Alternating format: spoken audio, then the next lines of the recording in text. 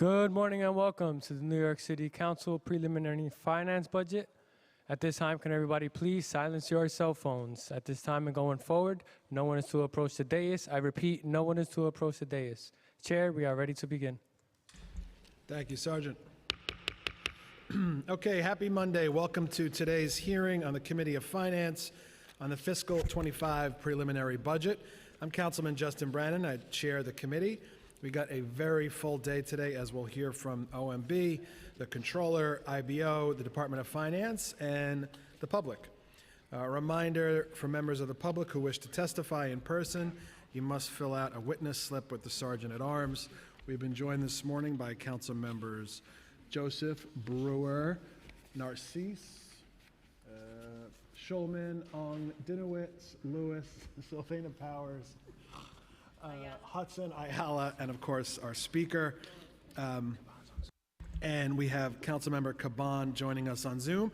Before we get started, I want to take a moment to thank the entire City Council Finance Division staff for their efforts preparing for today's hearing, including our CFO, Deputy Chief of Staff to the Speaker, Tanisha Edwards, and our senior staff, Finance Director Rich Lee, Managing Director Jonathan Rosenberg, the Deputy Directors Emra Adev, Chima Obachair, Paul Simone, and Isha Wright, Assistant Director Liz Hoffman, Chief Economist Delara Dimnaku, Supervising Economist Paul Sturm, our unit heads Aliyah Ali, Julia Haramis, Flo Kabore, Jimmy Reyes, Jack Story, our Finance Counsel Kathleen Ahn, and our Committee Counsel Mike Toomey, my Senior Advisor John Yedden, and all of our analysts and support staff who pulled together the information for today's hearing and make magic happen behind the scenes on a daily basis. We're here today to examine the Mayor's $109.4 billion preliminary budget for FY25, which is $4.7 billion less than our current year budget.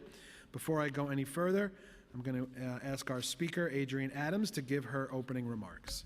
Thank you so much, Mr. Chair. Good morning, everyone. Welcome, our OMB partners. I am New York City Council Speaker Adrienne Adams, and I thank Chair Brannan for leading this first budget hearing of the fiscal year 2025 budget cycle, and thank everyone for joining us today. I also want to especially welcome our Budget Director, Jacques Gihat. Today, we will examine the January financial plan that includes the Mayor's $109.4 billion fiscal 2025 preliminary budget.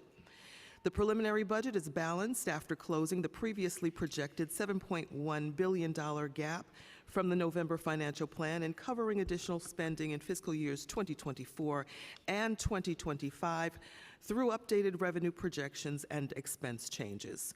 These include increased tax revenues, assumed state funding for asylum seeker response services, and re-estimates and reductions to agency and asylum seeker services spending. This latest plan provides OMB's first in-depth update to its tax revenue forecast since the April 2023 financial plan. It catches up with the previous projections by the Council and other forecasters to be more consistent with the increased revenues our city can expect to receive. Yet, the Council's just released economic and tax revenue forecast projects even greater revenues for the city, with $3.3 billion more expected for fiscal years 2024 and 2025 and more in the out years. This would result in a surplus for these two fiscal years and more manageable gaps in the out years. There will also be in-year reserves available that must be utilized within the same fiscal year. The Mayor's preliminary budget contains a number of omissions and risks that are critical to address in the executive budget, which these additional revenues can help facilitate. There remain key agencies and service areas affected by the administration's repeated cuts that are foundational to meeting the needs of New Yorkers. Critical investments to restore and safeguard essential services and cover anticipated expenses are missing from the Mayor's preliminary budget and must be a priority to secure the health of our city and neighborhoods. Now more than ever, our communities are relying on core services and programs to survive and remain in our city. A recent report by the Robin Hood Foundation and Columbia University found that years of progress have been reversed, with the city experiencing an alarming increase in poverty, the largest in a decade. And as a result, 1 in 4 children and nearly 2 million New Yorkers have been living in poverty. We know from the rising numbers of people seeking SNAP benefits and cash assistance in our neighborhoods that more and more New Yorkers are finding it increasingly difficult to afford basic necessities like food and shelter. Yet, the agency's processing benefits and assistance are not able to keep up. The administration needs to prioritize ensuring adequate support in the budget and its management for city agencies to resolve these problems. The city must reflect our priorities, and the city has a moral imperative to invest in programs that support our residents who need help. One of the other key needs of working families who want to live and raise their children in our city is high-quality early childhood education.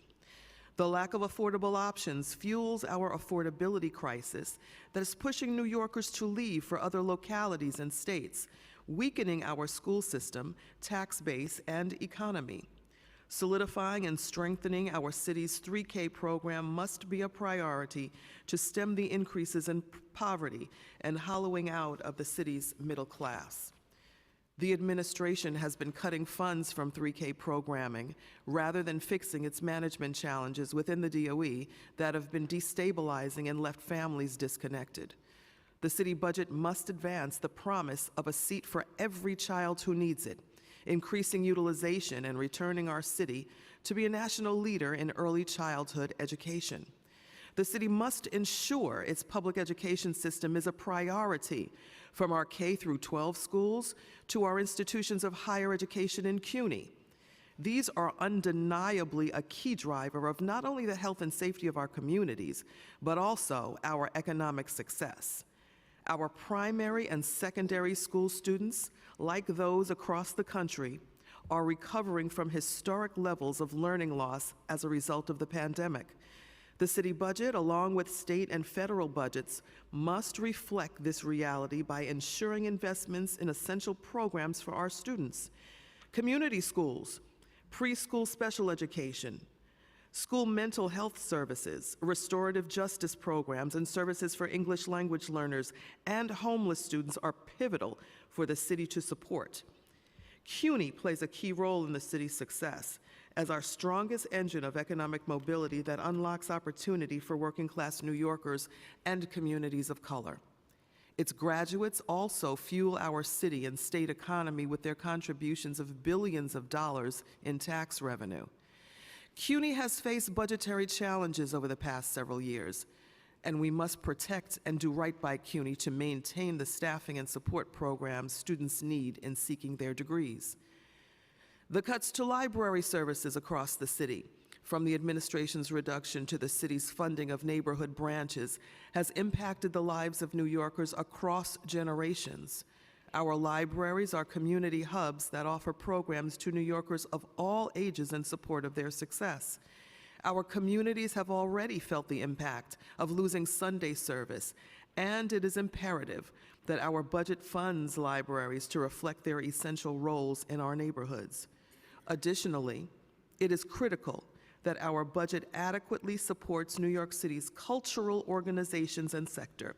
They are a crucial part of what makes us a world-class city, enriching New Yorkers and play a vital role in our economy by creating opportunities, attracting tourism, and increasing activity for local businesses.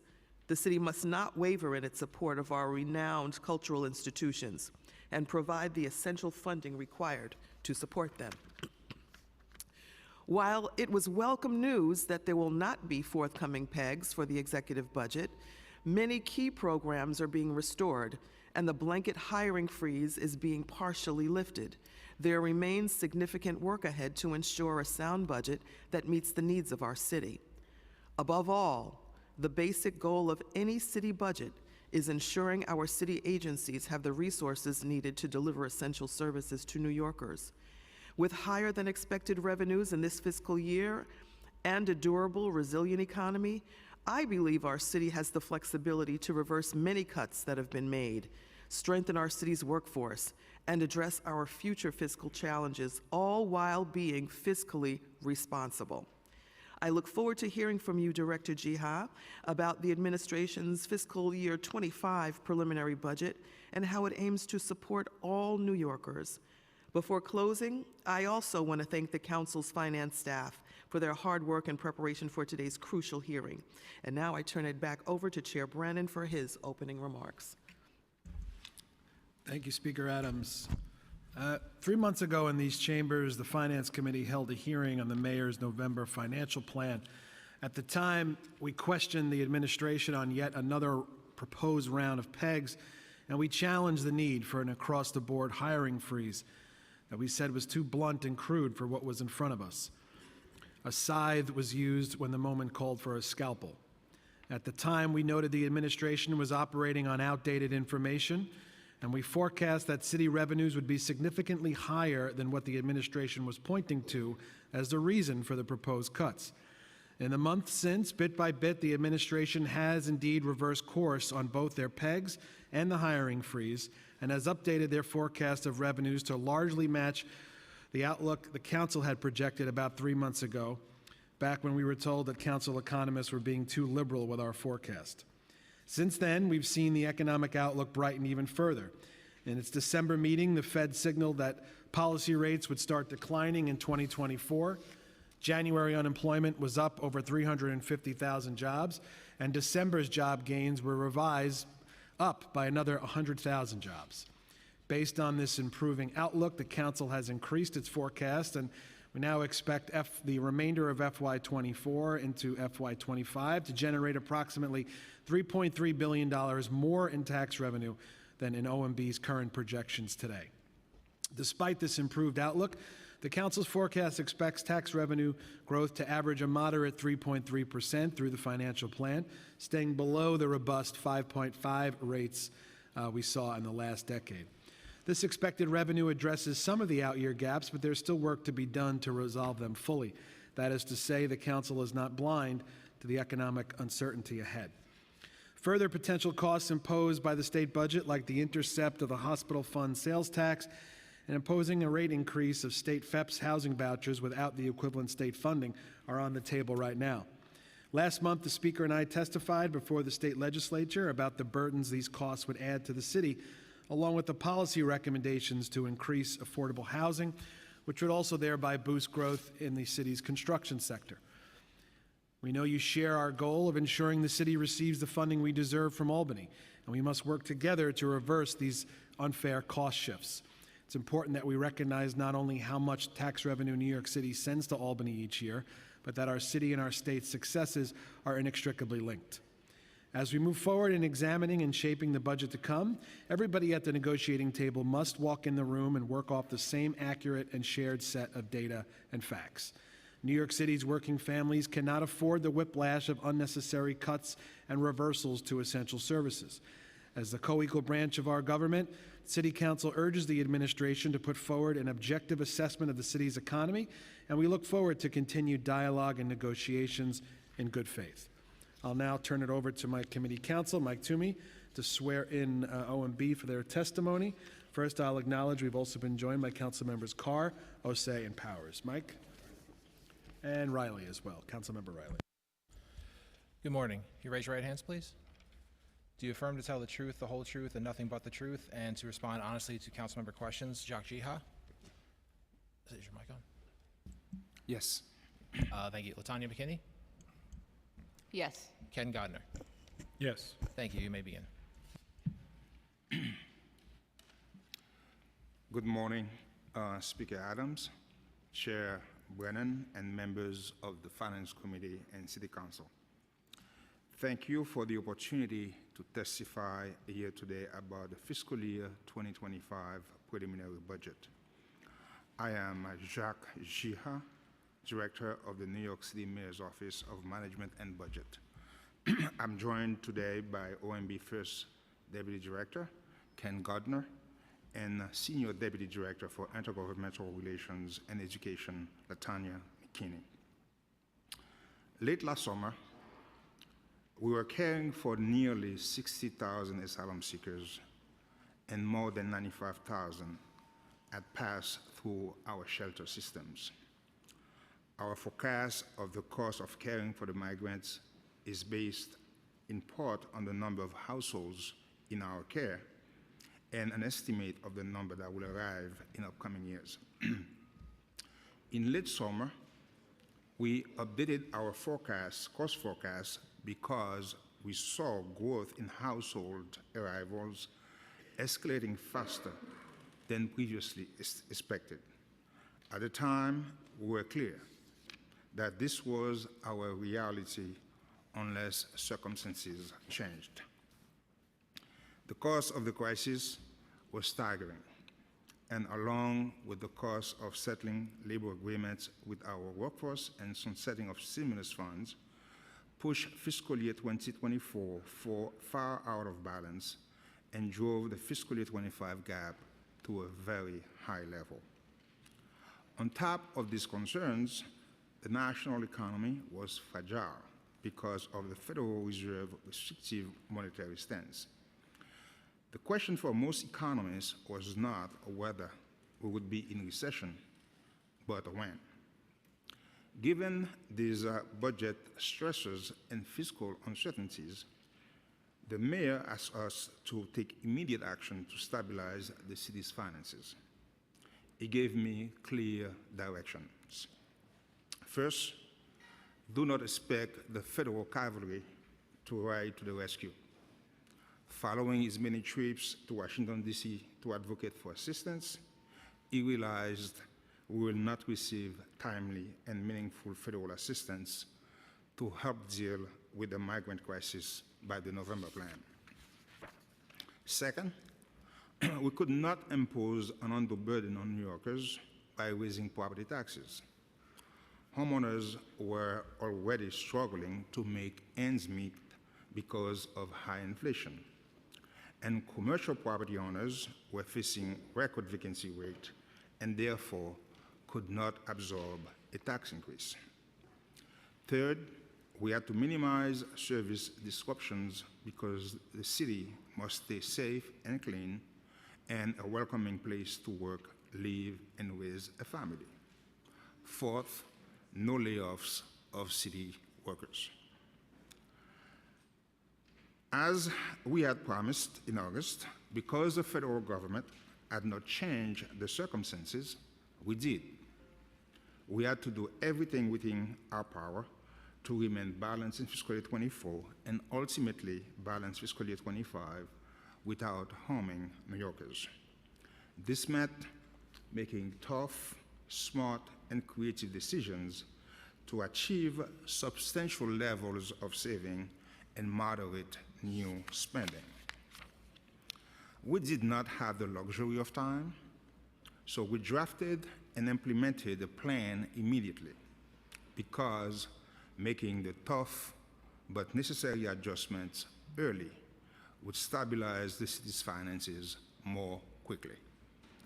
In September, OMB advised agencies that there would be peg on 5% of city-funded spending in the November financial plan and the preliminary and executive budgets.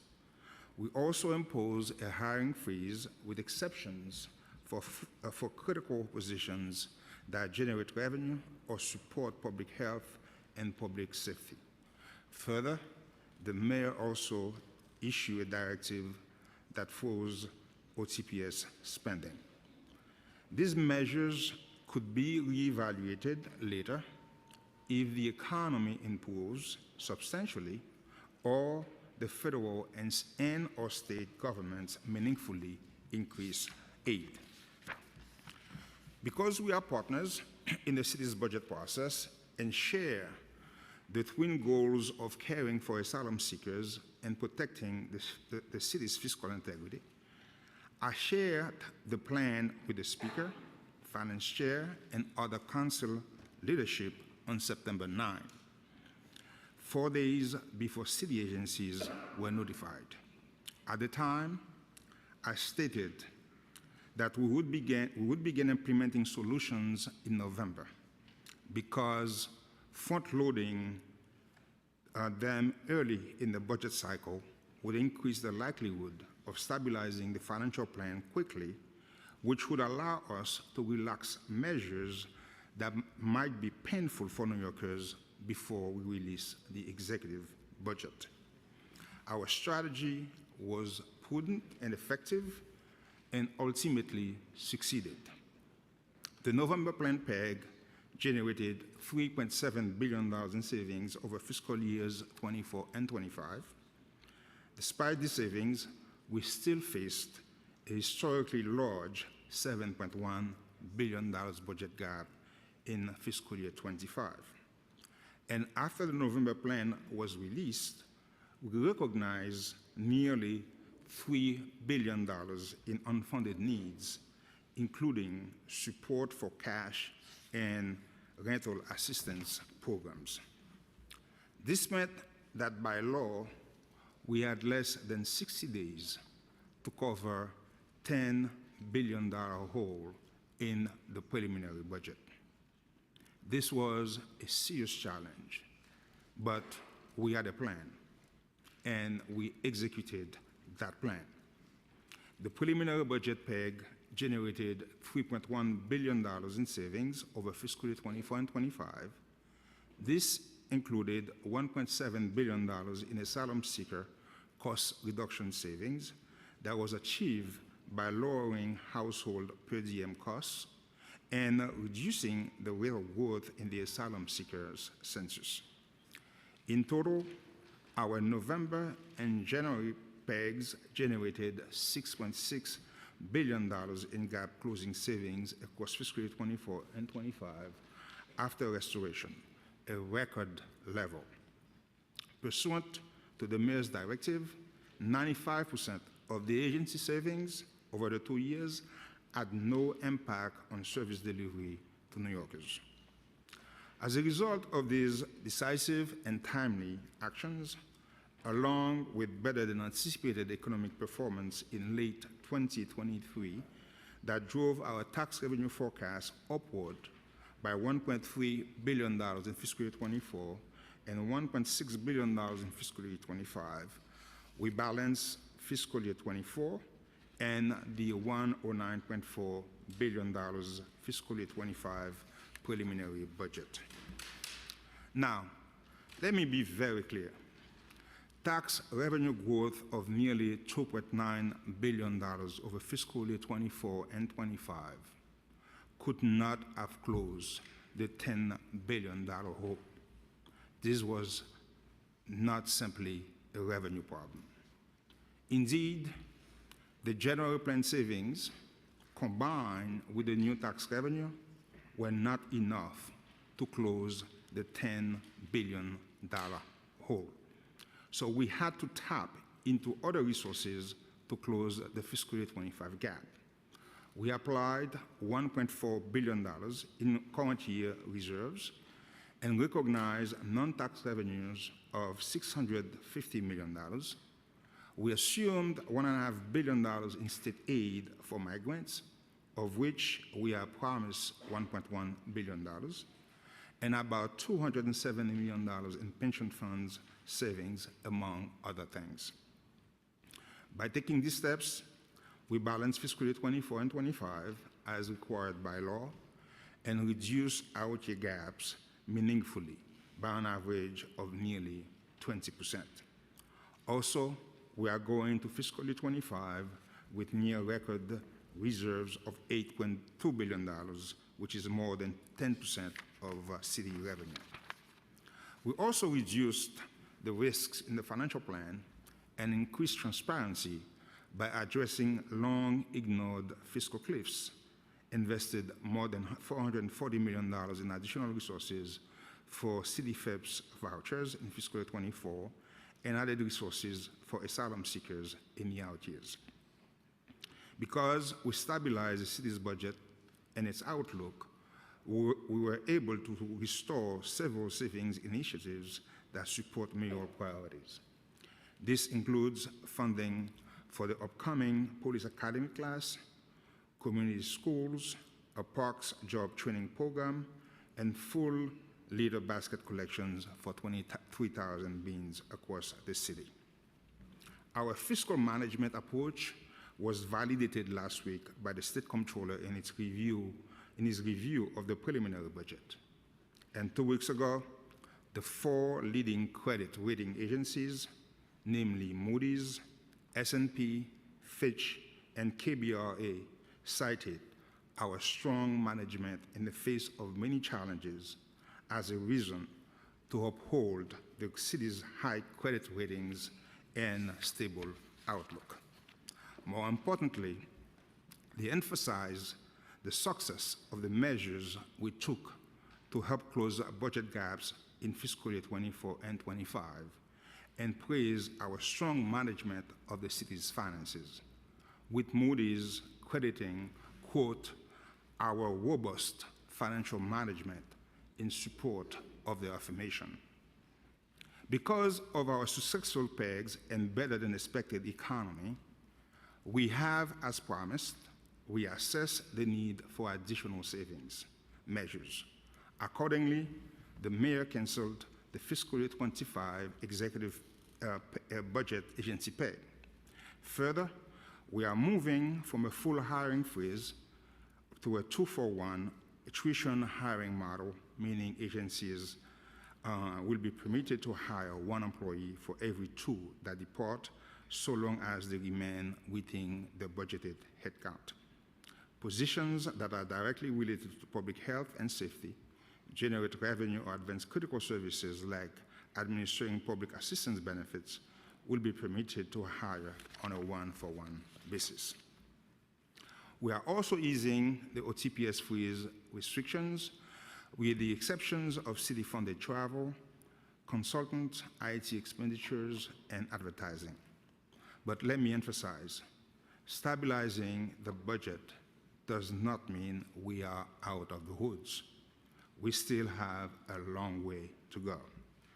We remain very concerned about asylum seeker funding, particularly in the out years, so we'll be reducing costs by an additional 10% in the executive budget, requiring savings of close to $600 million across fiscal year 24 and 25. Our strategy will remain consistent. Control the census and reduce household per diem costs without impacting critical services. And as we typically do over the final months of the budget cycle, we will work with agencies to identify underspending savings.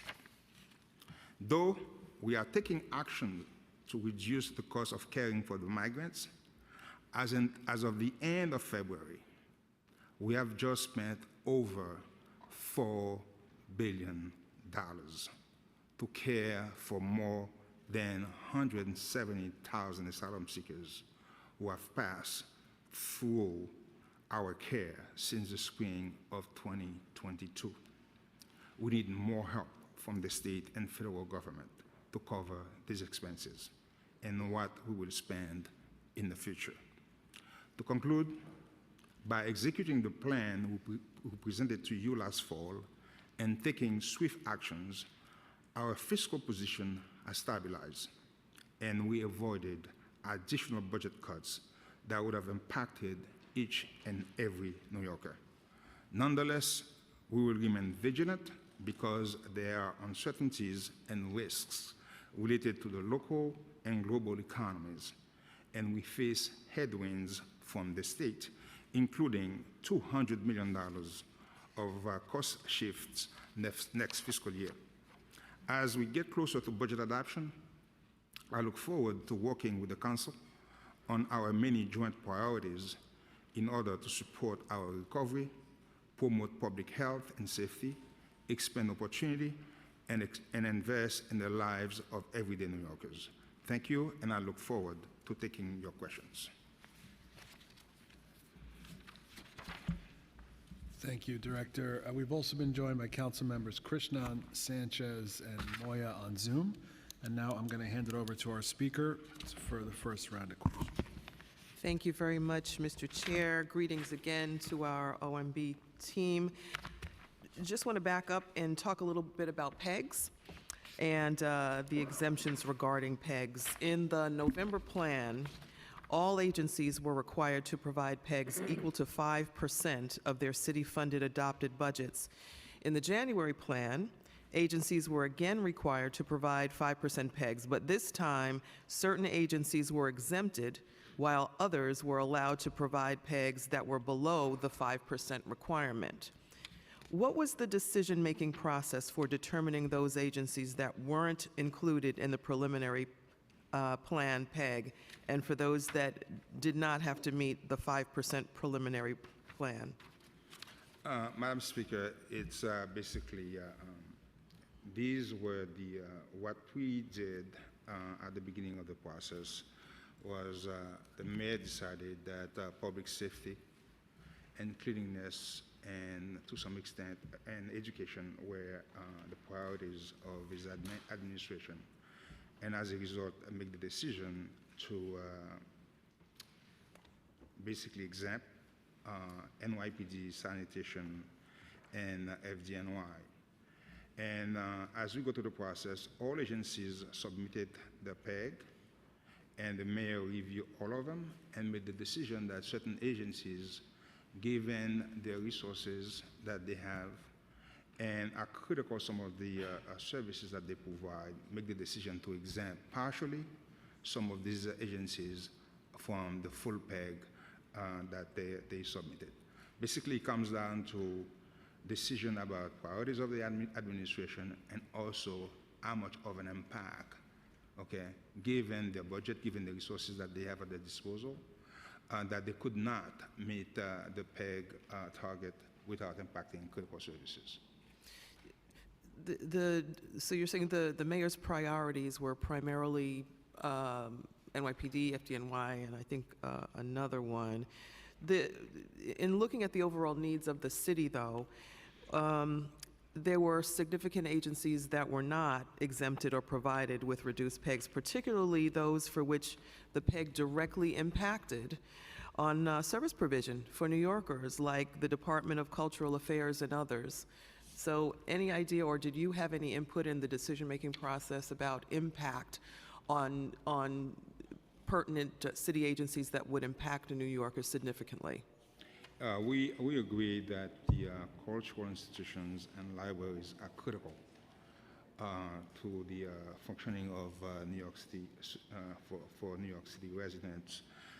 And that's the reason why, for instance, we exempted the cultural institutions from the first 4 PEGs, okay? At the same time, we exempted the libraries from the general PEG. But as you can imagine, as I stated, we're dealing with a major crisis that requires a lot of resources. So therefore, it was a all-hands-on-deck approach in terms of all agencies were required, okay, to meet the 5% PEG targets that we communicated to them in January. So as I said, as we review, we go through the review process, and we look at the resources that the agencies have at their disposal, and we look at the impact, the direct impact on, in terms of the critical services that they provide. The mayor made the decision to basically provide partial exemption. DOE was one of the agencies, okay, given the impact that the mayor see that would have on classrooms, made the decision to say, you know what, I'm going to exempt partially, okay, and DOE and other agencies from the PEGs. So it's a question of what kind of resources that they have at their disposal and what is the impact on critical services, and those are the major drivers that drove the decision to exclude, so exempt some agencies and include others. Okay. As far as restorations are concerned, the preliminary financial plan includes the restoration of over $65 million of programs in fiscal year 2024 and $129 million in fiscal year 2025 for a variety of items that were included in the November plan, PEG, including FDNY staffing, the NYPD Police Academy class, and sanitation litter basket pickup. Why were the items restored in the preliminary plan chosen? Why were these items chosen for restoration? Again, as I said, it comes right back to priorities of the administration and the impact on critical services. As I stated, the restoration amounted to about $195 billion, which is less than 3% of the overall PEG, okay, which was about like before the restoration of about $7 billion. So again, as I said, they were restored simply because of the impact, the potential negative impact that the mayor see that they would have, and whether or not the agency can absorb, okay, the PEGs. So, and when we look back and see that cleanliness would be impacted, public safety would be impacted, parks will be impacted, because we look at their budget to see if they really have resources that they could absorb it, and once we review and we realize it was very difficult for them, DSS the same, all these agencies, so we exempted a number of them and we provided partial exemption to some of these agencies. Was any consideration made for restoring other agencies, like the $22 million for the library systems that would enable them to continue to reinstate service 7 days a week? We explore, and as I said, we agree with you. We wish we could have restored a lot of things, but again, we're dealing with a major financial crisis, and that requires a lot of resources. So if we believe that some of the agencies have the wherewithal to absorb, okay, to absorb the PEG, it's, you know, we basically have to take those resources and reallocate them somewhere else, and which is what I've been doing. So we got to a point where it's extremely difficult for me to say at this moment in time, given the conditions where we are, that many of these PEG savings can be restored. However, if financial conditions improved, okay, and the economy remains strong, we will work with the council, as we always do, okay, to look at the priorities of the council and the administration, and then to see what can be fully or partially restored. Now, Director, you just said something very, very critical to me that caught my ear, the priorities of the administration and the council. Yes. What happened to that interaction and that collaboration in these first rounds that we were just discussing over the past 10 minutes? What I discussed, Madam Speaker, is we look, many of the same priorities that we have are also your priorities.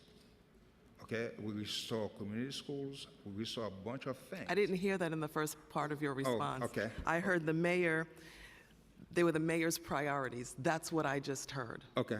I'm sorry if that's what you heard, because I meant to say, when I meant the admin, you know, it's, I'm talking about the city in general, because we hear from the public, we hear the complaints from the public, and basically we make the adjustment based on the complaints that we receive and from the public. Okay, I'm just going to state for the record that the priorities, the initial priorities given NYPD, FDNY, others are very, very important, but they were not given with consideration of the council. This body is responsible for oversight hearings to discover those priorities for the city, and any subsequent priorities or decisions made should have been a collaborative effort as far as priorities were concerned, and the consideration of the council should have been in mind as well. The mayor recently announced that the PEG originally scheduled for the executive plan would not be implemented, but in light of these actions, can we expect to see further PEG restorations in the executive plan? As I just indicated, as we get closer to adoption, if the economy remains very strong and improves better than we anticipate, we will have discussion with the council, as we always do, in terms of identifying our joint priorities, and if there are things that can be partially or fully restored, we'll discuss them with you. And they will be discussed together. They will be discussed together. Thank you. Let's talk about asylum seeker responses and PEGs assigned to this particular category. As part of the preliminary plan, the administration has decreased the citywide planned expenditure for the asylum seeker response effort by $500 million in fiscal year 2024 and $1.2 billion in fiscal year 2025, a nearly 16% reduction of the expenses over the 2 fiscal years. The administration has indicated that these savings were generated from a variety of actions, including the implementation of shelter time limit notices, efficiencies in HERC contracts, a shift of some HERC contracts to nonprofit providers, and the recognition of current census trends. Can you walk us through the assumptions of the revised forecast by providing what changes to census trends are now included and how they differ from the last forecast you provided in August 2023? Yes, as we discussed before, the strategy is basically twofold. On the one hand, our goal is to reduce the per diem costs to generate savings by changing the staffing model, by changing the service model that we have, thereby changing the staffing model, and moving away from for-profit providers to non-for-profit providers. So this is the strategies that we're using on the trying to minimize, reduce the per diem costs. That should generate about $700 million in savings. On the other hand, on the other side, we're trying to reduce the census because it is very critical that we bring down the census. And the 30 days, 60-day policy are part of the entire package of bringing down the census. As you can imagine, why reducing the census is very critical for us is, as you know, we have over-relied on PEG to fund the asylum seeker crisis. So this is not something that is sustainable in the long run. Okay, so therefore, we have to bring down the population. Otherwise, we're going to have to find a new source of funding, okay, to keep this going if it were, to stay as is. So therefore, we have to bring down the census. And the 30 days and 60-day policies are critical, very, very, very critical, okay, to the part of the strategy that we're using to bring down the census. I know my colleagues want to talk to you about that in particular, but I'm going to ask how much of the cost reduction is the result of shelter time limit notices? We currently, as I said, we indicated to you that $1 billion of the savings that we plan on taking is basically assuming that we're going to bring down or stabilizing the census. And the 30 and 60-day policy right now is a big piece of that strategy because that's all we have. As you can imagine, what we see, historically there's a 50% retention rate, 49% retention rate. In other words, after 30 days, people leave the system on their own. With the 30 days and 60-day policy, we have an additional 33% of people leaving, okay? Bringing us the retention rate down to like 16%. So it's very important. It's a big piece of the strategy that we have in terms of driving down the population, because if you don't drive down the population, I don't know how we're going to sustain this in the long run. Because as I said, we have over-relied on PEGs in the first year and a half to fund the asylum seeker crisis. What are the exit and reentry assumptions being utilized for each population type? Single adults, adult families, and families with children? Yeah. Currently, the assumption that we're using is overall, we're looking at, when we did the last forecast, we had, in August, we assumed that we had like 55 households. Now, our forecast is about 29 households per day. We're looking at it as family with children, like 61 inflow of 61, outflow of 40. So the net change is about like 21. Single adult, we have 235 inflow and 225 outflow for a net of 10. So overall, we have like 29 households. That's the assumption we're using now instead of the 55 that we used at the beginning last summer. Okay. What is the current per diem cost? The current per diem costs about $388.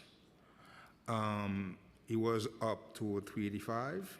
We brought it down to 388. Our plan up to throughout 2024 is to keep it to an average of about like $386, and then for 25 to bring it down to about $352. But we're making significant progress on a month-to-month basis since we implemented the strategy.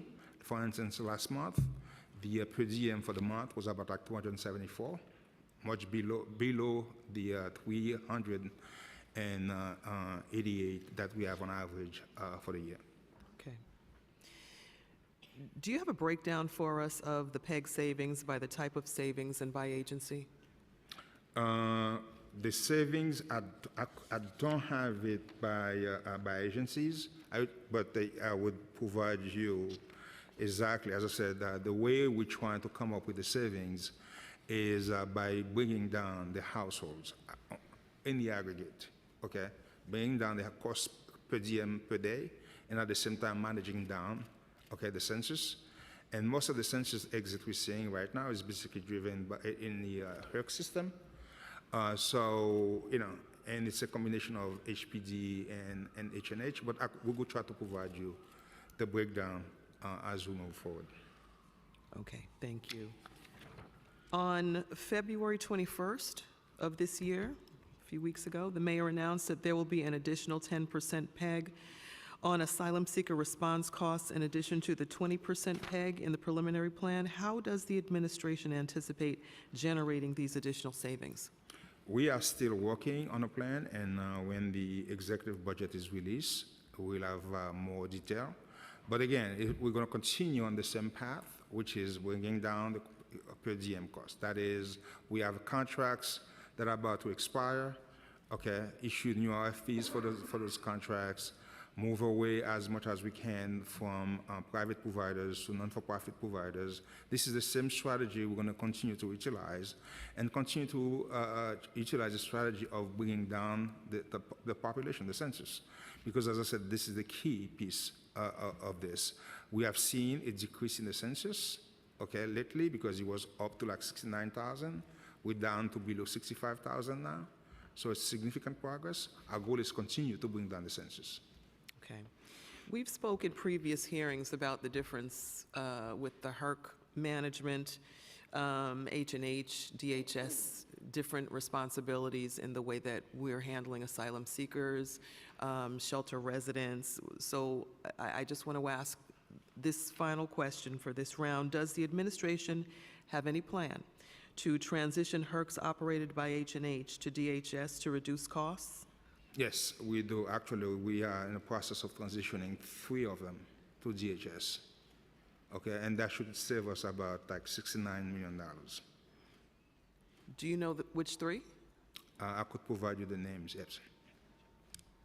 I would follow up with you to provide you the names. And what were the savings? It's about $69 million. About $69 million. Okay. Yeah. Thank you. But again, this is part of the strategy we are using going forward. Okay.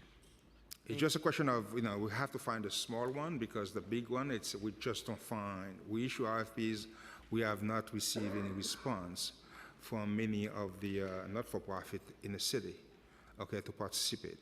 So we're still in the process of trying to get these people to participate so that we could see if we could get more and more and more not-for-profit to take over some of these operations. But this is the strategy going forward. Okay. Thank you very much. Mr. Chair? Thank you, Speaker. We've also been joined by Council Members Farias, Stevens, Williams, and Rivera. I wanted just to stay for a second on the bond ratings. I guess, you know, in the press releases that I've seen recently, you know, reaffirming the city's bond rating from Fitch and Moody's, they both mention that the city's revenue forecasts are generally conservative. Obviously, I understand the rationale for approaching revenue forecasts conservatively in periods of growth to ensure we don't overspend, but I guess, is there not a concern that an overly conservative revenue estimate will lead to unnecessary service reductions? No. The challenge that you have is, as we say to folks all the time, OMB cannot afford to make a mistake when it comes to revenue forecast. Because if we overstate our forecast and we spend the resources, we have to cut, okay? So it's not like we say, you know what, hey, we overstate our forecast and there are no ramifications to it. So therefore, we would rather build up rather than basically cut. People think we take pleasure, okay, in cutting services or cutting programs. Not at all, okay? We all come to government, okay, to basically make a difference, okay? So we don't take, so we have to be extremely conservative because there are ramifications to what we do. So overstating our forecast, spend the resources, and then, oops, you made a mistake, and then you have to cut back, reverse, it's a lot worse, okay? Then basically say, you know what, I'm conservative, I'm going to try to manage my budget as conservative as I can. If, okay, we are successful in terms of managing our budget, and if we are successful that the economy, okay, is growing, continue to grow, okay, it's icing on the cake. We could add things on top of where we are, because at that time we know we have those resources. But if we don't have those resources, I'm hoping that you're right. I'm hoping that your forecast is right, because you could be, it's a forecast. You could be right or you could be wrong, okay? I'm hoping that you're right, okay? But this is a forecast. So, and we making decisions, okay, that are real, okay, that are baseline on a forecast that can be right or wrong. So if you're going to make long-term decision on a forecast, you're better off being conservative to know that the revenue is going to be there to support the program going forward. Okay. But when you said that the council was being too liberal, and then your forecast was actually higher than ours, is that just because you were working on outdated information? No, what happened is everybody knows, everybody was surprised to see how strong the economy was in the latter part of 2023. Everyone, okay? Everyone on Wall Street, everyone, okay? Everyone was looking for a soft landing of the economy, a recession, mostly, last year. And we end up with a soft landing, a better, not even a soft landing, something better than a soft landing, okay? So, and as a result, we had to revise upward our forecast, okay? But your forecast also assume a slowdown of the economy. So it's not like just us assuming a slowdown of the economy. We all assume a slowdown of the economy. The difference you're talking about, it's $1 billion here and there, okay? In the scope of things, $100 billion economy, okay, a forecast of, it's a very small portion, it's a very small piece.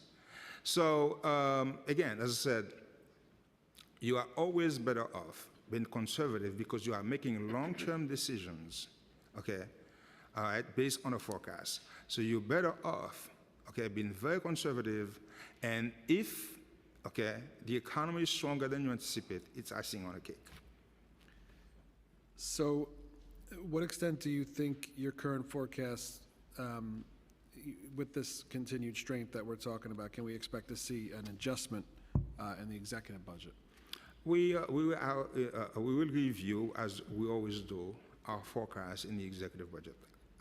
And when we release it, we will see we'll see where we are, whether or not we are more conservative than you, or whether or not we're in line with your forecast. At this point in time, I cannot tell you because we already revised up our forecast based, okay, on the stronger than anticipated economy that we had at the end of fiscal year 2023. Okay, so if the economy remains strong, okay, it would be reflected in our forecast. If it weakens, it also will be reflected in our forecast. I'm going to go back to the speaker was focusing on the asylum seeker spending. How much new state asylum seeker funding for the city is in the governor's budget? In terms of the new commitment, it's about $1.1 billion. About we had assumed in our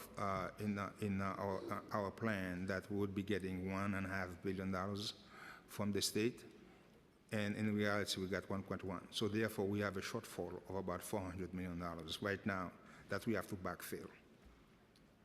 Do you think the state's doing enough? I'm sorry? Do you think the state is doing enough? No, we made it clear that at a minimum, we should be getting at a minimum 50-50 share, because the assumption that the governor is using is to give us a third. We're not even getting a third, because our assumption of $1.5 billion was based on receiving a third of the cost, but we're getting less than a third. So we're getting only $1.1 billion, which is about, like, I believe at 29%, something like that, of the cost. So again, we are short right now. We are, because the assumption was based on the assumption that the federal government was going to provide us at least a third. We're not getting a third from the federal government. We're only getting very little from the federal government, about like $140-some million. So What's the total we So we're received? carrying most of the costs. What's the total we've received from DC so far? So far, we receive about like $40 million, I believe. I think, yeah, so far we have gotten, but we're in the process. What, say that again? About 40-something million dollars we have received, collected actually. The commitment is about like 46 million something. So far from the federal government, 156. And we believe we collected so far $49 million. so all in, we've received less than $50 million from the federal government? Yes, so far, yes. We're in the process of trying to collect the $1.7 million, the balance, but the This is all requirements- reimbursements? Yeah. The requirements are so stringent that it's almost it's very difficult for us to do so. But we're working on it to try to collect the remaining $107 million. Yeah. So this year it was unique because the city and the state released their budgets simultaneously, and then the preliminary plan for the city estimated the state support before the governor's budget was released. So what changes will we need to make if the executive budget stays as it was proposed? Right now, we're talking about $600 million. Because we have about $400 million shortfall in terms of expectation of the asylum seeker grant that we expected from the state. And the state also took a number of actions that would cost us about like $200 million, including, like you said, the sales tax intercept and foundation aid, because they changed the formula. That's also going to cost us money. So you're talking about another $200 million of cost shifts onto the city. So overall, right now, we're looking at $600 million. And the governor has indicated that expenses for Randall's Island, Creedmoor, and Floyd Benefield will be fully covered by the state. So does the governor's proposed budget allocate the full amount to cover? Yes. The governor's budget currently provided some $600 million for these three sites. The challenge we have, I believe, Randall's Islands is funded for 2,000 people. We currently have like 3,000 people. And So it's Randall's Island's funded for 2,000. Right now we've currently got, have 3,000. And I believe Creedmoor funded for 1,000. We have 1,100 folks there. So the issue is whether we're going to absorb that difference, the 1,100 people that we currently have above what the governor is funding. So we'll be working with the state and continue to lobby the state so that the state covers the excess that we currently have at Randall's Island and also at Creedmoor. okay, I want to move on to headcount. The council obviously applauds the administration for lifting the hiring freeze, as you know, we continue to hear that many agencies are skeletal and struggle to provide the crucial services. So with the city vacancy rate, though lower than in prior years, it's still well above pre-pandemic levels, while actual headcount is more than 15,000 less than FY20. So a couple of things. Now that the hiring freeze has been lifted, will the city reinstitute hiring halls? And I guess equally important is, will OMB authorize agencies to expeditiously fill vacancies? We are in constant communications with agencies about their needs, and we will do everything within our power to expedite our review as long as the agencies remain within the hiring and and compensation guidelines. Regarding the hiring hall, we will work with DCAS to make sure that agencies have the resources that they need to carry their mandate. I don't know if they're going to do a hiring hall, but we will work with them. How will positions be deemed a high priority and exempted from the hiring freeze be treated now that the hiring freeze is lifted? We have hiring freeze is lifted, but we have a 2-for-1 in place. In other words, agency could only replace one person for every two that depart. Again, we continue to work with these agencies. The critical positions continue to remain exempted from the hiring freeze. They could always hire on a 1-for-1 basis, like we have done in the past. Any position that deemed critical. Okay, we exempted them in the past, and we'll continue to exempt them. So we've seen a number of indicators in the preliminary mayor's management report that were concerning. As for example, the HRA's processing of SNAP benefits. And we hear from commissioners and deputy commissioners that the reason for the decline or the slowness in these services is because of just a lack of staff. So do you believe that there's any correlation between recent headcount reductions and the decline in these PMMR indicators? When it comes to HRA, we have exempted the benefits specialists, those people that process the benefits. They were exempted to begin with as part of the exercise. And actually, they hire about I believe 700 new staff. 700 new HRA employees that process benefits? Yep. And that's since when? And also, remember, the PMMR only covers the first 4 months of the fiscal year. Since then, we have made significant progress. Okay. Basically, to give you to put things in perspective for you, the backlog that we have in SNAP is down to about 400, okay, from a peak of 4,000, which is a 90% reduction. That is, okay. Wait, there's a lot of numbers here. So you're saying right now there's only 400 HRA applications where it's a For SNAP application, the backlog, SNAP, sorry, yeah. okay, it's about 400 application from a peak of 4,000 in July. Okay, that's a 90% reduction. Cash assistance, okay, the backlog is 1,100. It's a 97% reduction. This is from a peak, I believe, of 40,000, 46,000, okay? So we invested significant amount of resources, okay, in terms of technology, process changes, trying to get waivers from the state, process reengineering, okay?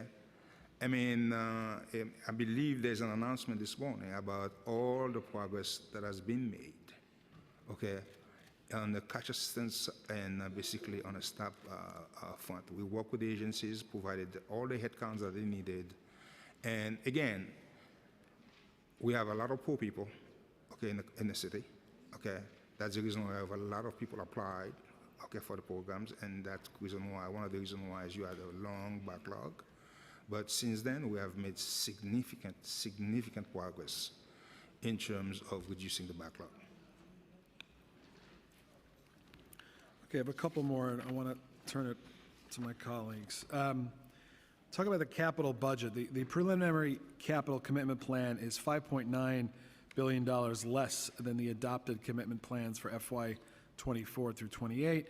There's a number of large-scale capital programs and projects that may be under-budgeted or not yet included in this plan. Do you believe that the prelim capital commitment plan accurately accounts for the city's future capital needs? The challenge, as you know, we have is the city's overall capital budget is limited by the debt ceiling. Okay. We are operating very close to our debt capacity right now. We have 3 major projects.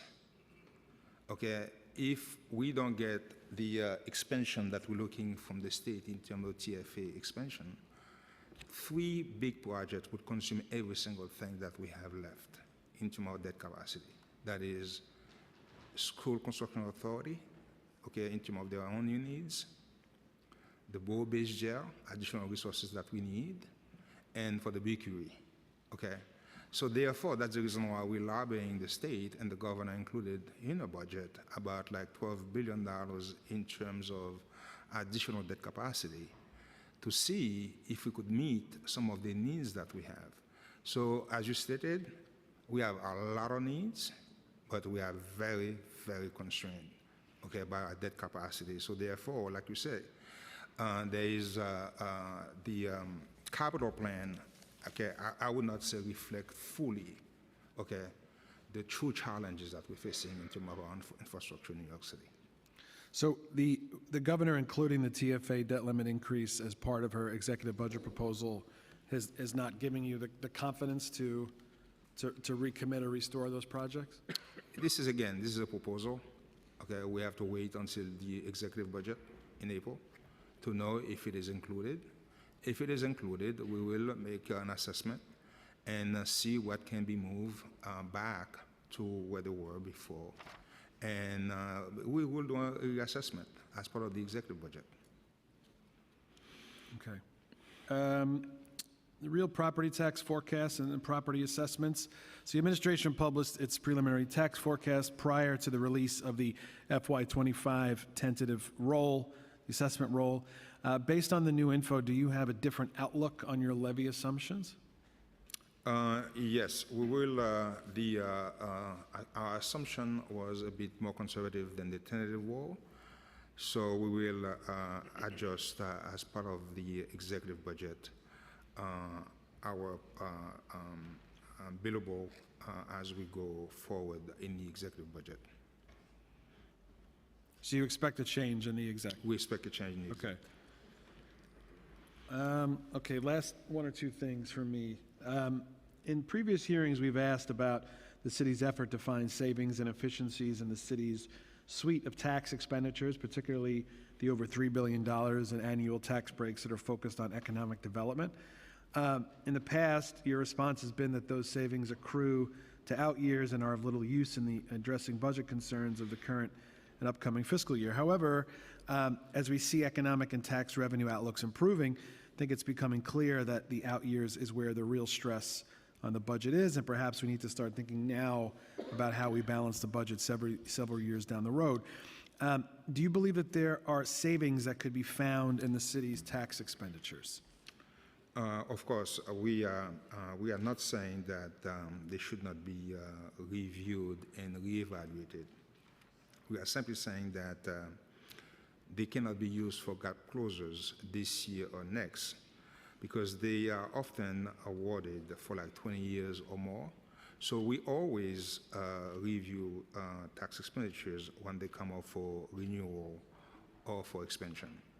So if there's an opportunity to modernize them, we will always do and try to find savings. It's just a question of, from our perspective, is we're trying to deal with gap closures this year, next year, and these things are way out there 20, 30 years. It's really extremely, and more importantly, it's not things that we can do alone. We have to go to the state.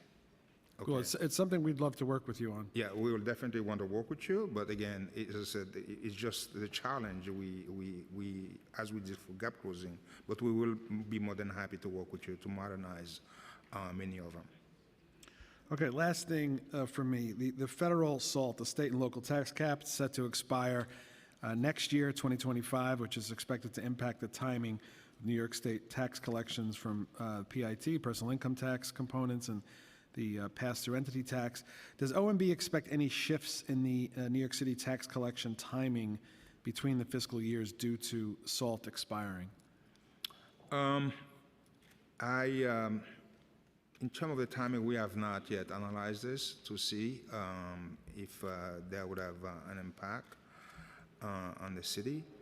But again, it depends on what the new, what the change is going to be. I'm assuming it's not going to go back to, the same, what we had before. So we have to wait to see what the new policies are before we could basically do an evaluation of these policies to give you a sense what would be the impact on New York City. Did OMB incorporate the SALT expiration into the tax forecast for PIT? No. Okay. Okay, thank you, Director. I'm going to now turn it to Deputy Speaker Ayala for questions. Thank you and good morning. I think it's still morning. Morning. I have a number of questions, but before I get into those questions, I wanted to kind of go back a little bit on the capital budget. Because I'm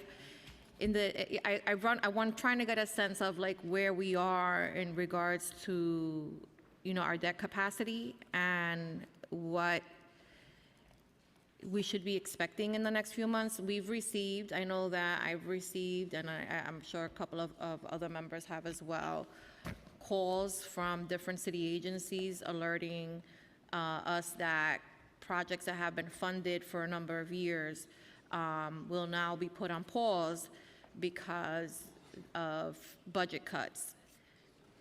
During the same time frame, we're also getting calls saying, oh, well, the good news is that the admin is also funding, new projects here, here, and here. And so that doesn't really balance out for me, because if we don't have the budget capacity to fund projects that have been in the pipeline for a substantial amount of years, then, and I get it, we have a new administration, that administration has their own priorities, but then how does that compare to, the consummate priorities that have been, laid out for years? I mean, I have projects that were put on pause, one of them I think has been in the pipeline for 10 years. Yeah. As I stated to you, we have a major challenge in front of us, which is the debt capacity that we have. This is real. Okay. I keep telling folks, this is a real problem. And what makes it even worse, to be honest with you, I'm going to be as honest as can be with you here, is the fact that even though we know we're not going to spend the money for the Bow-based jail by 2027, we have to keep it there. Okay? We know the timeline that was created for the Bow-based jail was prior to COVID. We put the capital plan on a pause for a year and a half. Nothing took place. But yet we expect the same timeline to continue when there was a pause, okay, in the entire capital program for a year and a half. So we know it's not going to happen by 2027, but yet we have to keep the funding, okay, same timeline up to 2027. So we cannot move that funding beyond 2027. So therefore, that funding is consuming all the capacity that we have. So therefore, we have very little left. So therefore, we have to move everything in the back. Okay, because of the funding challenge that we have up front. So it's when I hear people say, "Oh, we don't have a lot of things, new things added to the capital plan." Okay, as I said, we are struggling to try to maintain three things. Okay, SCA, Bow-based jail, additional resources for the Bow-based jail, and for the BQE. So we're not talking about new things. Two of these things are mandated, SCA and the Bow-based jail. So this is where we are. It's not like we have capital that we're spending left and right. No, we don't. What we're trying to do right now is juggle, trying to create room wherever we can, just basically to try to accommodate those things. I have such a hard time just being as honest as I want to be because I really, really like you. But the idea that the mayor is not purposely picking and choosing which projects he wants to fund, it's not factual. And I did receive, notification, hey, council member, great news, you're getting two new playground renovations. I need those 2 playground renovations. I welcome those 2 playground renovations. But then 2 days later, I got a call, well, you're getting 4 projects that are getting cut. One of those projects happens to be, it was funded under the de Blasio administration in a development that has the highest rates of gun violence in the entire district. They have no community center. It's been very problematic. And if you want to deal with all of the other social issues, right, you have to get to the root of them, and you have to bring in those resources. So to me, if I have to choose, right, and I hate to choose, and I don't even want to be in your position, between 2 playgrounds or that community center, then my priority is the community center because it's going to keep my kids safe and possibly avoid them from getting shot in the street. And so those conversations are not happening between the administration and our offices, and that's problematic. The idea that the borough-based jail funding is there and we can't move it, I'd ask, how many conversations have any of you had with this part of City Hall in regards to possibly amending or changing or just stating your position other than when we're having a hearing? A lot of those conversations are not happening. And so if the administration is not advocating and acting in good faith, then this is going to be a long, dragged out process. I would be very happy to have that discussion with the council, to be quite honest with you, because we're in a jam. This is a big jam for us. And I'm not sure when you say the capital project, those projects were cut. Are you talking about moving? Because we moved them to the back end. Yeah, but you're moving them to the back end while Because, as I said, moving new projects to the front. The projects, if there are projects, these are projects that have to do with zoning, rezoning, and as part of the housing. And as you know, housing is a crisis, but we have not yet really funded new things. Because as I said, right now, we're just trying to juggle. But things. I'm giving you 2 examples, no, right? no, An no, I example understand. right now of what happened to me, like those things are true. This just happened last week. Like I got 2 different calls, one on a Tuesday, one on a Friday. Hey, great news, you're gonna get 2 new playgrounds. Oh, bad news, you're getting 4 projects that are being, put in the pipeline for a later date. We have no idea of when. And the truth is that we have a responsibility, right? If we're passing and we're funding these projects in good faith, there should be adequate communication coming from the other side of City Hall in terms of like what the status of those projects is, and I get it. Again, we have a new mayor. He has his own, idea of what his priorities are. Where he came in at a really rough time. There's not a lot of money, to go around. So some things will be sacrificed in exchange for those priorities that they have laid out to play out. But I'm not willing to do that. I'm not playing that game with, things that really are not meant to be cosmetic. These are programs and services that I have kids at Wagner Playground that are going down a slide that has, broken steel. These kids are, getting cut. That's why that particular playground was funded. The community center was funded because of the high rates of violence, and the commitment came actually on the day that we were there hosting, an event in honor and recognizing the need for better services because we had just had a shooting on that corner. And so to me, it's just mind-boggling the lack of conversation and communication in regards to these things. Again, I'm not saying that I'm not committing to making any changes on the borough-based jail, but I'm saying that you didn't give us that chance because that conversation was never had. So when it's brought up and said, well, you know what, this is the law that we're gonna abide by, when we know that this administration has been very funky about what they choose and choose not to abide by, to me is just, it's disingenuous, and it gives the impression to the to the public, right, that the councils are responsible when we haven't had the conversation because the conversation has never been initiated. Okay, so I'm gonna just move on. I needed to ask that because I find it really just odd. But in regards to, so we've been having a lot of conversation about the city FEPS and the, I'm really concerned about the PEGs for the asylum seekers. And the reason that I'm concerned is because, when we opened the first HERC, I remember visiting the one on Randall's Island, and, there were beds, but there weren't as many beds. There was a space where people could congregate and, just kind of watch television, make phone calls, play games or whatever. I mean, we have to keep in mind that these are folks that don't have jobs, that don't have, anywhere else to go. If they come out of the tent, people get upset. If they come out into the community, people get upset, but there's nowhere for them to be in the site. And so a lot of sacrifices were made. The storage facilities were eliminated. A lot of the recreational space and activities were all eliminated as part of the PEGs.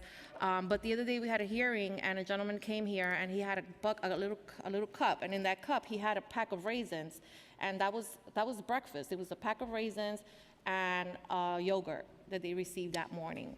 And we've heard a lot about that, right? The inadequate level of food. So the devil's always in the detail, right? So yes, are we feeding folks? We're feeding them, but what are we feeding them is equally as important to me. And I'm really concerned that any further cuts, like what do those cuts translate into? Yeah, again, our goal is not to impact those critical services that we provide the asylum seekers. The goal is basically try to bring down the costs in terms of the service model. Try to change the service model to provide less services, and therefore bring down the staff needed to provide those services. And as I said, shifting from for-profit to not-for-profit, these are the strategies that we are trying to use. And more importantly, trying to bring down the census. Because as I said to you, it is critical, okay, that we reduce the asylum census, because the past year and a half, we have over-relied on PEGs, and I know all of you don't like PEGs, okay, to fund the asylum seekers. It's extremely difficult to go back to the agencies right now to ask the agencies, after all these PEGs, we had 6 of them in a row, okay, to do more PEGs to fund the asylum seekers. We have over-relied, and I don't have a stream of funding to do it. So therefore, we have to bring down the census as best as we can, manage down the census, because if that census stay up there, it is not sustainable. You guys are gonna have to give me a new source of funding, okay, to pay for this, because I don't have it. How many asylum seekers are currently in care now? 64,000, about 800, I believe. And how many? It's down. At the peak in January, at the beginning of January, it was at 69,000. Now we're down to 64,800. And how many folks are in shelter that would be non-asylum seeking shelter, DHS? I would give you the numbers. DHS, you have DHS numbers here, quickly. I would give it to you in a minute, okay? Because I believe it's significantly higher. Yeah, it's significant. It's significant. It's over 48-something thousand, I believe. It was 48 a while ago. Yeah, it's probably more now. But I'm getting it. I would give it to you in a minute. Yeah. Okay. Because my point is that, the same level of attention to escalating and moving folks out of shelter should be given to DHS shelters, because that census is, significantly higher than it's ever been. And, Yep. we have the tools to move those families out of shelter, and we're not necessarily utilizing them. And I know that we've said that we have an inventory issue. We do, I get that, but there have been commitments for move-outs that haven't gone through because the system that we have in place right now is just so slow that it disincentivizes landlords from being able to hold apartments for too long.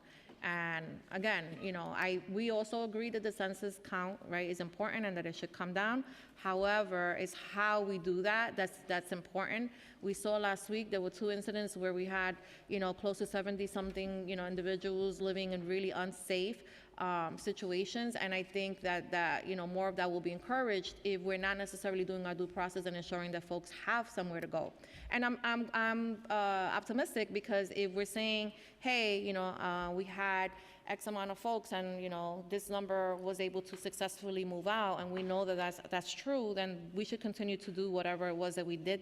But I'm really concerned that we're not doing that we're not complying with the social services component, enough to make sure that families end up in shelter, and that, as you know, it ends up being costlier at the end, right? Because now we're paying for, services for folks that are unhoused, that are living out on the street, that are living, in basements of churches that are now not able to feed people. So it does add up. To give you a sense of comfort, as you know, we added $442 million in the budget for city FIPS. Okay. That's great. This is like $300 million more than last year. Again, the challenge we see is Is it in addition, though? Because usually in the budget, it's underfunded, even. this is what I said right now in the general plan. Okay, we have $816 million for city vouchers, which is $300 million more than we spent last year. Okay. That's a good thing. Okay, it's a combination of rent increases and it's a big increase also in the number of vouchers. Okay. So we're all aware that the city's shelter system didn't just. Yeah, go ahead. Okay. The shelter system right now is about 86,700 folks, 47. 86,047. And that includes asylum and non-asylum. The asylum piece is about like 31,000. Of the 86? Of the 86. So you're talking about 55 is about the normal shelter system. Yeah, it's pretty significant. Yeah. All right, so we spoke about the vouchers. Do we know currently how many individuals are enrolled in and using the rental assistance vouchers? It's about 36,000 households. That are already using it? Yeah. And how many additional individuals have been deemed eligible? So about 12,000 currently have vouchers. They have shopping letters, but they are unable to find housing. Okay. How do you guys keep track of that? Why a person is still, you keep track of whether it's because they couldn't find an apartment or they found an apartment and there was some sort of delay, an internal delay?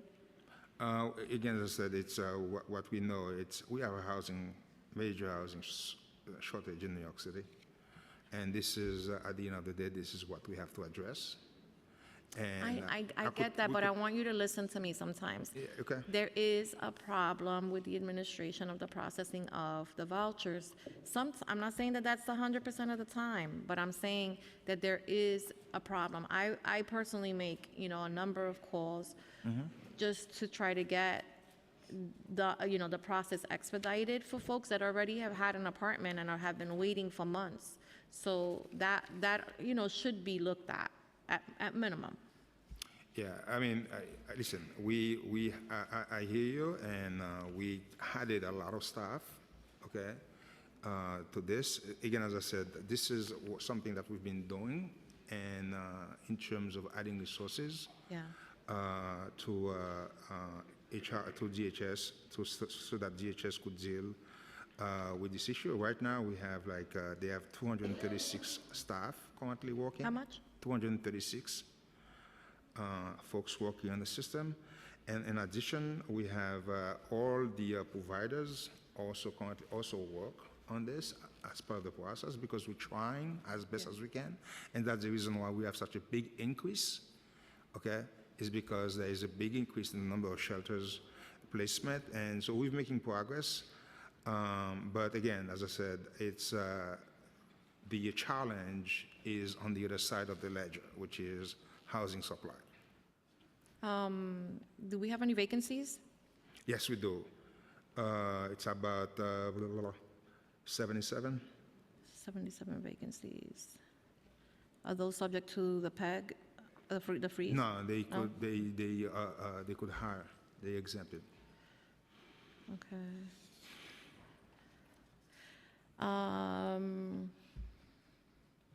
Still no money for the vouchers, for the extra vouchers? There's an open litigation, as you know, and I would defer any question to the law department. I had to try. In the adopted budget, the adopted fiscal year '24 budget included baseline reduction of $36.2 million for DHS shelter service providers. Savings were generated from 2.5% net reduction to shelter provider contract rates.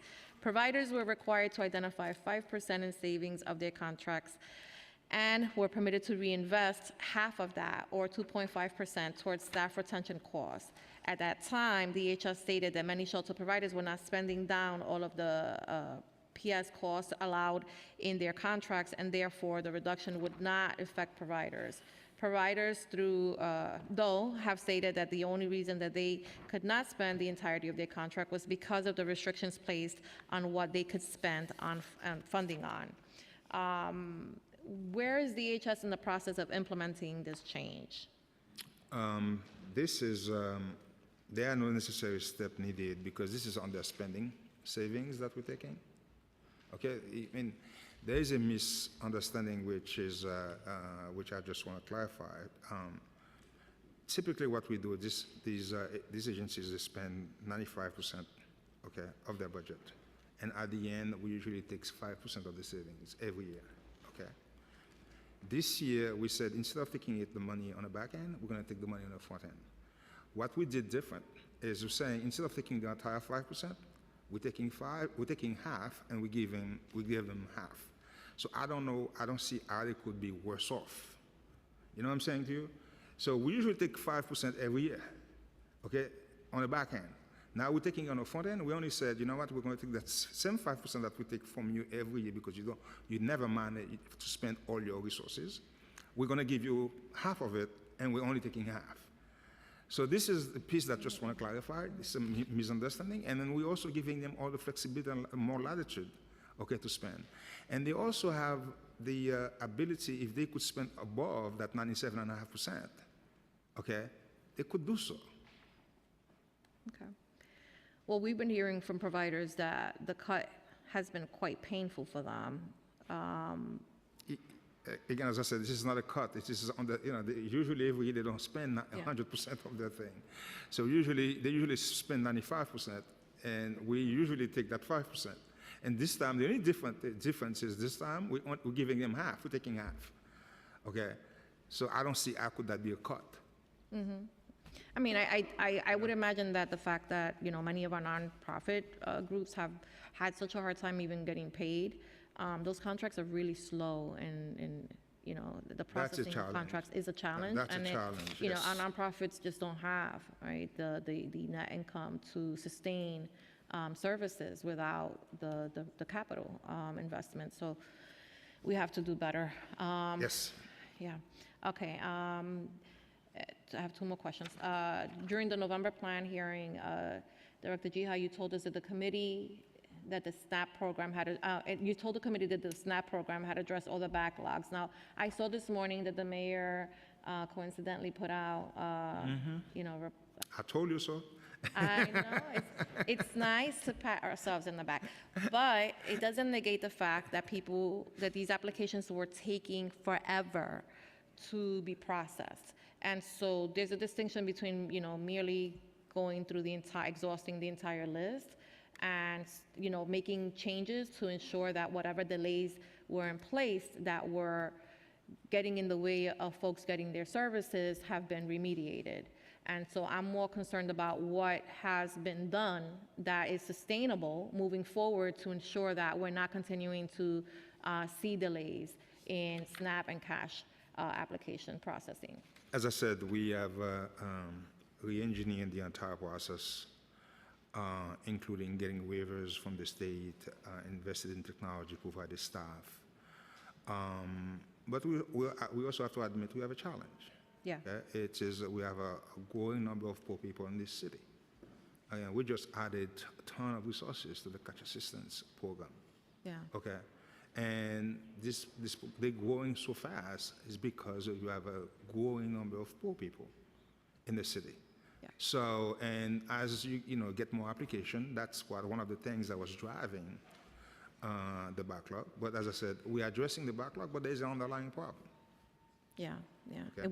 If we were investing in more workforce development, that would help. But could you tell us how many vacancies the agency currently has for its cash assistance and SNAP administration? I believe we hired, let me see how many people, we had just hired 700, I believe. 70? 700, Oh, 700. yeah, and for this process. So that's one of the reasons why we made some significant progress. Okay. And what special hiring accommodations, if any, is being made to staff on these areas beyond just for the one-on-one? As I said, we gave them special treatment, and that's, as I said, we, of all the agencies, because of the backlog and our concern about the growing number of folks we saw, and that's the reason why we gave them all the resources that they needed to process the applications as quickly as possible. I believe we're in a good place now. I don't expect to have this kind of experience, this kind of backlog again, but I believe they have the appropriate staffing now at this moment.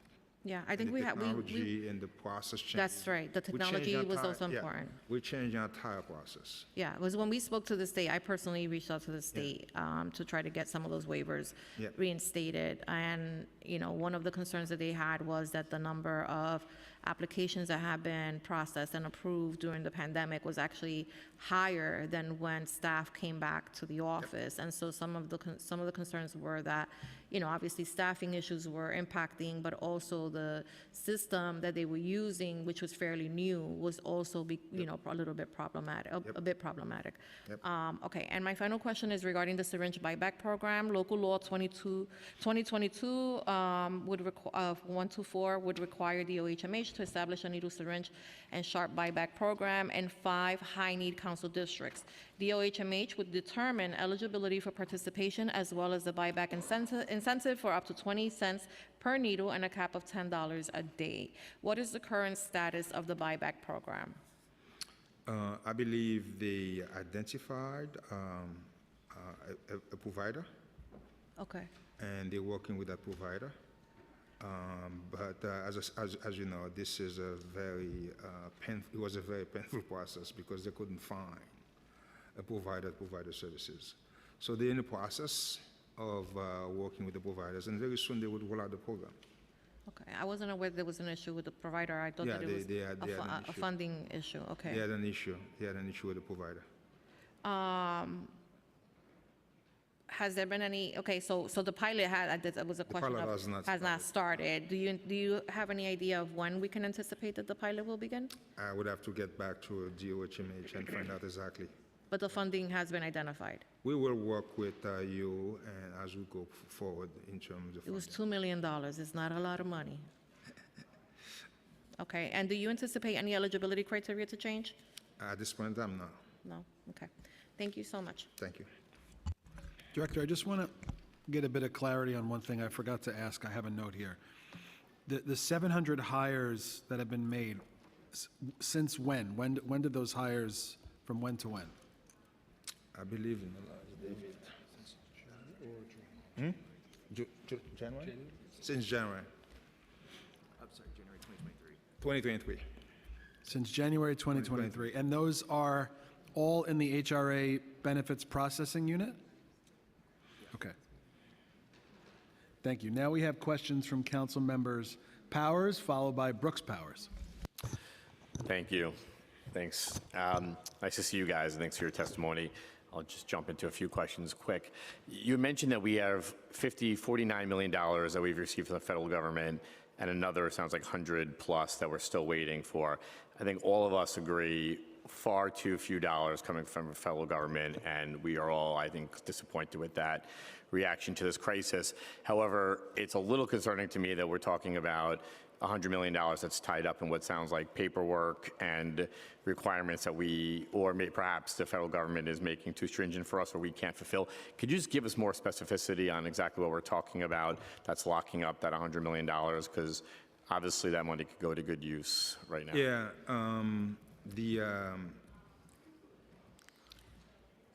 every other municipality is having the same challenge. For instance, they require that we provide the alien numbers, things that we did not collect initially. Only $12 could go toward, or $12.50, I believe, can go toward paying for hotel. I mean, things that, it's a number of challenges at every other municipality. I believe the city controller last month and the OMB director for Chicago, they sent a letter complaining about it. We're all trying to, we're gathering all the information that we need, because there's a lot of information that they requested, and information that we did not collect before, okay, that we have to collect in order for us to get access to those resources. But again, we're trying our best. We're going to go after our best, I mean, sometimes very soon, to submit the application to get the resources, but it's been very, very, very challenging. Based on that information that you haven't, that we haven't collected, it sounds like other jurisdictions haven't collected either. Do we have a belief that we're going to receive that funding, and what do you think an expected timeline is? We believe we will get it. I don't know, because as I said, we just process of gathering all the information that we needed. And once we submit the application, I don't know how long it's going to take them on their end to give us those resources. And what was able to get us the $49 million? It was a different type of program, Okay. where they advance us the resources upfront rather than us submitted all these other paperwork that we need to do to claim. Okay. Because I have 30 seconds here, I want to ask two more questions. One is the subway safety plan, which I believe the administration recently announced that they'll be extending shifts in the subway system to address recent uptick in subway crimes. Can you talk to us about what spending will be associated with that? I thought in the last version of this with the governor, the state had also provided funding for that to reimburse, at least for overtime costs. Can you provide us an update on that? And second is the governor's executive budget included a proposal to allow local governments to execute padlock orders on unlicensed businesses through the Office of Cannabis Management. If that was to pass and the city council took action in the enacted budget, after the enacted budget, will we be doing anything to increase investments to shut down those unlicensed businesses, or adding anything into enforcement as part of this budget or in the future? Yes. The plan is to go back to about 5,000 hours of overtime. From currently we have 3,000 hours of overtime.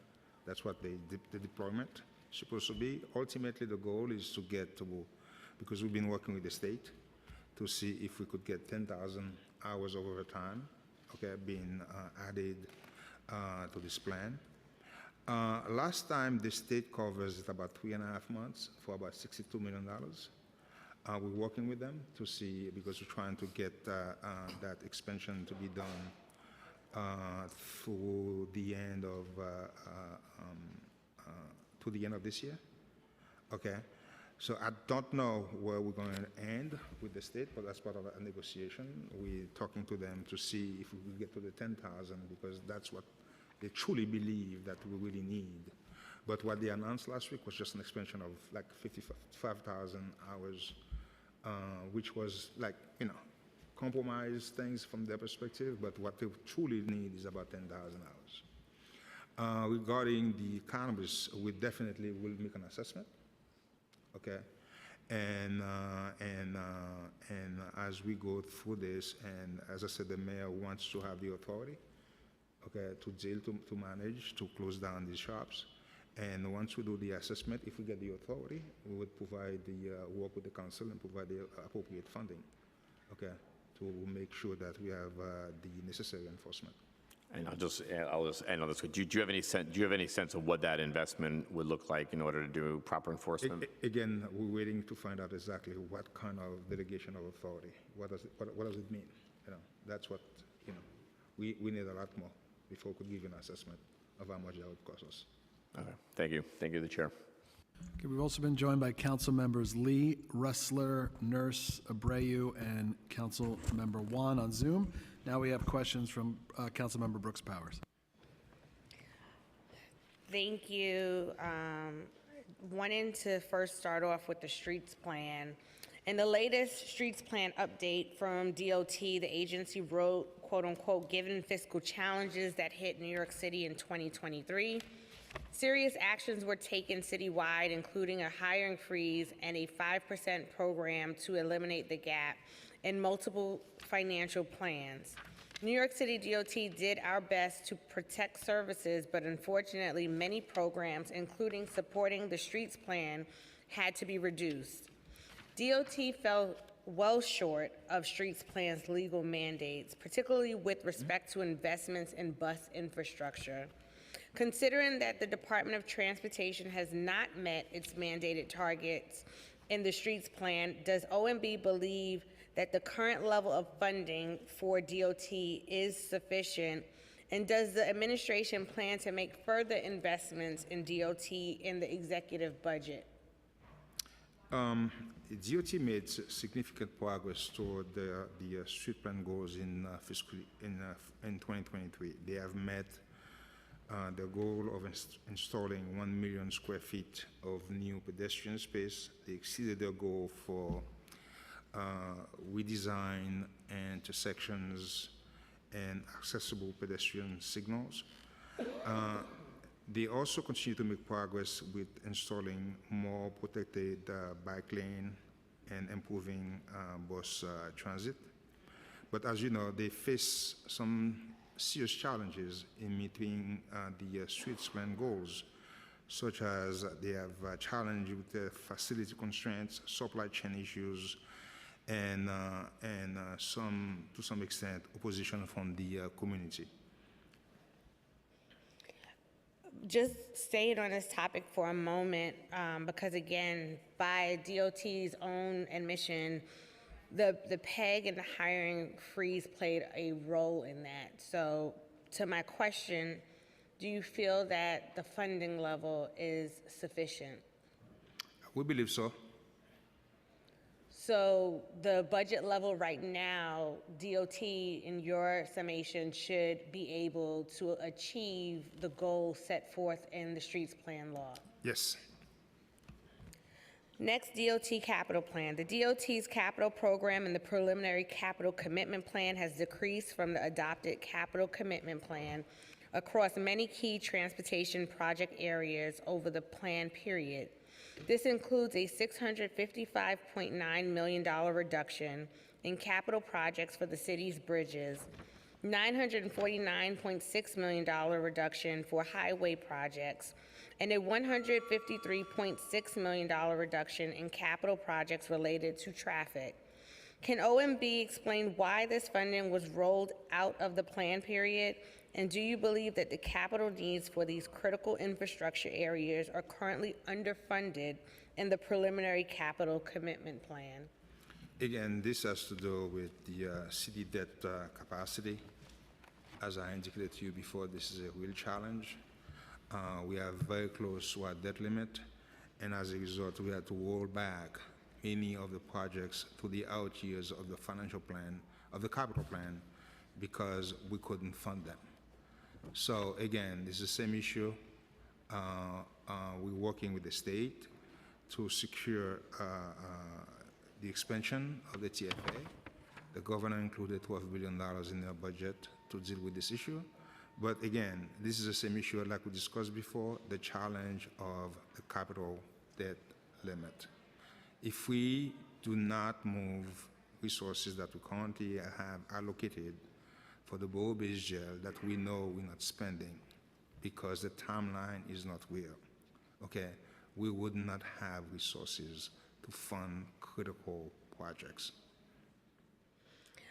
And one last question, I just want to touch on the subway overtime. So the council has found that the administration consistently underestimates the cost of overtime for the city's uniform workforce, which has been under budgeted at adoption repeatedly in recent years. And I know in response to Councilmember Powers a moment ago, you said that we truly need at least 10,000 hours of subway overtime. So from your perspective, how is the administration assessing the need, and how is OMB weighing the cost of the increase against actual results? And I just want to understand, how are we looking to plug the gap to meet the need in light of the administration's priority as it pertains to the overtime, but yet the state's not including it in the budget so far in terms of the reimbursement aspect of it? We, as you know, we have given targets, overtime targets, to all the uniform agencies as part of the measures that we took to manage expenses during the crisis.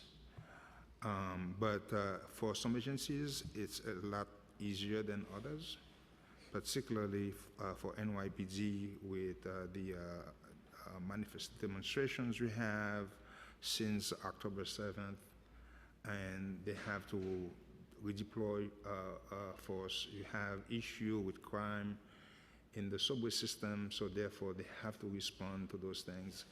So for certain agencies, it's extremely difficult, okay, to manage on a day-to-day basis because we don't know what's going to transpire.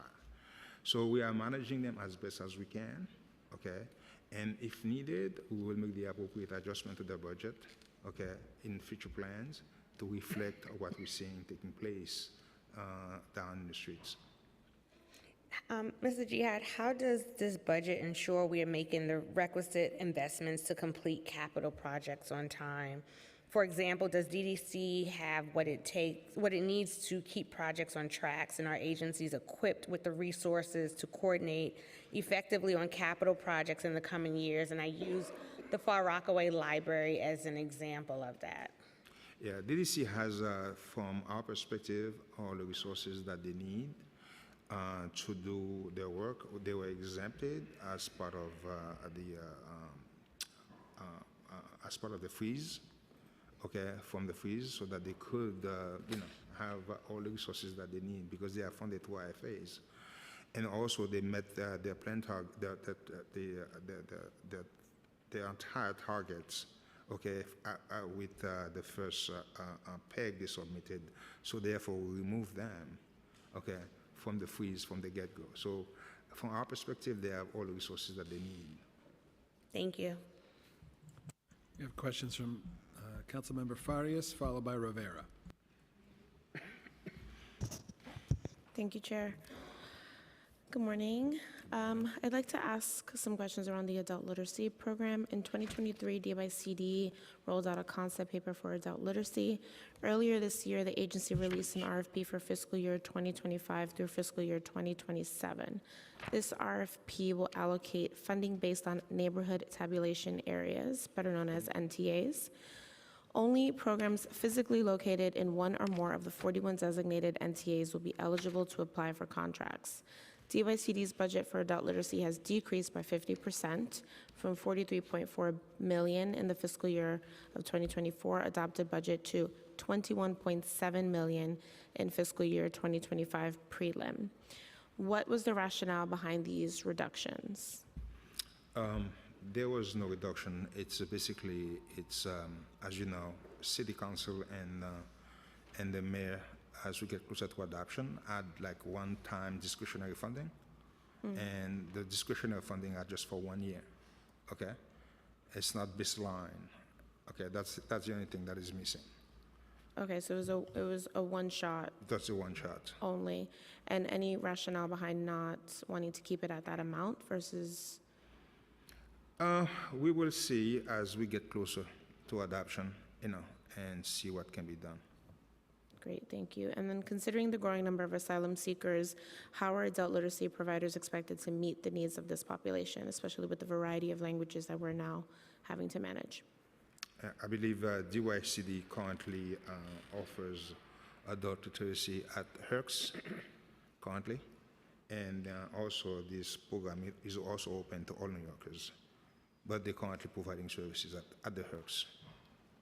Okay, can OMB commit to revising the RFP with DYCD and restore the 21 million reduction that we're considering for adoption? DYCD, I believe, they issue an addendum to indicating to providers they can also apply to the NCA that is closest to the proposed location now. And they extended the deadline to the RFP to March 31st as per the council request. And under the DYCD's new NTAs, there will be 17 council districts that will lack adult literacy programs. Can OMB commit to revising this neighborhood breakdown? As stated before, at this time and under current conditions, I cannot make any commitment. However, if the economy continues to improve and when we have the resources, as we get closer to adoption, we will discuss priorities of the council and the administration and see what can be funded. Thank you. I mean, we will definitely like to look at least where the highest needs are, especially where in our migrants, Of course. situation, we're addressing the larger populations. Then just really quickly on migrant jobs, on the Migrants Jobs Bank, Governor Hochul's executive budget includes the creation of a migrant job bank for immigrants eligible to work. This includes over 18,000 open positions from nearly 400 companies. 75% of these open positions would be in the city, with 24% in the food and hospitality industry. How will this program be implemented in the city, and how will the migrants be prepared for these jobs? I believe we were currently working with the state, and I cannot give you at this moment in time, what the are things working out between the state and the city, but we'll probably come back to you with an answer. Sure, I mean, with the consistent conversations that you folks are having with Sure. Governor Hochul's office, I would assume you'd have some Yep.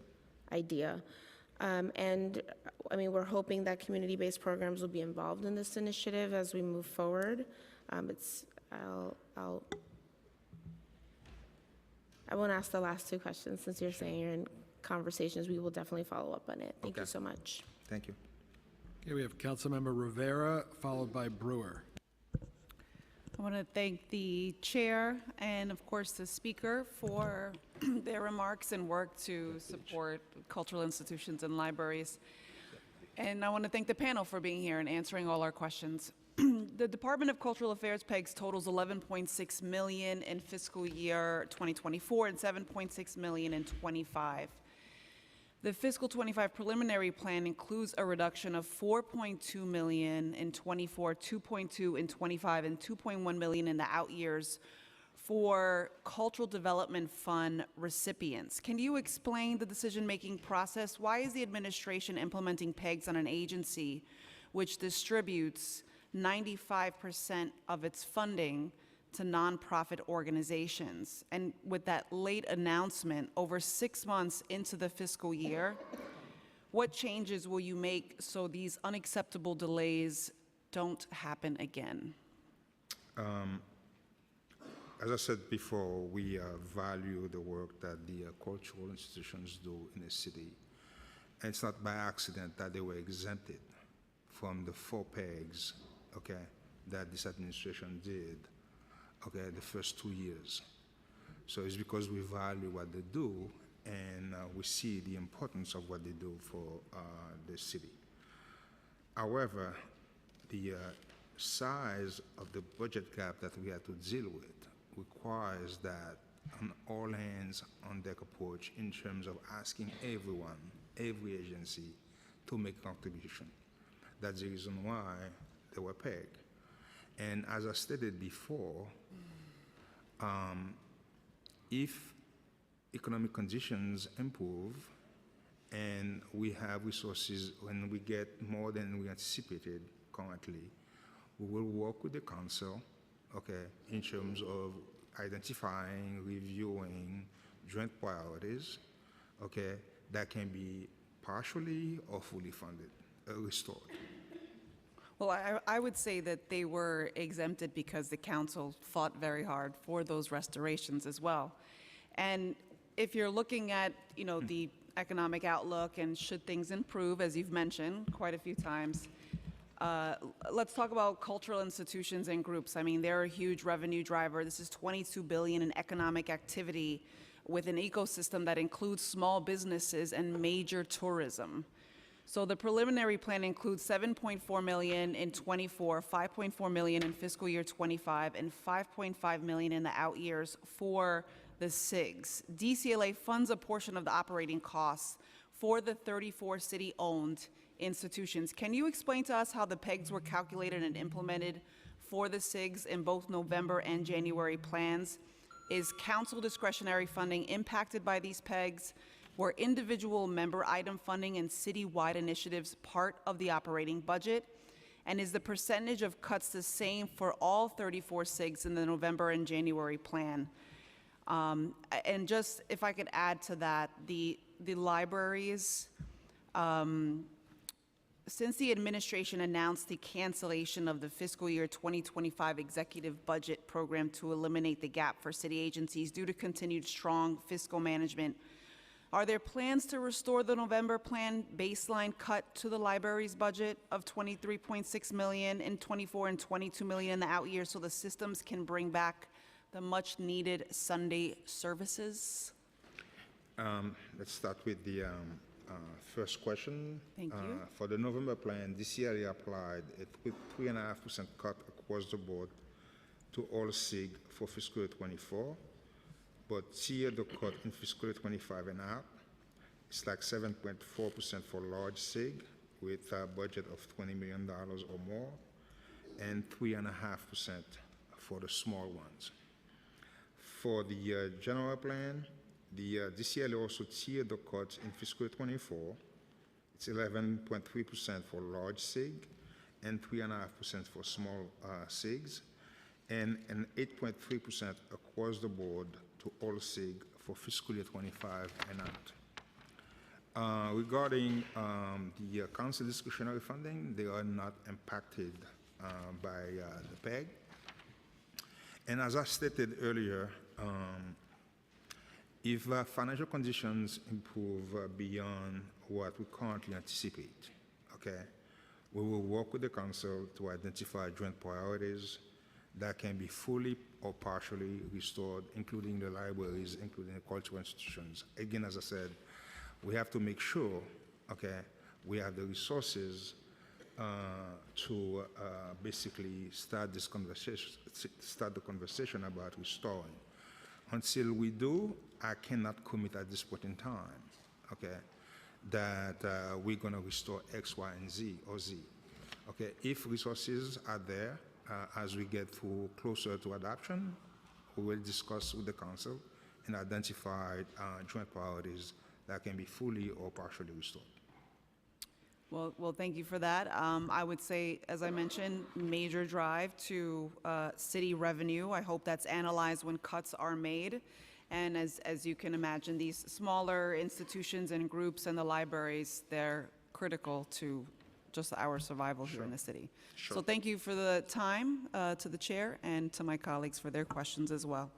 I just want to add that, cutting these really could have negative effects on our local economies, and I know all of my colleagues feel that way. So thanks again. Thank you. Okay, Councilmember Brewer, followed by Hudson. Thank you very much. I do want to thank James Bristow for his support in answering questions before I go further. So I am concerned about the asylum seeker contracts. The administration has entered into a one-year, no-bid, $53 million emergency contract with MoCaFi. It is a for-profit financial services company. It is MWBE. The contract will provide asylum seekers with EBT cards for the purchase of food and baby supplies, as you know. Administration has indicated that this will replace food services provided under a previous no-bid contract with DOCO, another for-profit company.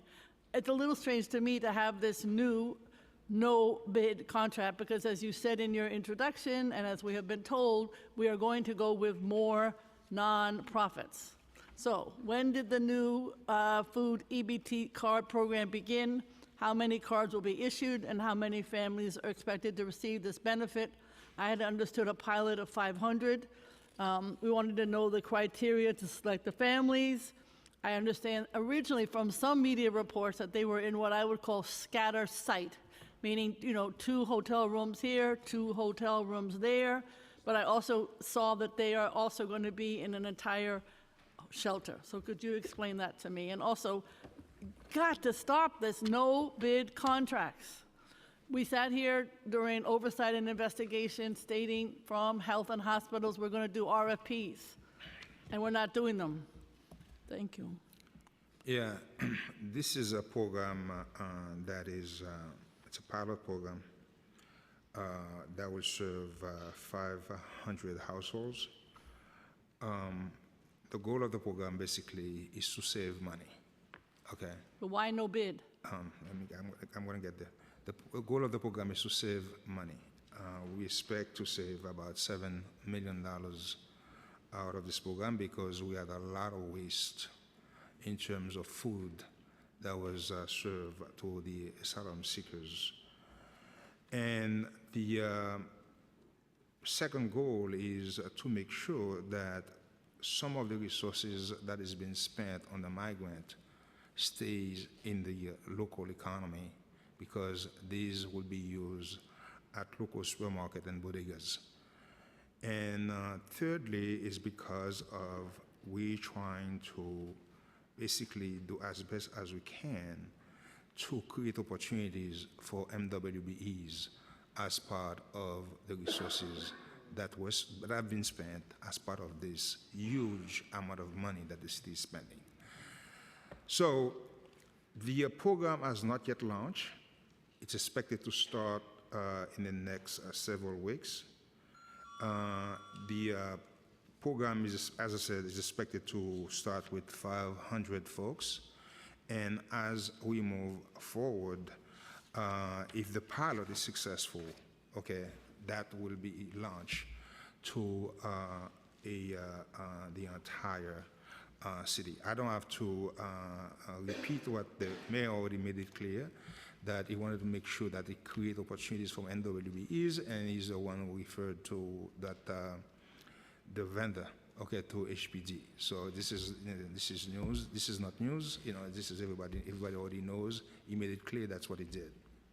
Okay, I mean, to me, I do support MWBE, but it seems to me you should do a bid. Maybe there are other MWBEs, number one. Number two, do a bid that says we will give points, as we do for housing, for veterans and city employees, to MWBE. If we have a policy of doing bids and not doing for-profits, we should continue it. That's exactly what you said in your opening, but here's a major contract that is not that.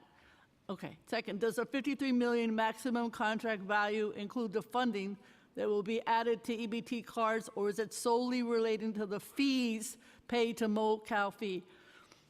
The 50, like I said, the resources, the money is basically for everything. For the company? It's for everything. It is. It includes all costs, the cost of the fund that will be added to the cards for the asylum seekers, the issuance card, disbursement fees. It includes everything. Okay, can you break down either now or in the future what's for the fees and what's for the asylum seekers on the card? We could provide you a breakdown if you want, okay, of every single one of them. Okay, and how long is the pilot? I would get back to you on this. I don't know exactly. I think how long is going to be. Now, how does this impact the DocGo, the for-profit non-bid also? How does it impact? What do you mean? Because basically it's going to replace, that's what we're trying to do here. It's going to trying to replace the services that were, if it's successful and we decided to launch it, okay, the goal is to basically replace. How long is a no-bid DocGo contract? They just responded to an RFP again. As I said, they have a contract with H&H, And when the contract expires, Well, when does it expire, DACO? I don't have it in front of me. I would get back to you on that. Okay, I'm just saying, we got to stop no bids. I fully agree with you. I know, but we're This is- doing it again and again and again. This is the direction, as I said, we're moving, because that's how we see we're going to find ways to save resources, save money. DOI investigators, I'm very supportive of the DOI.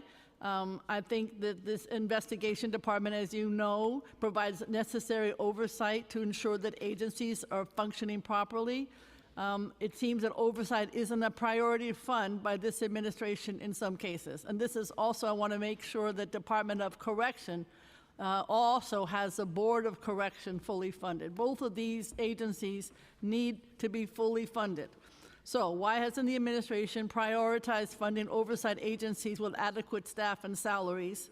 And do you plan to restore cuts and improve new needs for DOI in the executive plan? And the reason I understand is we are always told that if the agency is fully staffed, then they can get more money to meet their new needs. Let me tell you the problem. You can never be fully staffed. Gail Brewer leaves to go for another job in the middle of whatever. It's not necessarily easy to hire another attorney because all the reasons that you know. Fully staffed is not the right word. What is the right word, in my opinion, is making sure these agencies can do oversight. So how do you answer my question? Thank you. DOI is our eyes and ears on the ground, and as a result, we have made significant investment to DOI. In the last 2 years, we have provided them with significant resources to monitor the BBJ's program, to monitor the asylum seeker spending that we're doing. Okay, and I've had many discussions with the agency head, the commissioner, okay, in terms of her needs, okay. However, given the challenges that we're dealing with, we ask all agencies to contribute savings, but we have been working with DOI to provide them the resources that they need, either to promote folks or to hire people, okay. And then, as I said, more importantly, we provided them resources, okay, for 2 major projects, because I believe I'm aware. we need eyes on the ground to ensure that the Bobage spending and the asylum seeker spending are properly monitored. Okay, I believe they need more. We should have further discussions. They're not fully funded for the regular work that they do. I know what the 2 projects are. We appreciate that. How about the Board of Correction? They are not fully funded. The Board of Board of Correction, right. Oversight, another oversight agency. We, again, as I said, I believe we have given them the funding that's necessary for them to conduct their operations. As I said, it's a question of different people have different ways of looking at resources. From our perspective, they have all the resources that they need to meet their mandates. Okay, one other quick question and I'm done. And we'll continue to work with them, and then we will do an assessment of their needs. If there are needs going forward, we will address them. Okay. When you do the 60-day and 30-day, and you have to go back to the Rosewood Hotel, I go with family, so I know. Then they go back to hopefully another hotel in Manhattan if they have children in the system, and I want to thank H&H for all their support. What's the cost, not necessarily now, of all of that transition? In other words, somebody has to re-enter a family into the system. I don't know how many families have been re-entered. I'd like to know that cost. Obviously, maybe you don't have it today. To compare it with, we're trying to get the per diem down. I just don't believe that all of this change is necessary in terms of cost. There may be other ways to get people to move, and I understand getting the census down, I got it. But this churning, to me, is expensive, and I'd love to get that breakdown. I will work with your staff, and we will work with our staff to see if we have that information, and if we don't, and whether we could create that analysis to provide it to you. Thank you. Okay, we have Councilmember Hudson, followed by Joseph. Thank you so much, Chair. Back in November, Director Jiha, I asked if you use population data to inform fiscal policy, and you stated, I quote, "Of course, yes, we do." In that same exchange, you said that you were aware that the older adult population in New York City will increase 40% by the year 2040. Despite that, however, the November plan included a $13.5 million peg for older adult centers in fiscal year 2027, and the preliminary plan includes an additional PEG for older adult centers of $18.9 million this fiscal year and $2.2 million in fiscal years 2025 through 2028. Older adult centers are a vital resource for many of our city's older residents, and as the city's population of older adults continues to expand exponentially, the need for these centers becomes so much more important. How are these PEG amounts determined, and how does the agency plan to achieve these savings? As you know, like you properly stated, as I said to you, we agree with you, and we said to you we would never leave any elderly folks go hungry in New York City. We will try our best not to have that happen in New York City on our watch. And as you know, as part of the review process, we reduce the PEG for an aging by about 87%. Okay, so as I said, we try to, as best as we can, when the agencies submit their target, we review them, and if we realize they don't have the means, okay, to absorb the PEG, okay, we either fully remove them, exempt them from the PEG, or give them a partial exemption. In this case, we give them a partial exemption, which is a big piece. We reduce their PEG target by 87%. How will older adult center capacity be impacted by this funding reduction? No current service were reduced by this saving initiative. Will this reduction impact future RFPs? If so, how? Discussions around the new RFP are ongoing, and right now no final decision have been made about them. And when will the next RFP for older adult centers be released? What impact will this funding reduction have on parameters or scope of services in the next RFP? Don't know. I would have to talk to the agency to know exactly when the new RFP would be released. Is that something you can follow up with us I would follow on? up with you. Is the administration considering restoring the PEGs in the executive plan? As I said, at this point in time, I cannot make any commitment, but if financial conditions improved, we will work with the council to see what can be partially or fully restored. Okay, and in the most recent PMMR, it was indicated that there was a pause on the intake of new case management clients due to budgetary constraints. This program assists older adults in getting connected to needed services and resources. How is OMB working with NYC Aging to address this budget issue and ensure there are no further pauses going forward? We will continue to work with the agency. As I said, this case management waitlist terms is part of the terms and conditions. This is a report we regularly distributed to the council, and we will work with the agency to see what can be done. Does the administration plan on increasing funding for case management? And if so, by how much, and when will this funding be added? I believe the case management currently is adequately funded, but again, we are constantly in communication with the agency, and if there is a need going forward, we will do an assessment. Is there a specific reason why you believe it's adequately funded currently? Yes, we believe currently where they are adequately funded, because they have not come back to us and complain about lack of funding. Are you aware of any wait lists for case management? Yes, I'm aware of the wait list. As I said, we work with them, but as I said to you before, they know the challenges that we're dealing with financially, and given the challenges that we're dealing with, we have done, we have gone above and beyond to try to accommodate them as best as we can. So when I said they are adequately funding, I'm talking about in relation to the challenges that we're dealing with. Okay, because I would argue that as long as there's a wait list for any type of service, then obviously the funding is inadequate. Given the challenges that we're dealing with, we have gone above and beyond to try to accommodate them. Okay. Thank you. Okay, we have Councilmember Joseph, followed by Narcisse. Thank you, Chair. In November plan, OMB swapped $60 million of city funds for federal funds for school food. While we were told there were no impact to school food budgets or operation, we're hearing that there are indeed cuts made to school food menus, that high-demand items are being swapped with heat and serve options. Are there any stipulations surrounding the federal funds that would make certain food menu items ineligible for reimbursement? If so, what food would be omitted as a result? Okay. Again, trying to clarify, it's there was no cut of city tax dollars. Basically, what we did, we swapped. Okay. That's not what we're hearing No, from I schools understand. and children. No, let me finish. We swapped, but bear in mind, the city made some significant investment in a school cafeteria. So what we end up with, you have a lot of children hanging out in the cafeterias now and eating more and more and more and more.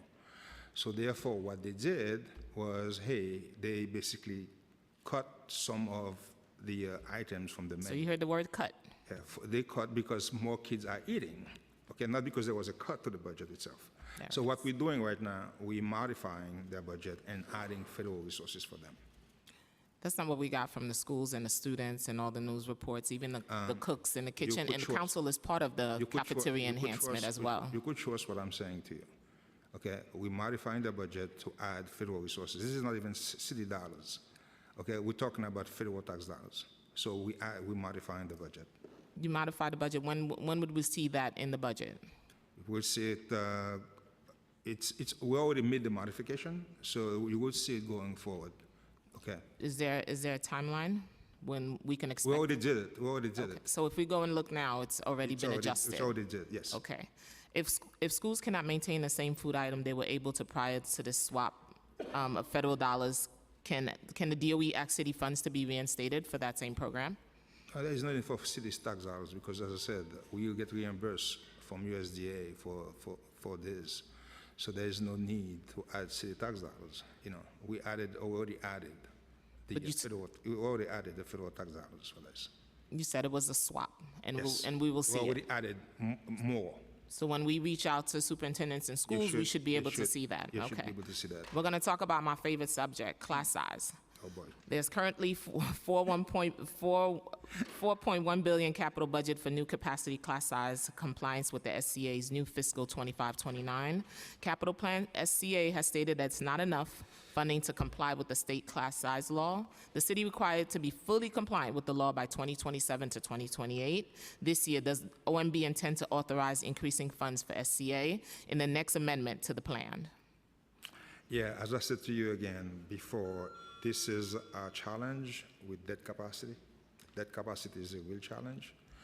And as a result, we could only accommodate $8 billion of new capital in the plan for SCA, because as I said, we have SCA, we have the Bow-Beach Jail, we have the BQE.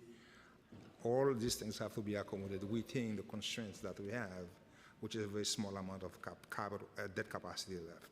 So that's the reason why we've been working with the state to get an expansion of the TFA. And we welcome your advocacy in Albany to work with us to basically lobby the state to give us the expansion that we're asking them, which is $19 billion. But instead, we're only getting 12. So so the additional funds you needed is 19 billion. What about educators? So DOE will need to add thousands of teachers to comply with this law. DOE's estimate for the new numbers is 9,000. Is OMB working with DOE to add additional budget for headcount in 2025 and the out years? We are currently in compliance, and we'll continue to discuss our DEA needs as we proceed. But again, it's a challenge. It's 9,000 teachers, like you said. Finding 9,000 teachers is not going to be easy. So again, we will continue work with you and work with DOE and try to, as best as we can, try to accommodate the needs going forward, but it's going to be very challenging. But historically, we've always had shortage areas, or those areas looking to be filled historically. Two decades in the classroom, we still had a lot of areas that were always shortage areas. So can you imagine finding out an additional 9,000? Well, you need to fill in the ones that you cannot get. Well, last time you were here, we talked about the Accenture report, right? Mm-hmm. You said you would get it to me. As of now, the council still does not have it, but there's a cut, 14% cut to the early childhood budget between November and preliminary budget. OMB and DOE have both used seat vacancies as the reason for the cut. The council believed these seats can be placed more efficiently over a year ago. The city contracted Accenture to provide a report. We still don't have the report, but yet there's a cut to early childhood at $170 million when that data was supposed to give you the information in order to make that decision. Tanya, you want to take this one? Good afternoon. So we have a preliminary assessment from Accenture, and we're working on the final report. But in the meantime, we work with the council to put in the $15 million for extended day seats. And New York City Public Schools reached out to vendors and asked what their capacity was. So we weren't waiting for a final determination on what the needs are, because we know that there are empty seats, and we're trying to put the need with the demand with the availability. And so we are still trying to get those final numbers, but in the meantime, we are asking where capacity is so that we can put students in those seats. There's still a lot of empty seats. So we need throughout to the move, so system. you're gonna need that data. But when I met with New York City Public Schools, they said it was an add-on to already existing program. That wasn't the mission and the goal of the New York City Council when we piloted this program. It was to be unique so we could gather data in order for us to make decisions. See, data drives your instruction, data is supposed to also drive your policy. We don't have data here in order for you to drive this policy, so I wanted to make sense for me. Well, we're going to provide that to the council. We're working with New York City Public Schools to get that final information, and over the next several weeks, then we'll have the conversations with that data in hand to see where the needs are. And you're going to provide zip code and area code. And my final question, sorry, Chair, federal fiscal cliff is coming up. What is OMB? How is OMB working with New York City Public Schools to fill in those gaps?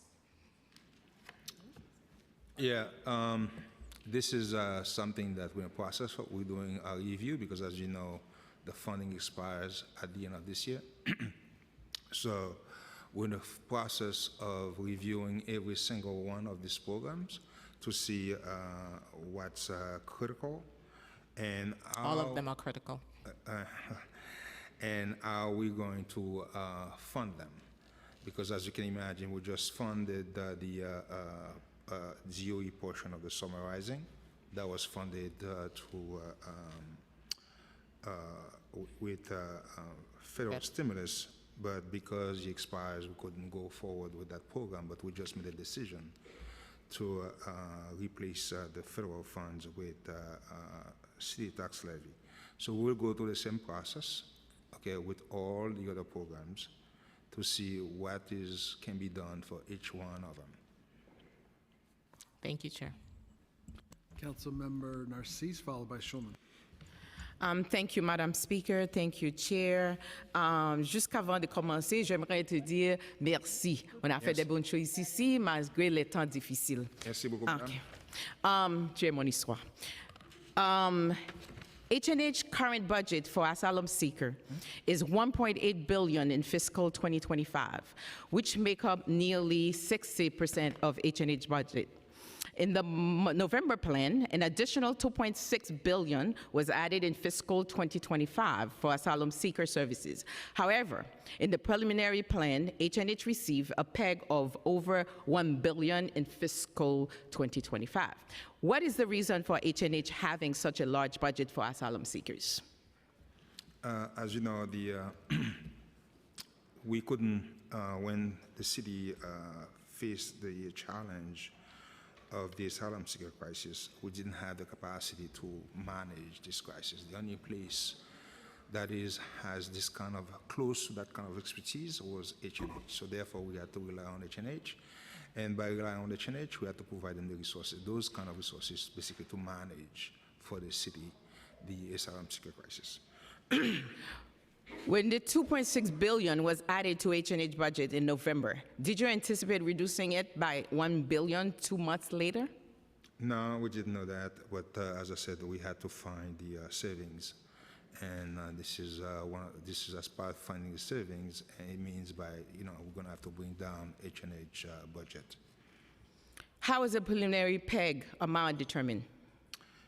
We start with the 20% as a part of something that we need, because this is what we needed to basically, And the question is whether or not there was room for them to achieve that kind of savings. After our own assessment, we realize they have the room if we do what we said we're trying to do, which is to rebid contracts, manage down services, and reduce staffing. We realize we could achieve that 20% goal. That's how we set that 20% goal.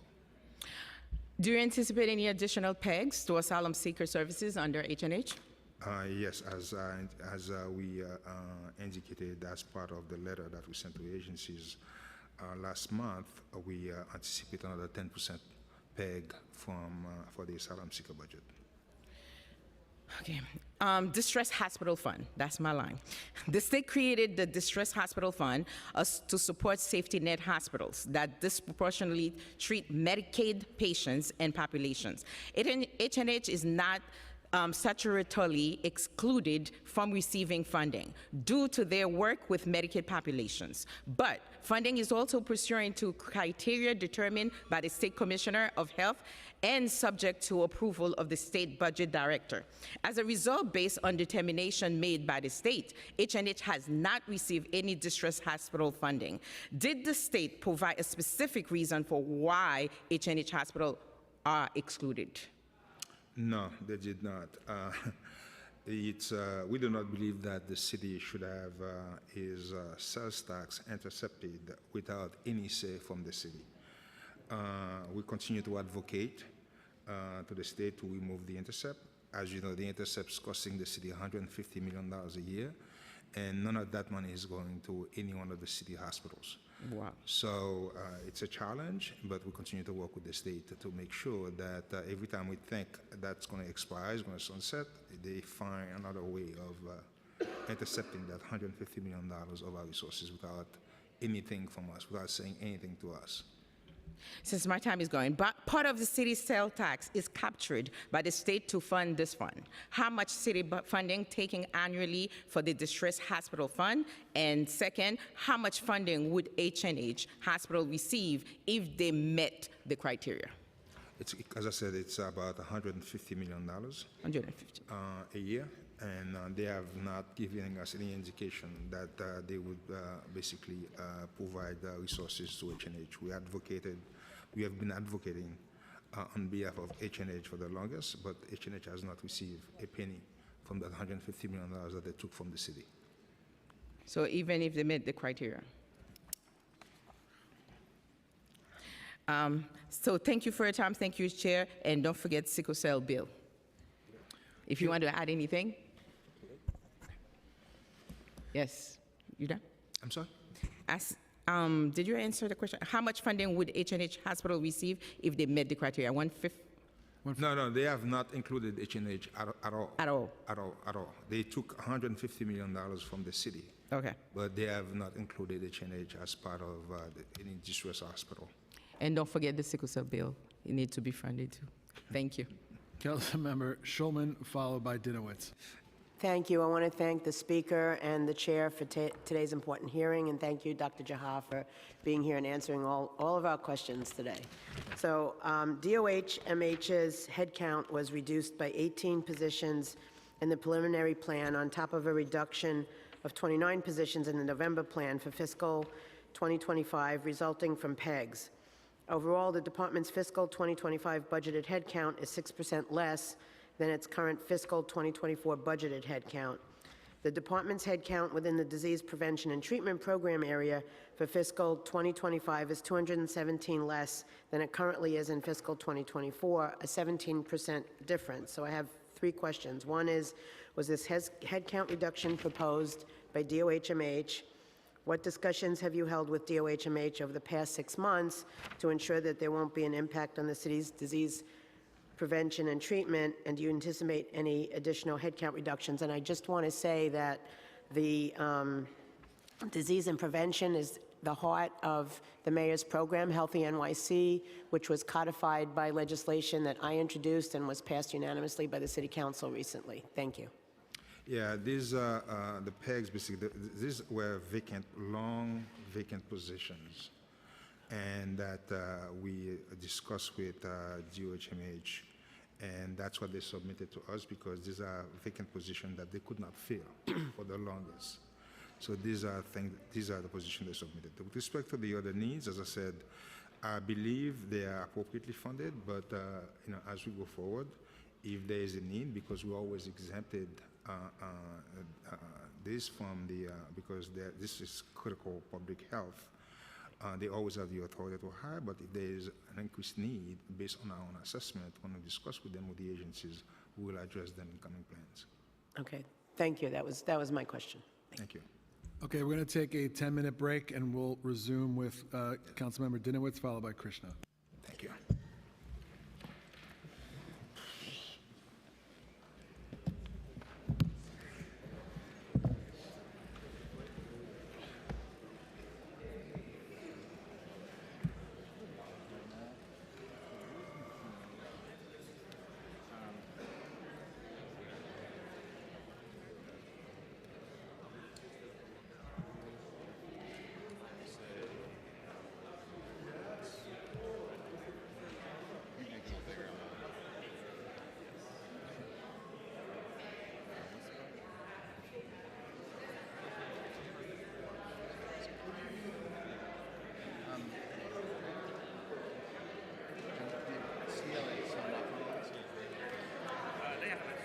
They definitely saw this question. We asked them specifically about being No, they never seen any edits. No. Yeah, they're saying that. I don't know if press saw it. Oh, Kathleen, hey, good to see you. James Bristow. Yes. Good to see you really in person. I know, yeah, that's right. Y'all were at that table, and then, yeah. I know, well, it'll be a different world. It's like, okay, yeah, I'll come walk with you. Okay.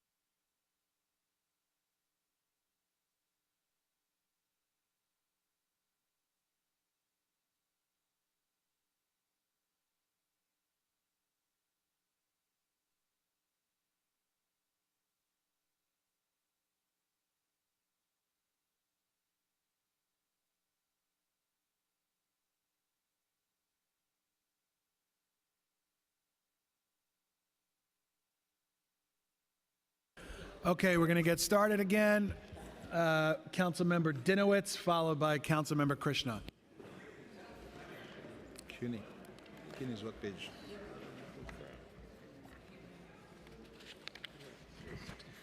64. Still the morning? Good afternoon. That's all. How are you doing? Okay. I'm a little jealous. You have a giant binder there with all of the answers and all of the potential questions we'll ever ask. So turn to the CUNY page, please. Oh, Take that. The section, right? Well, given how much to cut the budget, it may just be one little tiny page. We'll see. I'm half kidding. I'm not. But the fiscal 2025 budget is $189 million less than the fiscal 2024 budget adoption. $189 is a significant cut just to basic operating expenses, not to mention programs that we've discussed at length at these hearings and other hearings, like Reconnect, ACE, and ASAP. Student enrollment can be impacted. All of the operations of CUNY can be impacted. So how does the administration plan to support students currently enrolled at CUNY and future students enrolling in CUNY with cuts as drastic as these? Listen, I continue to work, as I said, with CUNY and the council to address the challenges that CUNY and the city face at the same time. Okay. We will, whether it's Reconnect or ACE, okay, these were both funded 1 year at a time, okay? And as I told the speaker last year, Reconnect has been a very successful program. This is something as we proceed, as we move forward, we will work with the council, okay, and see exactly what we're going to do going forward with these two programs.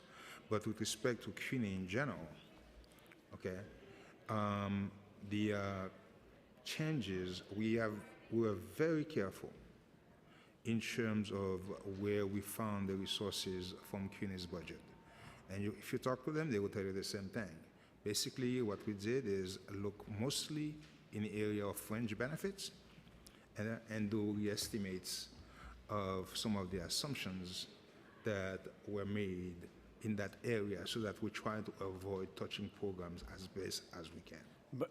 But to be clear, for the past 2 budget hearings where we've had these exchanges, those programs have been cut and fewer students were either able to engage in those programs or the benefits in those programs were in fact reduced.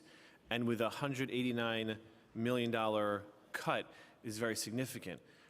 In your testimony and throughout this process, you have noted that you didn't cut or didn't want to cut revenue-generating expenses. That's still accurate, right? Yeah. And CUNY has one of the best returns on investment, with some studies saying 15 to 1.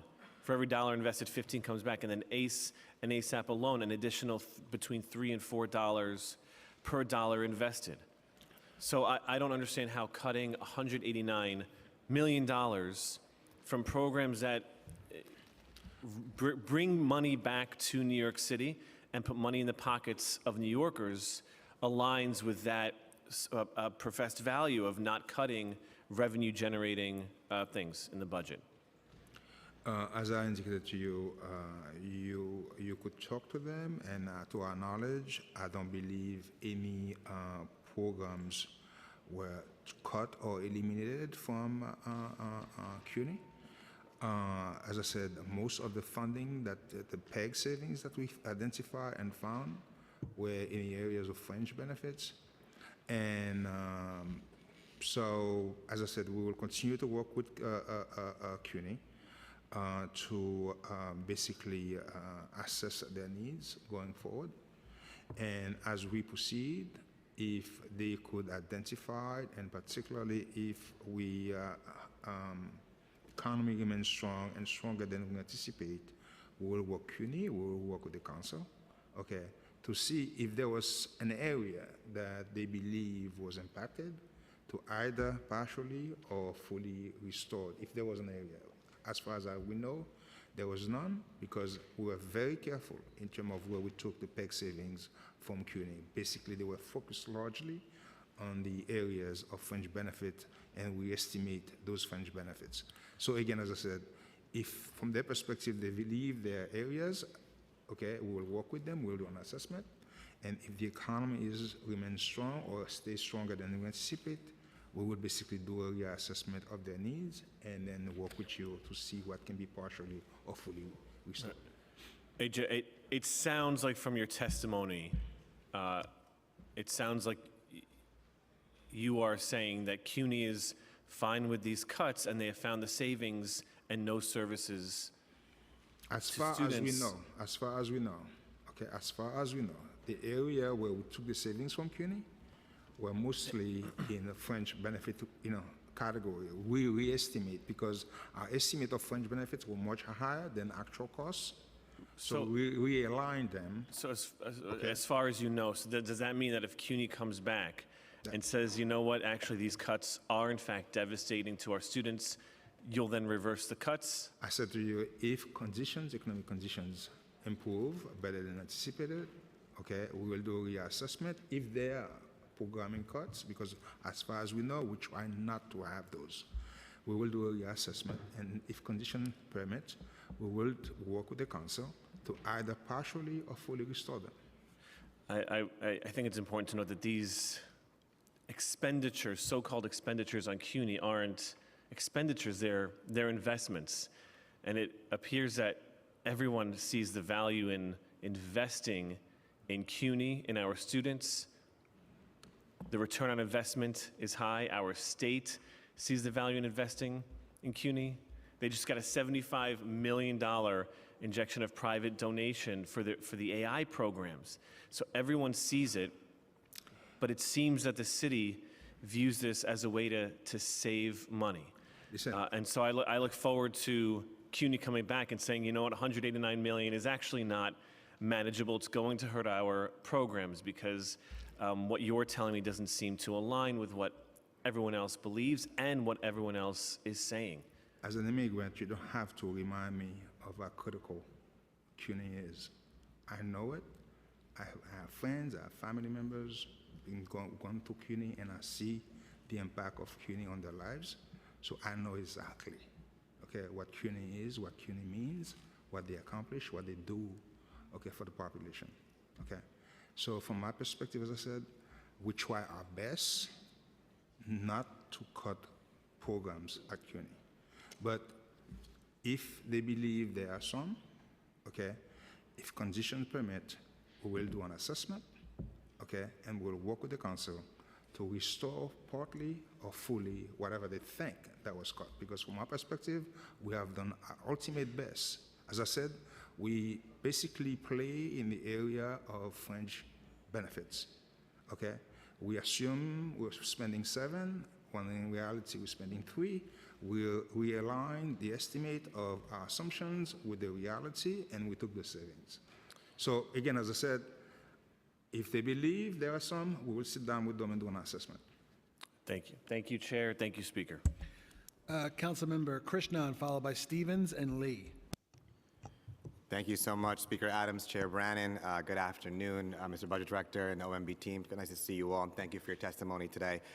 Just taking a step back, my question is, what is this administration's vision for the city? I don't mean just the economic approach. I see the approach here. But what conversations have you had with the mayor, and what is the vision of this administration for New York City? The mayor had made it clear on many occasions. Sorry, I can't hear. I'm sorry.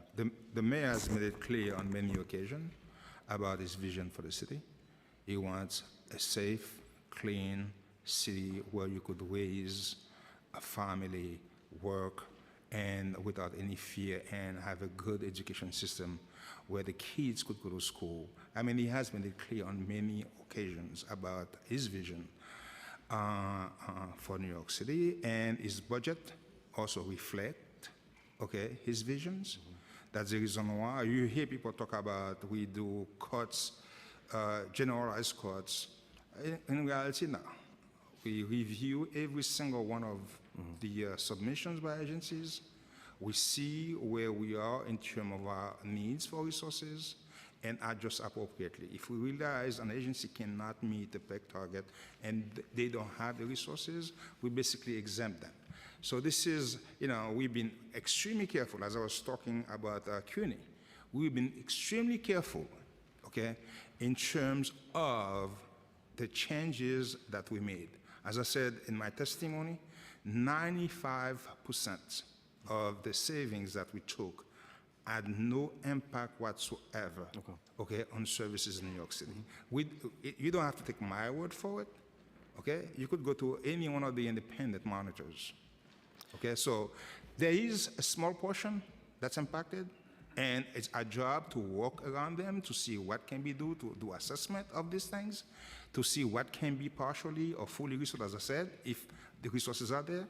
But the mayor resources are aligned with his visions. So let's look at that for a second. Summarizing your point, vision being for the mayor, stated vision is a safe city that supports working families. Are you aware that there's a $60 million cut to school meals in our public schools? I just discussed it. It's not a cut. Let's rephrase. Are you aware that school lunch menus are being cut and schools are running out of food? No, it's not true. As a parent, let me just say to you. Let me give you the facts again. Right, sure, but it's a yes or no. Are you aware of it? You're Yes or no? entitled to our opinion, but you're not entitled to your facts. Sure, but it's a yes or no question. Let me give you the facts. Go ahead. We swap federal tax dollars, okay, for city tax dollars, okay? That's one. Two, we invested significantly in food cafeteria, and as a result of the investment, okay, more kids are coming to the cafeteria because they're nicer.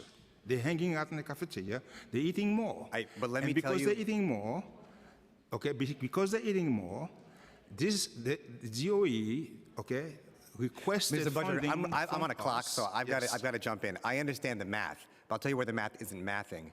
There are children like my own in my son's school, both my kids' schools, that are running out of food at lunch. My children and the others in the school, and many others across the city, that aren't eating lunch, that are borrowing lunch from their friends, because the school lunch menus are being cut. So however, whatever math and whatever budget metrics have been used, the point is, I'm sorry, Mr. Budget, the point is that school lunch menus are being cut. That's the underground reality. My second question is, listen to me, we have no issue because it's not city tax dollars, it's federal tax dollars. But whatever the numbers what's the motivation for us whatever to the cut? numbers are up here, this is the impact on the ground.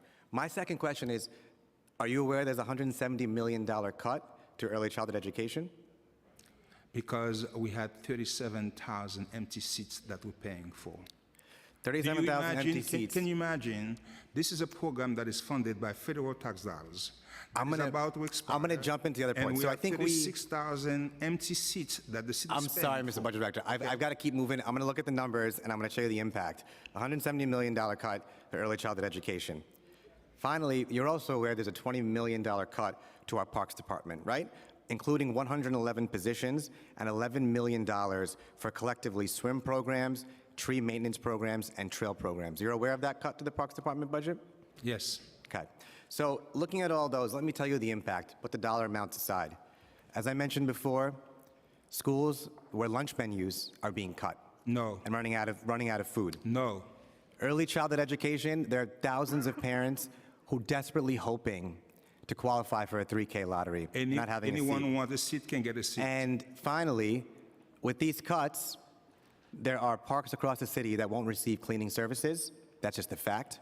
There are swim programs that won't be running because of it. So parks won't be cleaned, playgrounds won't be cleaned, trees won't be maintained, and children won't learn how to swim while we have a lifeguard crisis in this city. So I don't know what the actual vision of this administration is, looking at all these pegs and cuts and haphazard restorations.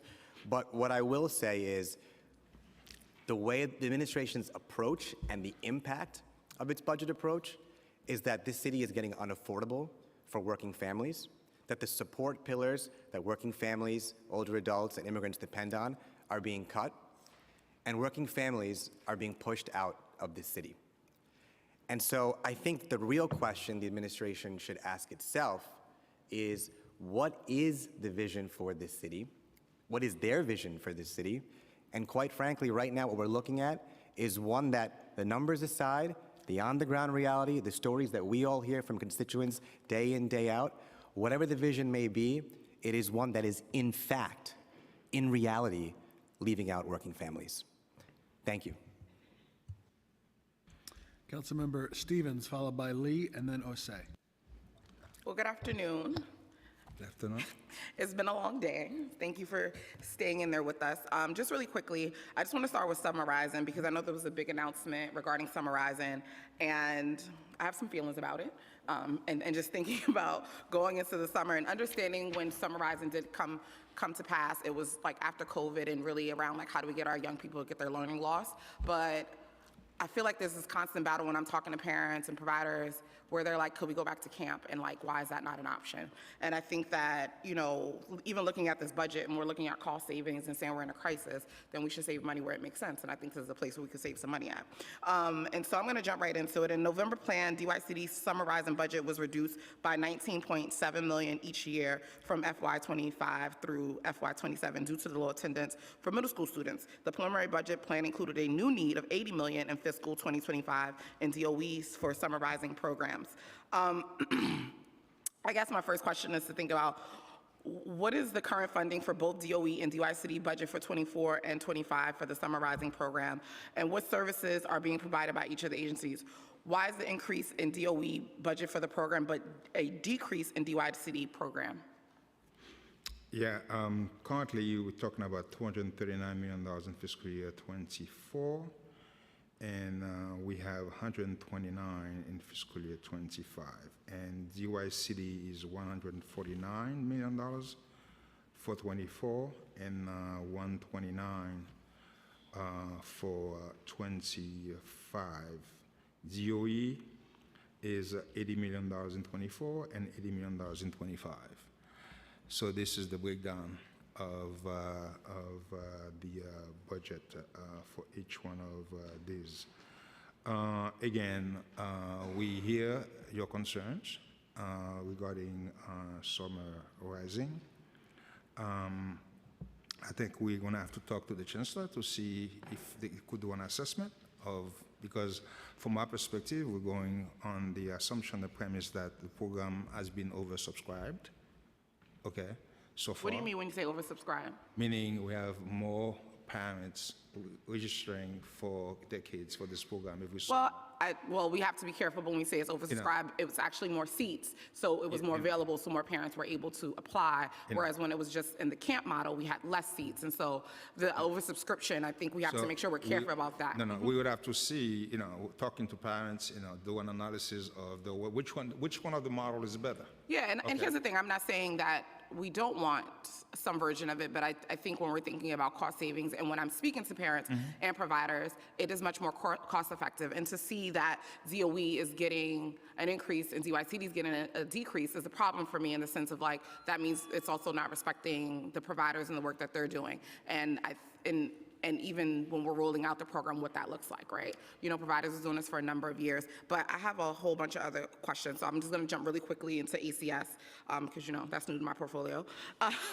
But my first question is, the preliminary plan included 180 million new needs increase from the state mandated related to foster care in fiscal 2024 only. Which state mandate did this increase relate to, and how was the funding amount determined, and how will this be utilized? And if there are rate changes, what were the changes that were made when they were instituted, and why was funding only labeled in fiscal 2024? When does the administration plan to right-size the baseline budget?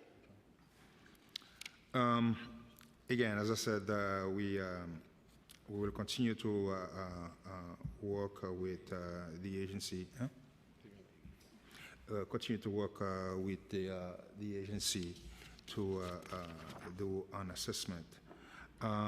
The rate, this relates to what I call the maximum state aid rate, which the city is required to pay for families in foster care. The amount is based on our fiscal year 24 projections. Okay? And so this is for the foster care aid. but what state does it increase? What does this relate to? How's the funding amount determining how it's to be utilized? Like, The so this state is just- basically increased the the rate. state increased it, the so it rate, was from therefore them. we have to, yeah. Okay.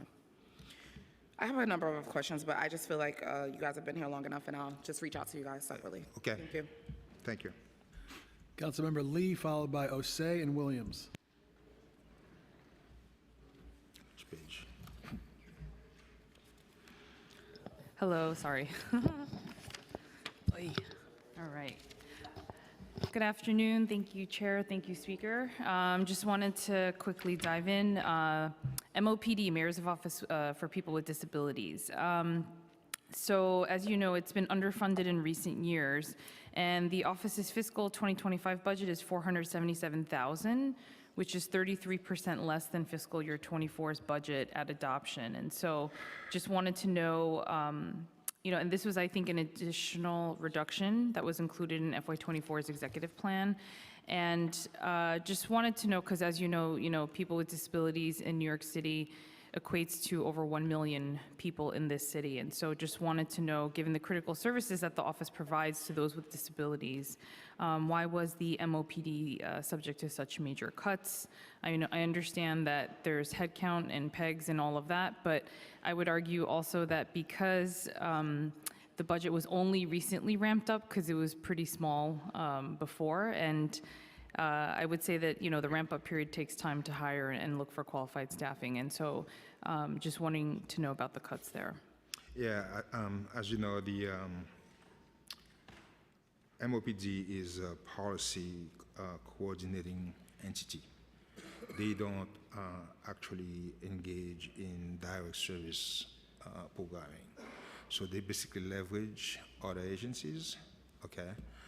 But again, we, like you, we appreciate and understand the kind of works that they do. But as I indicated to everyone, the challenge that we're dealing with was so large in terms of the gap that we had to close that we had to rely asking every agency to make a contribution. But again, as we proceed and get closer to adoption, if based on our assessment and working with the council, if there is a need for MOPD, we would basically reassess and do a need assessment, and if there is a need, we will try to address it at the time.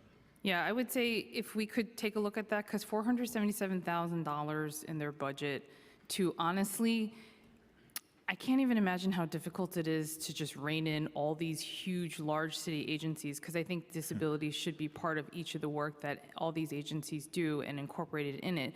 But that takes a lot of effort and resources and talent and time. And so if we could reevaluate this number, I think that'd be great, because I think it's nearly impossible for any commissioner to work with this budget that's supposed to touch upon 1 million people in the city. So just wanted to emphasize that.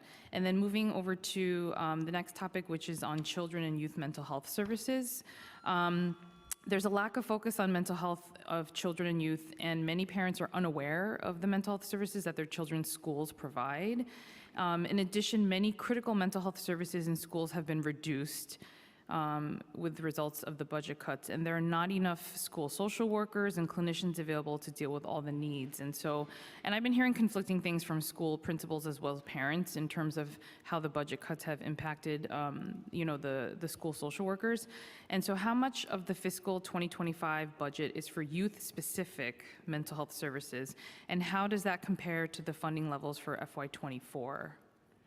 Yeah, last year we invested in 3 major initiatives that were announced as part of the state of the city. This is the Mental Health Access Digital Hub. We are putting almost $3.8 million baseline. We did an expanded clubhouse capacity. Again, that is $7 million was added baseline. And we also had the school telemental health, and that is another $9 to $10 million a year that was added, okay, just to address these 3 programs. And also, has there been a focus on hiring bilingual clinicians? I believe they're doing so.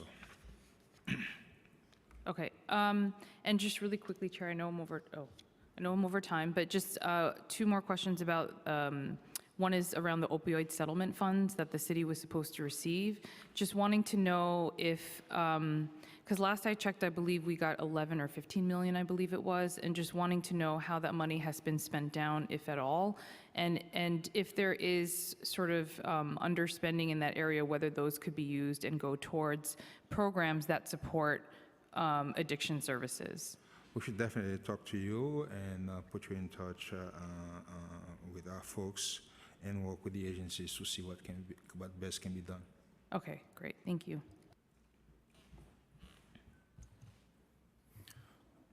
Good afternoon,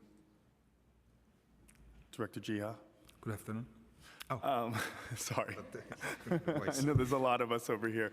I wanted to start just to ask some questions around HPD's capital budget. What is HPD's proposed capital budget for fiscal year 2025? I believe it's 2025 is maybe 2025. I don't know if I have this here in front of me. Huh? On screen? I don't have it.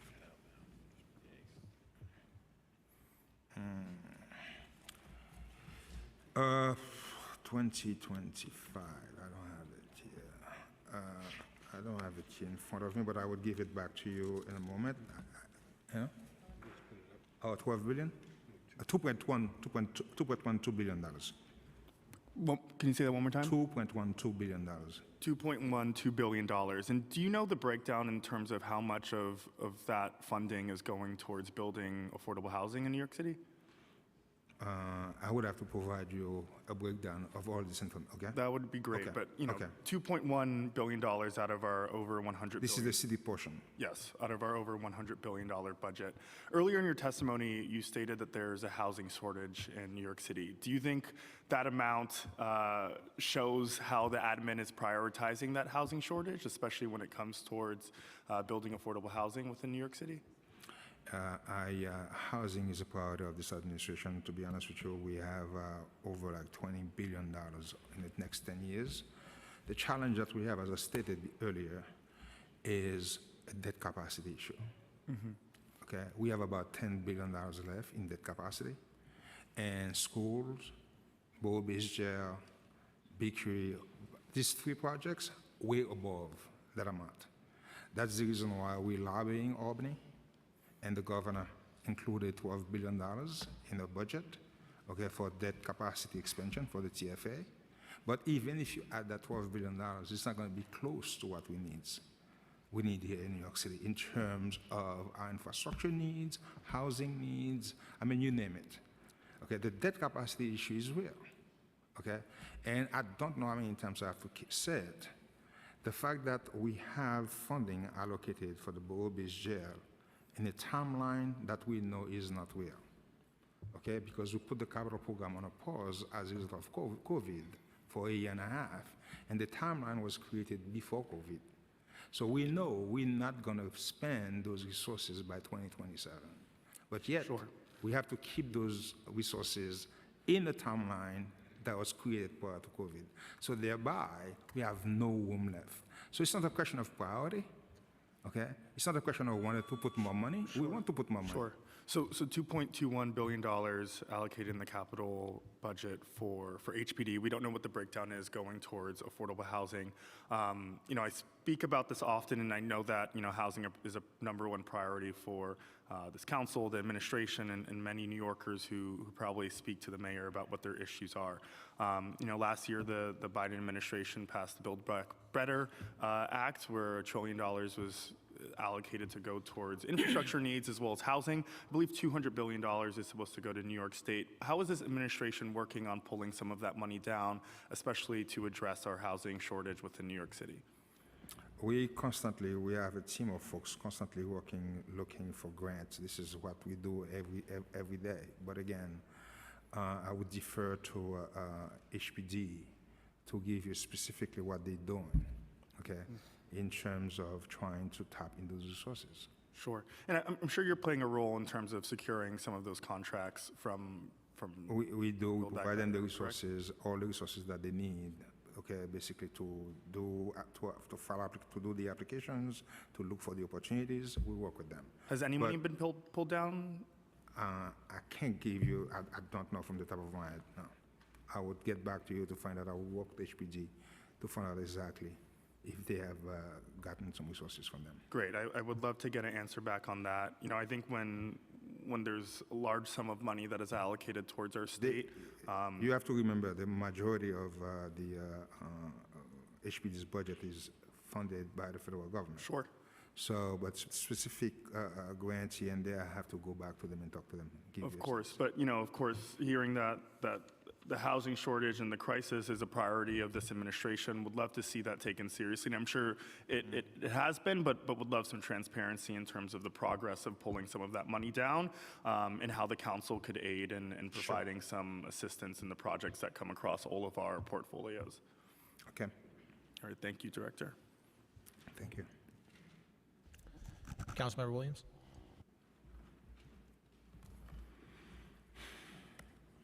Hello. Hello.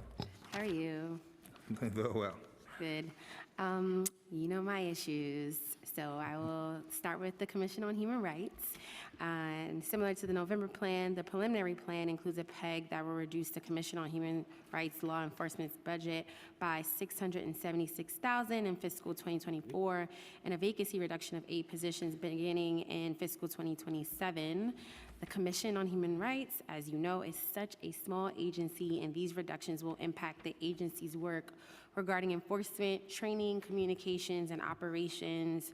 And so, you know, there's no doubt that the second wave of reductions will affect service deliverables. And so wanted to know if these PEGs will be reversed in the executive budget to backfill those vacant positions. Again, at this point in time, I cannot make any commitment. However, if our economic conditions is better than we anticipated in January, and resources are available, we will discuss with the council and see what can be done.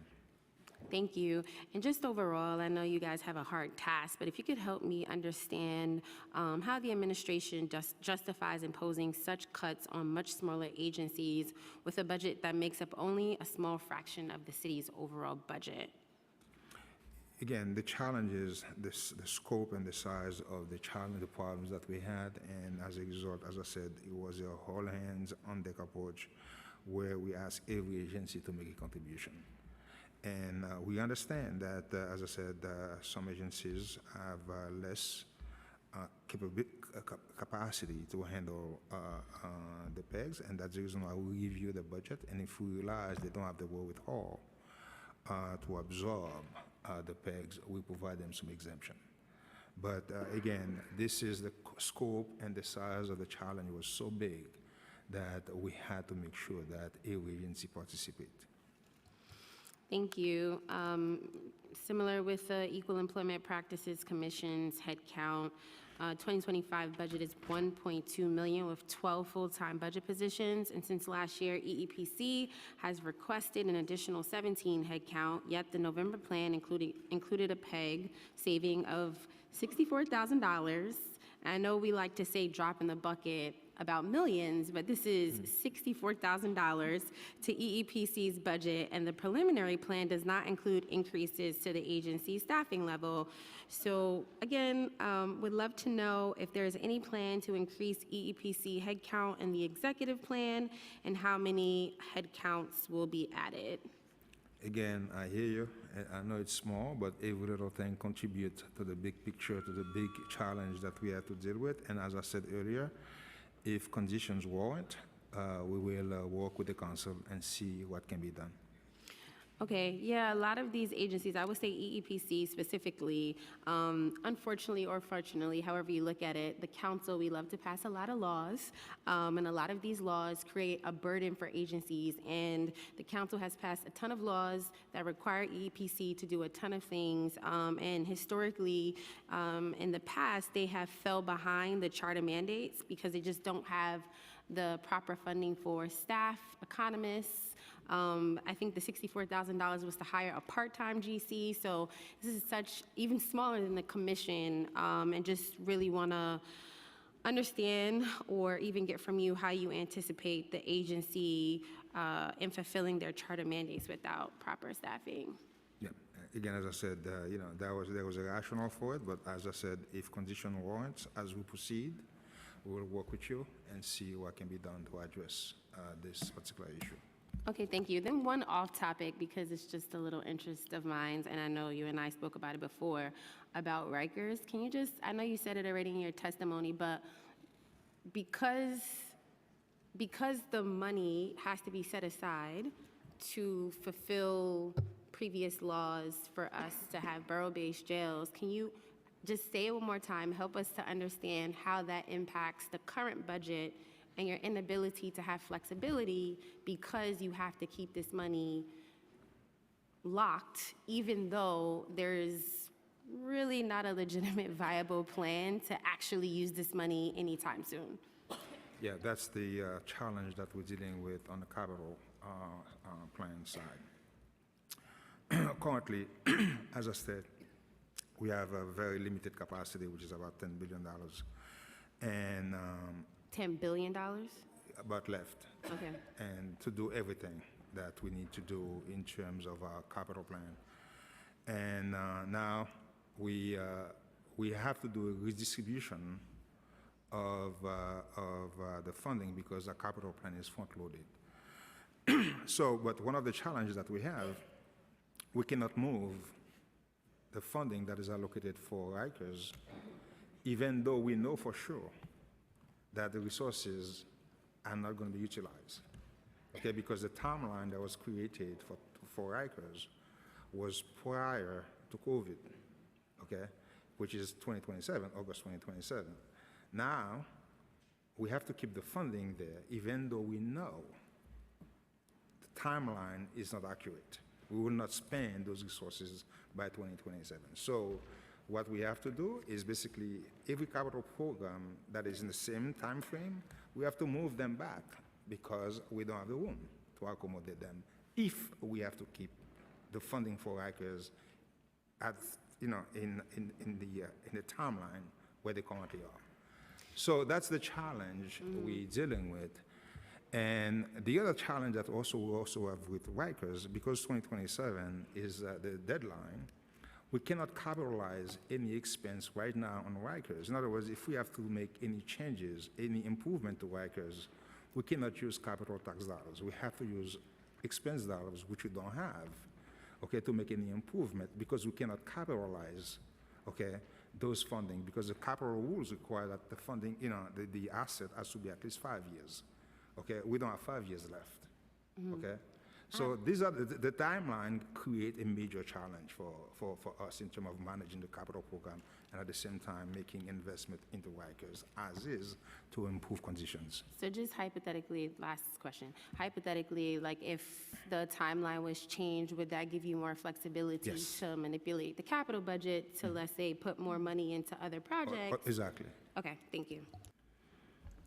Okay, we have Councilmember Riley, followed by Ressler. Thank you so much, Chair. Good afternoon, Director.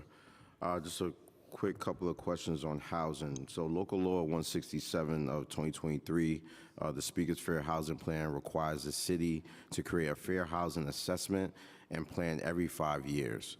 By 2026, the city must produce 5-year production targets distributed to community district level and strategic equity framework that will report on the progress made toward the housing production targets and other preservation and anti-displacement goals. So with that being stated, has OMB added the necessary funding to DCP and HPD to implement the Fair Housing Plan? And how might OMB use the 5-year production target to guide capital planning and budgeting? We're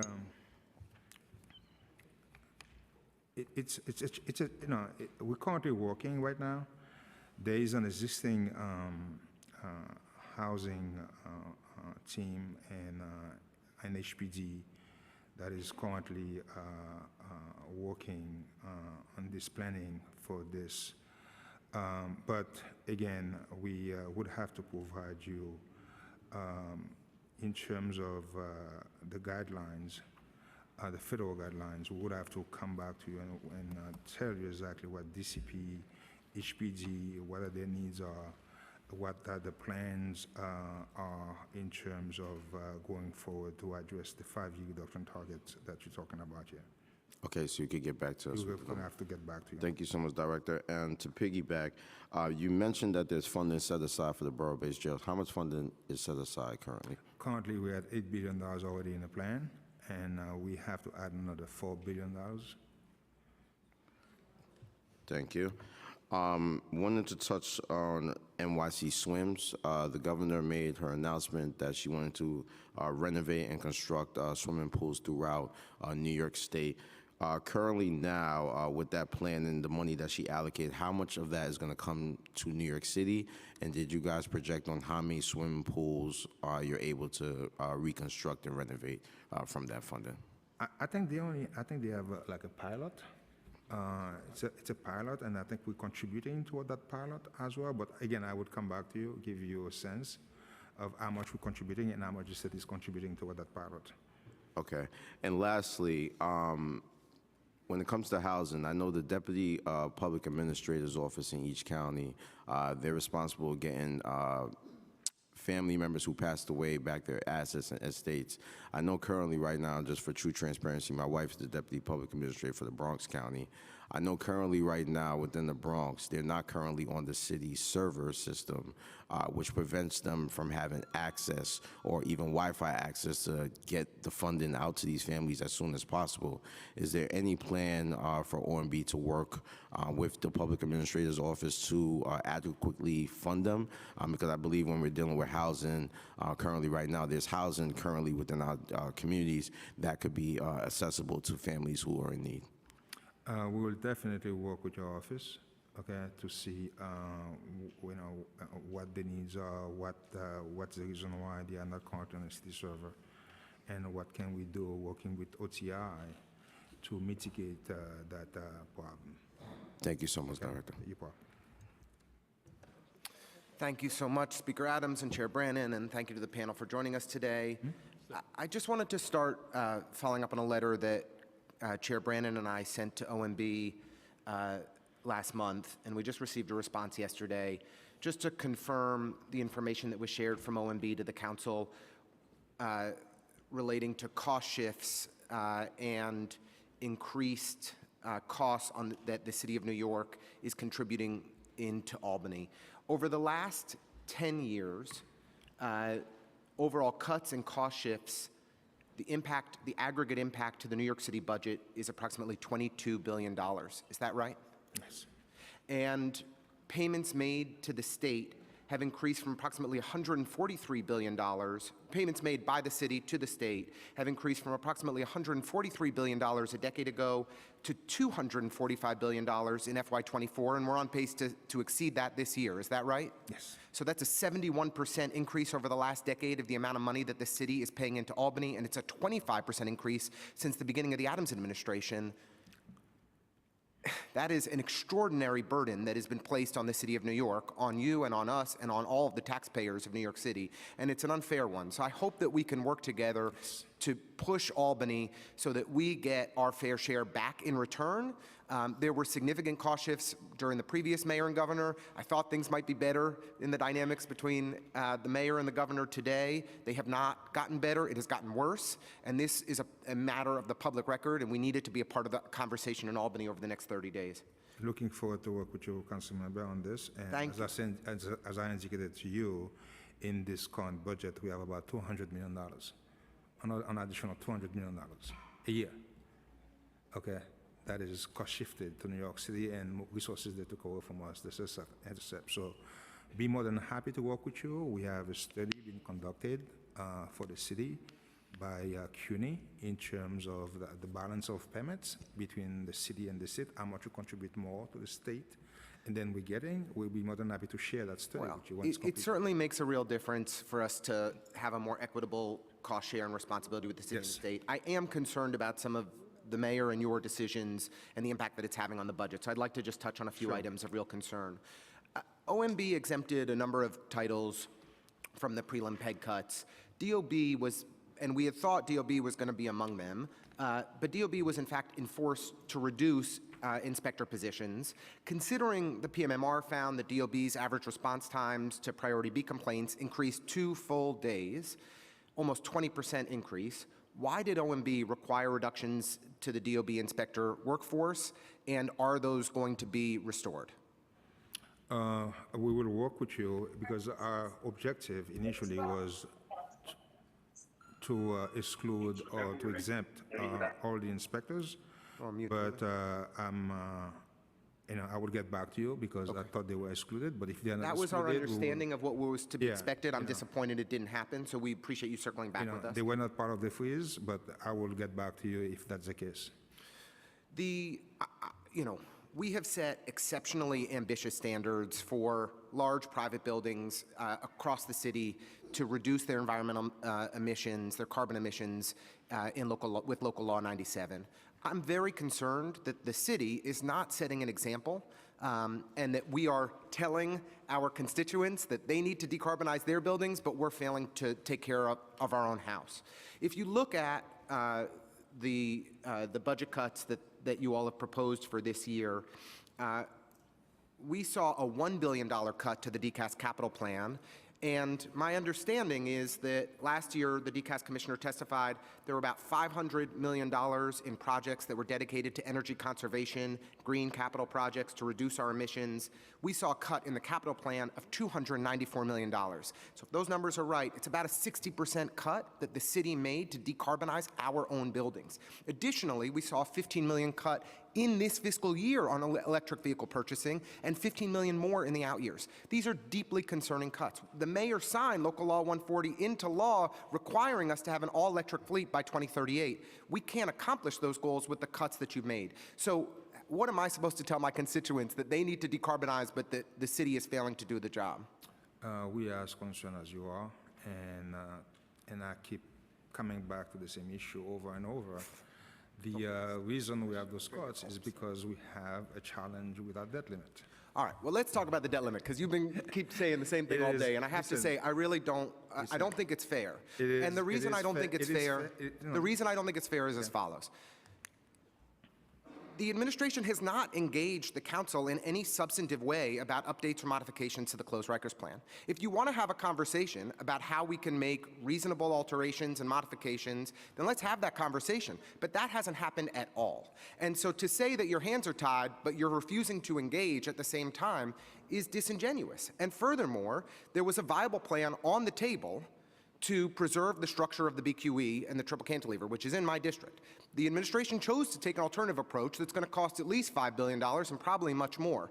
You could have done something at 10% of that cost and preserved the structure for a 20 to 30-year time frame, provided greater optionality for the city, and avoided the challenges that you're facing around debt capacity. Those were decisions that this administration made that is tying your hands. So to claim that it's our fault or that it's anyone else's responsibility is, I think, misleading. The administration, if you want to engage in a conversation about closed Rikers, talk to us. Nobody responds from Deputy Mayor Banks' shop, from Lisa Zornberg's shop, to engage us in a serious conversation about how we're going to get closed Rikers back on track. We hear radio silence, crickets. I have the Brooklyn Jail in my district. I work closely with the Department of Design and Construction to try to make this project viable and to support the closure of Rikers. But this administration has not engaged us in a serious or rigorous way. And if you want to do so, let's have the conversation. We're not blaming the council for the debt capacity problem. No. Debt capacity problem has to do with the property values in New York, okay? Because debt capacity is tied to value of properties in New York City. The value of property in New York City as a result of COVID dropped, okay? So therefore, our debt capacity also dropped, okay?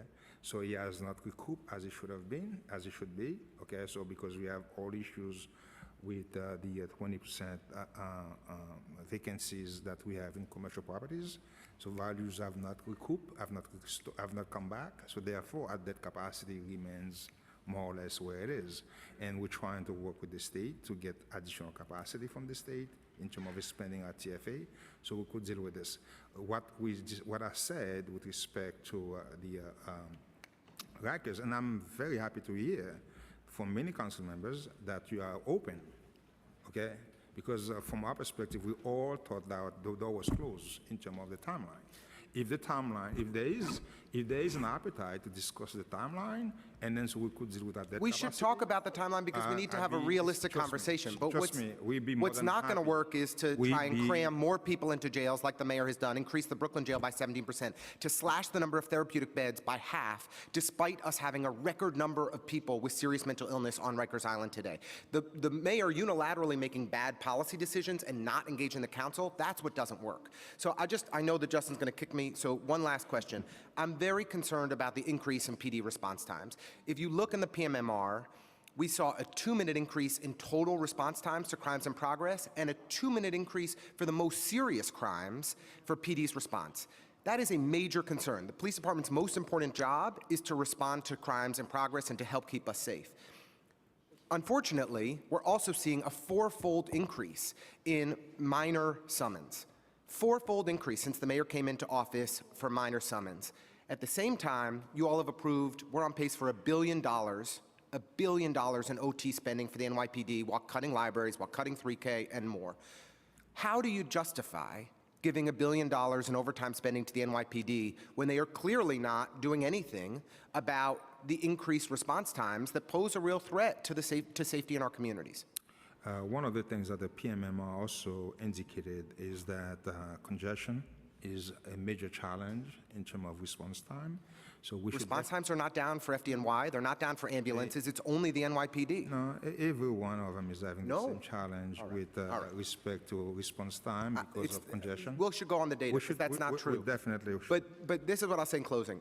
PMMR paints a very different picture than the one you're telling. Agencies have faced 7 rounds of budget cuts and severe hiring freezes, and the city providers, and we will work with the council as we go forward and to see what can be done. But again, as I said, if conditions warrant, we will work with you, work with everyone to see what can be done for the not-for-profit. Okay, I just want to leave that on the record as being a priority of the council. Thank you. We have Councilmember Lewis, followed by Nurse.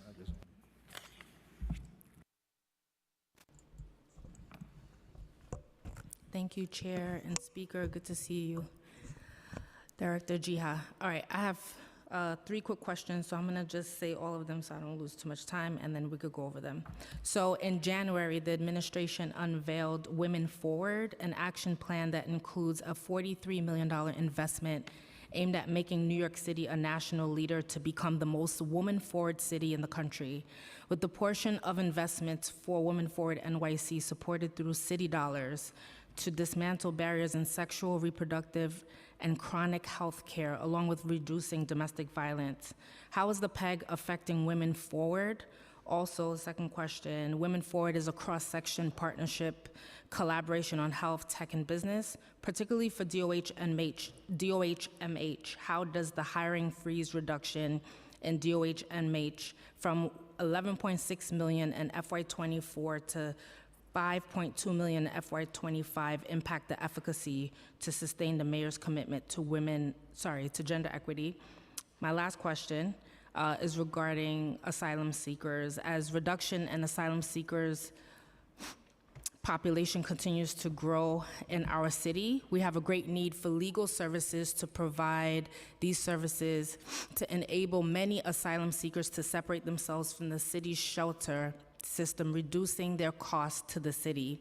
I wanted to know in the preliminary plan, how does your team expect to include any funding in fiscal 25 for asylum seekers' work authorization applications and other legal services? And why is it only in FY24 but not FY25? Thanks. Yeah, in terms of the Women Forward initiatives, I believe we added $43 million in the budget. This is a citywide, as you know, it's a citywide initiatives and involve many agencies. I'm going to get back to two because I don't remember exactly, but for the last one, the asylum seeker, I believe we added $11 million in the preliminary budget to support the operations of the Asylum Seeker Application Help Center, that provide legal services for asylum seekers in our care. And I don't remember the So that the legal services is included with the Yes. authorization for? Yes, Okay, all got it. legal services. Now regarding Women Forward NYC, I wanted to ask, how is the PEG affecting Women Forward NYC? Because It does not? No, On any of the agencies, including DOHMH, that now has a reduction? That is different, but this is an initiative. The initiative is funded $43 million citywide. But so reduction in DOHMH or any other place have nothing to do with that particular initiative itself. So it wouldn't impact the actual initiative? Initiative, yeah. Got it. All right, thank you. Councilmember Nurse. Am I last? Oh, thank God. Good afternoon. I am going to ask some questions related to DOC, but also on behalf of Councilmember Bray for sanitation. We currently understand that $8.7 billion is what it will cost for the borough-based jails. Is there a new estimate for what the jails will cost? Yes, I believe it's for like the 2/3 of the population right now, we're talking, which is currently at Rikers, it's about $12 billion. $12 billion? Okay, that's not what we've been hearing. It was $8 billion initially that was included, and we have to add another $4 billion. And when do you plan to reflect that? Oh, I'm sorry, 15, I'm sorry. Okay, yeah, that's, I was Okay, going to say, I don't 15.5, think I've been yes, hearing I'm that. sorry. Okay, Yes. great, 15 billion. What's driving this increase? Costs of construction, particularly steel, the price of steel has doubled. Great. Okay, and related to the Board of Corrections PEG, I know Councilmember Brewer asked about this, but just to build on what she asked, in fiscal year 2023, lawsuits and monitors for the DOC cost the City of New York approximately $51 million. The city preliminary budget in FY24 included a request for $3 million for the Board of Corrections to bolster their monitoring staff for 27 new positions. The council negotiated $400,000 to be included in the adopted fiscal 24 budget to give some more money to BOC to investigate different issues that came up. But these two positions were removed as part of the PEGs. So how are PEGs savings calculated when reductions and restrictions end up costing the city more in the end? These PEGs were basically what we call underspending savings, and as a result of lower than budgeted headcount. And we also took some savings from vacancies. Again, it comes right back to the scale of the challenge that we face, and at the time, we ask every agency Yeah, to make no, a I contribution. understand. My understanding is that some of these positions, these are investigators, these are research assistants, and the salaries being offered aren't really matching the talent and skill sets, what they would be paid outside and in the private sector, which is why it's quote unquote maybe not being fully utilized. So hopefully that can be looked at and considered. Last year, DOC also cut contracts for some of the critical service providers on Rikers. And then we found that, DOC's attempts to do some of that programming just wasn't adequate enough to cover what those providers were doing. So now we're hearing, maybe informally, that DOC has invited these providers back, but without a new contract or compensation. So how is there an expectation to come do this critical work? Not necessarily for free, but without additional compensation? We are working with DOC, and as I said, we do an assessment of their needs. And I believe they've been working, they've been talking to those providers. And as we move forward closer to budget to exec, we will make a decision one way or another in terms of how we're going to proceed with whether we're going to continue this program. And if there is a need to continue this program, we will make the appropriate adjustment at exec. Okay. For sanitation, you know, I asked about this the last time I saw you. We were rolling out this curbside program. We had a year of Queens under the belt. Now, then we rolled out Brooklyn. The numbers are pretty low across the two boroughs, and that kind of, you know, corresponds with cutting a lot of the contracts. A lot of those workers who were out doing outreach and spreading the word and helping people understand why it's important, those folks were laid off. And then DSNY got a lot of their outreach and communications budget cut. And I think at the last hearing we had last week, we were showing that the capture rate for organics is only at 4.3%.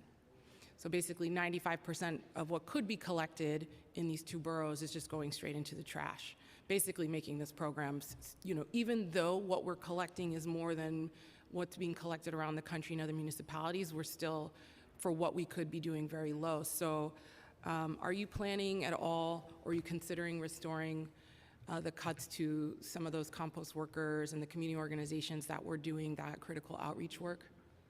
I believe that the citywide program that we launch is more effective than those small programs, but I also believe No, those that there weren't, is. I understand the difference, but those folks were doing outreach parts of their work as well. I also believe that there is an education piece that is missing. Yeah. Okay, I believe if we educate our folks, okay, they would take, and you know, and many folks would participate, many more folks would participate in the program, and the program would become even more effective than having small, you know, community groups doing, you know, piecemeal here, piecemeal there. I think a citywide program is a lot more effective, is the approach that we should take, but I also believe that we also have to do a lot more in terms of education so that more people could participate in the program. Yeah, I mean, this participation and capture rate is so Yes. embarrassingly low, Yes, and it will make yeah. this program extremely expensive and create a justification for ending it. We Well, don't want to do that, given how much we've put into it. Yeah, we understand your concern. Okay, thank you, Chair.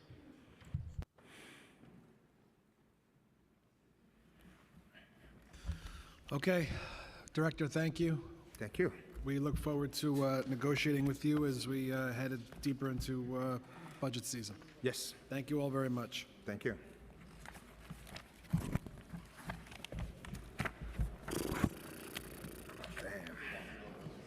All right, we'll take a break, and we're going to hear from the City Controller. Try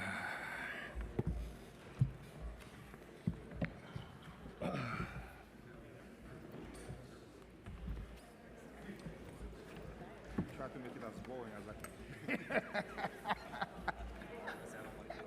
can. No news, nothing. All right. Really a pleasure.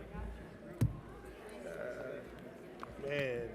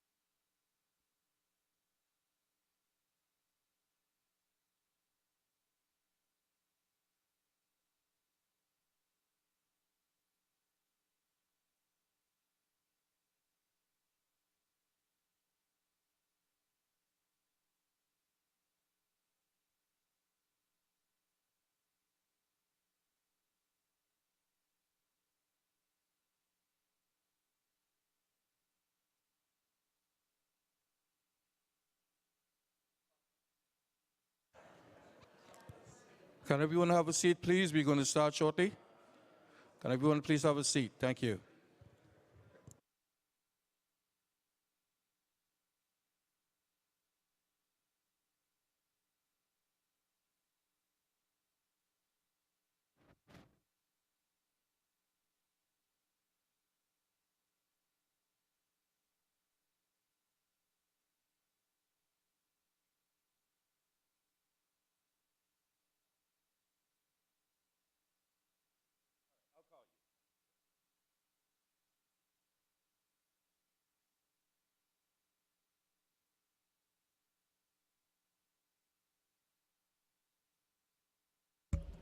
Okay, we're now going to hear from the city sergeants. We're good, right? We're good? We're rolling? Sarge. We're good? Okay. We're now going to hear from the city controller. First, our committee counsel, Mike Toomey, is going to swear everybody in. Good afternoon. If you raise your right hands, please. Do you affirm to tell the truth, the whole truth, and nothing but the truth, and to respond honestly to councilmember questions? Controller Lander? I do. Deputy Controller Brindisi? I do. Deputy Controller Olson? Thank you. You may begin. All right, thank you very much. Good afternoon, Chair Brannan and members of the Finance Committee and the Council. Thanks for having me here to talk about the city's preliminary budget, current economic conditions, transparency in the budget process, or more precisely, the lack of it, and an appropriate management response to our city's most pressing needs. I'm joined today by Executive Deputy Controller Francesco Brindisi and Deputy Controller for Budget, Krista Olson. We released our report today on the preliminary budget and financial plan, and I understand the council now is doing electronic reports on those fancy new tablets, so in the future we won't bring the reports, but today we have the last printed copies. You guys have special editions. Despite the whiplash that we've experienced since the last budget was adopted in June, largely as a result of the mayor doing quite a few twists, turns, and two-steps in the budget dance all by himself, and the associated lack of transparency around the city's finances, our report, whether in print or digitally, provides clarity about where we are and how those financial conditions have evolved. We also look at how critical services have been impacted by Adams administration budget cuts, and at how the city could do better at managing spending on overtime, claims, Carter cases, and emergency procurement. The city continues a gradual economic recovery. Jobs have rebounded and are now slightly above pre-pandemic levels, but growth has been largely concentrated in lower wage health and social service sectors, and we project that growth will continue at a modest pace. As we spend a lot of our time discussing, rent remains critically high, not just burdening families, but burdening the city's future economic growth potential. We urgently need a deal on housing in Albany this year to increase housing supply at all income levels with a focus on affordability, to better protect tenants from eviction with good cause protections, and especially to fund housing vouchers to help people escape homelessness into permanent housing. And we do also need and can afford more city investment in affordable housing. I'll come back to that at the end.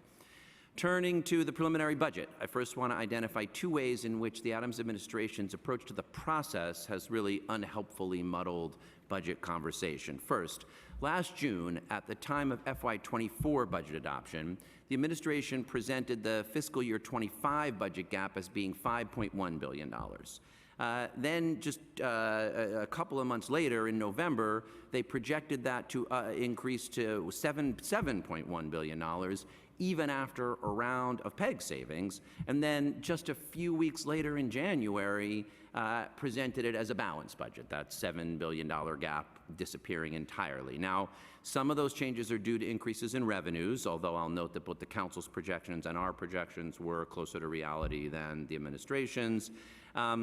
And some due to savings, largely re-estimates of personnel as a result of vacancies. But a large part of that dramatic shift is due to the administration's wild swings in the estimate of costs for services for asylum seekers. At budget adoption last June, they projected the two-year cost for FY24 and 25 at $3.91 billion. Then just 2 months later, in August, outside the normal budget schedule and without any particular new information about border policy or migration shifts, they increased that projection to $6.91 billion, a whopping 177% increase, to a total of $10.82 billion. And then more recently, they lowered it to $9 billion, and they've indicated that they plan to lower it further still in the executive budget. Meanwhile, the level of actual spending that has already occurred cannot be reconciled in the city's own financial management system with the numbers that they've given to you and to us, indicating that they've spent. So those dramatic variations make it difficult to accept their projections with confidence. And given the timing of those announcements, it's quite reasonable for the council to believe that they were made for the purpose of establishing a rationale to order large pegs from city agencies and then reverse the worst of those pegs in a show of magnanimity. And indeed, just after adjusting the forecasted gap up by $7 billion in August, the administration announced in September that PEG savings would be in the 3 upcoming plans, each of them at 5%, combined with hiring freezes and other spending freezes, and then restored a small number of the initiatives that were cut in the November plan, canceled the 3rd round of PEGs in the executive budget, and pulled back hiring and spending freezes. These unnecessary twists and turns in the budget dance muddle the budget process and needlessly confuse the conversation. Further clouding that picture is the significant under-budgeting of many predictable expenses in the adopted budget, including rental assistance, special education Carter cases, and overtime. This pattern of under-budgeting expenses, despite knowing that these costs will be incurred, has become a habitual part of the city's budgeting, but it is not a good practice. A more accurate reflection of those expenditures would have added $3.97 billion in expenditures over the 2 years of the plan in the budget that you adopted last year, and roughly that pattern of about $4 billion of under-budget expenses is continued in the current preliminary budget. In addition, the mayor has not yet been clear on which programs funded with federal stimulus dollars will be continued or will be ended. So, where does all this leave us? And this is the bottom line of this report. The Comptroller's Office projects that the city will end the current fiscal year in June with a small surplus of $214 million. However, where OMB projects a balanced budget for fiscal year 25, the Comptroller's Office projects a gap of $3.3 billion in fiscal year 2025 that will need to be closed, by the time of budget adoption, as well as through that year. In the longer term, fiscal projections are challenging because that structural under-budgeting is compounded by 2 significant areas of long-term uncertainty: spending for asylum seekers, where long-term projections are in many ways just guesses, and the cost of reducing class sizes per state legislation, which is fully unbudgeted in the preliminary budget. If you leave those expenses out and go basically with projections for the near term and carry them forward, then my office projects out-year gaps of about $8.5 billion, or about 7.5% of total revenues for the out-years for fiscal years 26 through 28. If you include projections of asylum seeker costs and the class size mandate, then those restated gaps grow to $10.5 billion in fiscal year 26 and could reach $13.5 billion in fiscal year 28, nearly 12% of total revenues. How should we approach those gaps? So we released another report last week that you'll have to get online, The Bottom Lines, which outlines a better approach. Rather than cuts to essential services that New Yorkers rely on, we should work harder to cover those growing future year gaps through stronger fiscal management. As I've advocated before, the city's fiscal health would be much better served by implementing efficiencies and cost savings in each budget modification, with incentives for agencies to achieve structural and long-term savings without cutting core services, rather than through erratic surprise announcements of PEG exercises that emphasize short-term cuts.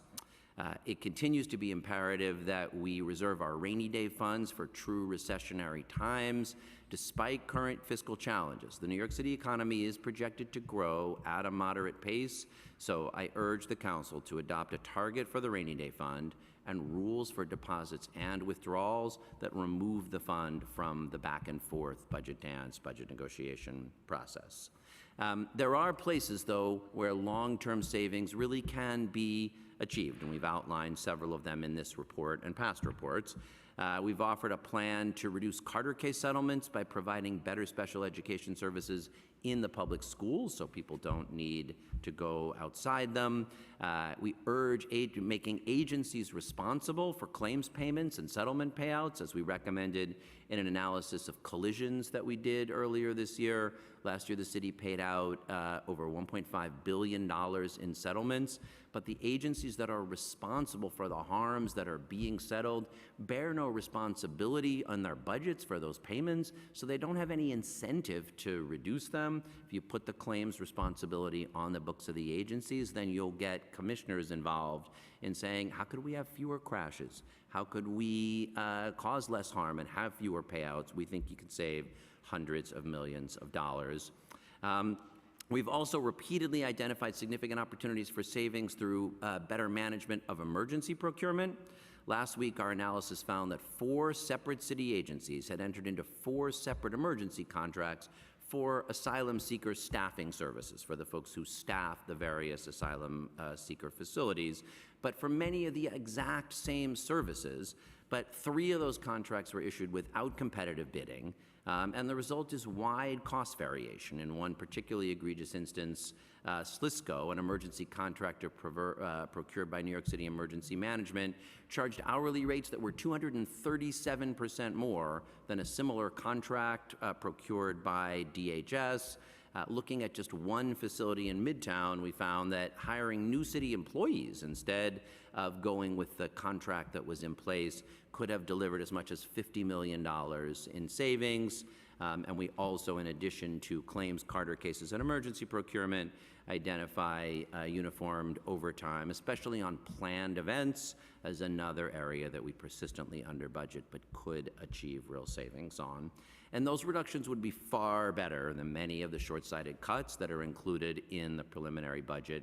I'm not going to go through these in as much detail because you went through them in your questions with the budget director, but CUNY has faced a cumulative $95 million in annual cuts when all of the various rounds of out-of-administration pegs are taken into account, and it is having a real impact on their budget. Libraries still face the impact of earlier cuts and can't afford to stay open 7 days a week. The administration's cuts to alternatives to incarceration and slow-walking the construction of the outposted therapeutic beds that are supposed to be coming online is similarly short-sighted. Those programs keep our community safe, and they save money in the long run, and ATI is much less than a comparable amount of time at Rikers. And to call that a re-estimate when it reduces the number of people who can be served in the program is misleading. It is a cut. I also hope the council will continue its strong advocacy to maintain adequate funding for 3K and ensure the number of seats meets demands in neighborhoods across the city, as I heard from several council members in questioning. Similarly, Promise NYC has become a critical program for young undocumented children and their families, and that funding should be baselined. And for early childhood professionals, we really do need to amend, this was the previous administration, the de Blasio administration's broken promise, and ensure true pay parity. We'll have more on that in the coming days. I urge the council to maintain funding for community schools, 155 critical programs for 40,000 high-need students all across the city, to support funding for shelter-based education coordinators. We have so many schools now where you have a greater number of kids in shelter who are homeless. We cannot lose that critical program when the stimulus funds that are paying for it run out. And there are critical investments to be made in accessibility in our schools so that they can serve students and parents with disabilities. Finally, rather than evicting individuals and families from shelter just 30 or 60 days after they have arrived, the subject of legislation that you heard last week, we should invest in the legal services, case management, assistance to obtain work authorizations, and workforce development that enable these new New Yorkers to get on their feet and move out of shelter into meaningful self-sufficiency. We need to scale up, improve coordination and job placement, and better measure the impact of programs like the Temporary Protected Status Clinic and the Asylum Seeker Application Help Center. Of course, if you're getting evicted from shelter after just 30 or 60 days, the likelihood you're going to succeed through those centers and programs is dramatically diminished. And I'll conclude with just a couple of comments on the capital budget, which I noticed were of significant comment back and forth during the budget director's testimony. The preliminary budget reduces the city's capital commitment plan by $5.9 billion for the plan period from fiscal year 24 to 28. And does not fully reflect the needs, as you discussed, for the School Construction Authority, borough-based jails, the portion of the BQE owned by the city, and other needs. But I want to just address a little here about the debt limit, because the budget director said a couple of times, that was a reason why we can't put more money in affordable housing, or we can't meet the diversity of needs that we have.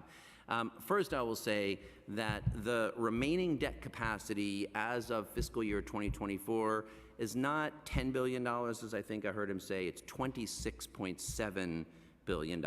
That's the remaining capacity we have under the current debt limit. Now, it is projected to narrow in future years because more commitments will come into the plan for all of those needs. And what paces the debt limit is a kind of very convoluted estimate of the overall value of city property, and that has slowed as a result of the pandemic. So the gap is narrowing. However, Governor Hochul has put a $12 billion increase in the city's debt limit in her executive budget. And assuming that that is adopted, and we believe that it is reasonable and appropriate to do so, neither OMB nor the Comptroller's Office project that the city would hit its debt limit, even including all of the Rikers expenses, the additional money from the SCA plan, and the BQE in the budget, anytime in the next decade. So we believe that the governor's proposal for the $12 billion increase in the debt limit is needed, but the debt limit is not a reason that the city can't invest an additional $1 billion or $2 billion in affordable housing or meet reasonable capital expenditures. Now, we should strengthen the provision that makes sure we stay below 15% debt service against tax revenues in our budget every year. That number currently is at about 10%. So we have, meaningful room between the 10% we're currently spending on debt service and that 15% limit that it's critical to stay below. We'll be offering some suggestions about how we can do better to strengthen our policies to make sure we stay below 15%, but we can do that consistent with the spending that's been discussed in the capital plan, with the $12 billion increase that Governor Hochul has proposed in the executive budget. I wish I believed that the city could actually achieve the capital commitments that we're talking about. Every year we wind up spending less than we project. That has gotten a little better in recent years, and I want to give DDC and OMB credit for improving those procedures, but I don't believe we will be able to hit every dollar that we're projecting to spend, and even if we did, as long as we get the $12 billion increase proposed by Governor Hochul, neither OMB nor the Comptroller's Office project breaching the debt limit anytime in the next decade. That means there is room to do things like put some additional capital into affordable housing, which I really believe, as I said at the beginning, should be our #1 priority. It's making it impossible for families to live here, and it impacts business growth in a significant way. In my mind, it is the most significant limit on the city's economic growth going forward. So I urge the council to fight for much larger investments in permanently affordable, community-controlled rental housing, like the Neighborhood Pillars program that helps save affordable housing and put it in nonprofit ownership, expanded limited equity cooperative home ownership program, a 21st century vision of the Mitchell-Lama program. We'll have more to say about this in coming days, but in addition to the action we need in Albany, in addition to the ability to build a lot more housing and protect tenants, investments in genuinely affordable housing is one of the biggest things that the city can do to confront our affordability crisis. I will note that to convert those dollars, if we make them into real projects, HPD does need additional resources to clear its backlog, develop and train new staff, and expand the housing footprint, and we've offered some ideas for how it can do that in a recent report, Building Blocks of Change. To conclude, our short-term decisions must not shortchange the city's future. Sound management and strategic investments are required to face the city's fiscal challenges, confront the affordability crisis, and ensure strong economic growth in the years ahead. Thank you very much. Thank you. I want to talk about some of the emergency procurement for asylum seeker response, the costs related to that. Back in November, your office released a report on emergency contracting, sent a notice to city agencies revoking the prior approval for asylum seeker response efforts that it had previously issued. As a result, agencies are now required to obtain independent prior approval on a case-by-case basis. And recently, the administration entered into a one-year, no-bid, $53 million contract with Mocafy. Did HPD seek approval from your office before entering into this contract? Yes, they did. They sought it in November. Okay. And what was the type of review conducted before the approval was given? So we reviewed the basis for the emergency procurement. Why is it needed? We reviewed, once they brought us the contractor that was proposed, whether they met the procedural requisites. And on December 26th, we authorized the use of the emergency procurement method via a signed written determination. And then they brought the contract back to us, and it was filed with our office on January 18th, 2024. Okay. I want to talk about some of the pension investment strategies. The investment landscape has obviously changed recently with elevated interest rates and high inflation. How are fund managers adjusting their pension investment strategies during this time? So I'm pleased to say this was an area where something that we did together really puts us in a stronger position, because you're right, these are constantly evolving times. Interest rates are high. As a result, our fixed income portfolio is facing a series of challenges. But one thing that we did in Albany back in 2022 was got state legislation changed to increase what's called the basket clause. Before that, the city was required to have 75% of the pension fund portfolio in either public equities in the stock market or in fixed income, in debt instruments. And it could only have a quarter, 20%, in what are called private markets, in private equity, infrastructure, real estate, private credit. And those turn out to be asset classes that in an environment like this give you opportunity to secure some additional returns. We went to Albany and got legislation to raise that from 25% to as much as 35%.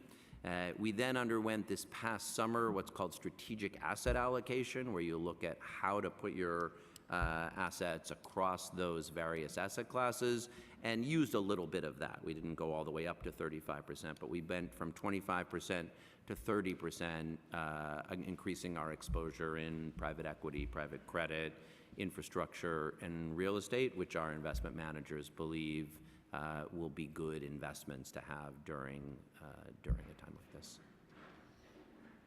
And how are this year's pension investments returns looking so far? So we had a very good fiscal year last year. So 2 years ago, when the stock market had its big bump in fiscal year 22, obviously that was a great year. Then fiscal year 21 was the great year. Fiscal year 22, things were down. Last year, fiscal year 23, we ended June 30th up 8%, which is better than our state-directed the 7% hurdle rate that we aim for every year. So at this point, from fiscal year to date, it's about 4.75% up. Obviously, we're hoping for a very strong last few months of the year, and we'll report regularly to the council and the public. Okay, I have one other question about the city's bond ratings. So S&P Global and Fitch recently reaffirmed New York City's general obligation bond ratings at AA. Is this rating affirmation expected to impact the city's debt service obligations? It's good to have our debt service AA ratings reaffirmed, but it won't have too much impact actually on our debt service. Obviously, a lot of factors influence how much you're going to raise with any particular issue and what your debt service will be. And the rising interest rates in recent years have certainly been, the biggest factor affecting our costs. So we're on projection to, the deals we've had in the field have been well received so far. Even in the rising interest rate environment, we've been able to find strategies that have produced savings for the city, and we project to be able to hit the targets that are outlined in the plan. But we don't see any significant shifts, and certainly the rating stability is a good thing, but we don't see it leading to too much shift in the plan itself. I got one last question about the preliminary mayor's management report. Do you believe there's a correlation between the headcount reductions and the decline in some of the PMMR indicators? Yes, we looked at a couple of agencies where we have concerns like that. We put this report out just a couple of weeks ago looking specifically at HPD. Now, we give the agency there some credit. They took very large reductions during the pandemic as people left, and then they were able to do pretty significant hiring back up. Now they face new challenges because they had lost a lot of people that had been there for years, and so they've got a whole set of training needs. They have a whole new set of technology needs. But that's a place where you're seeing a bunch of barriers that really need to be addressed. And the one that stuck out to me most was the wait time to move people into a unit, even after that unit is ready. I don't have that stat right to hand, but it had been at about 3 months, and then it ballooned to 6 months, and I think 8 or 9 months for units for homeless families. And that's just processing time. That's, if you're missing a few staff in that key unit, or you had, you lost some people with real experience, and now you've got families who are waiting for that apartment desperately, and we're making them take a couple of months longer. So we did see some agencies that I think are having effective creative strategies. I identify Department of Sanitation here that has found some creative ways to kind of manage its headcount and keep moving forward. But we did identify a number of places that we think the PMMR shows the impact of the hiring freeze on the vacancies. Did you see improvements with HRA SNAP benefits processing? As the OMB pointed to a whole bunch of hiring they've done, and they, clearing up backlog. Are you seeing that as well? We didn't include HRA as one of the agencies we put specifically in our dig in on the PMMR, but I'm glad to go back and ask the team. Thank you. Okay, we have questions from council members Brooke Powers, followed by Brewer.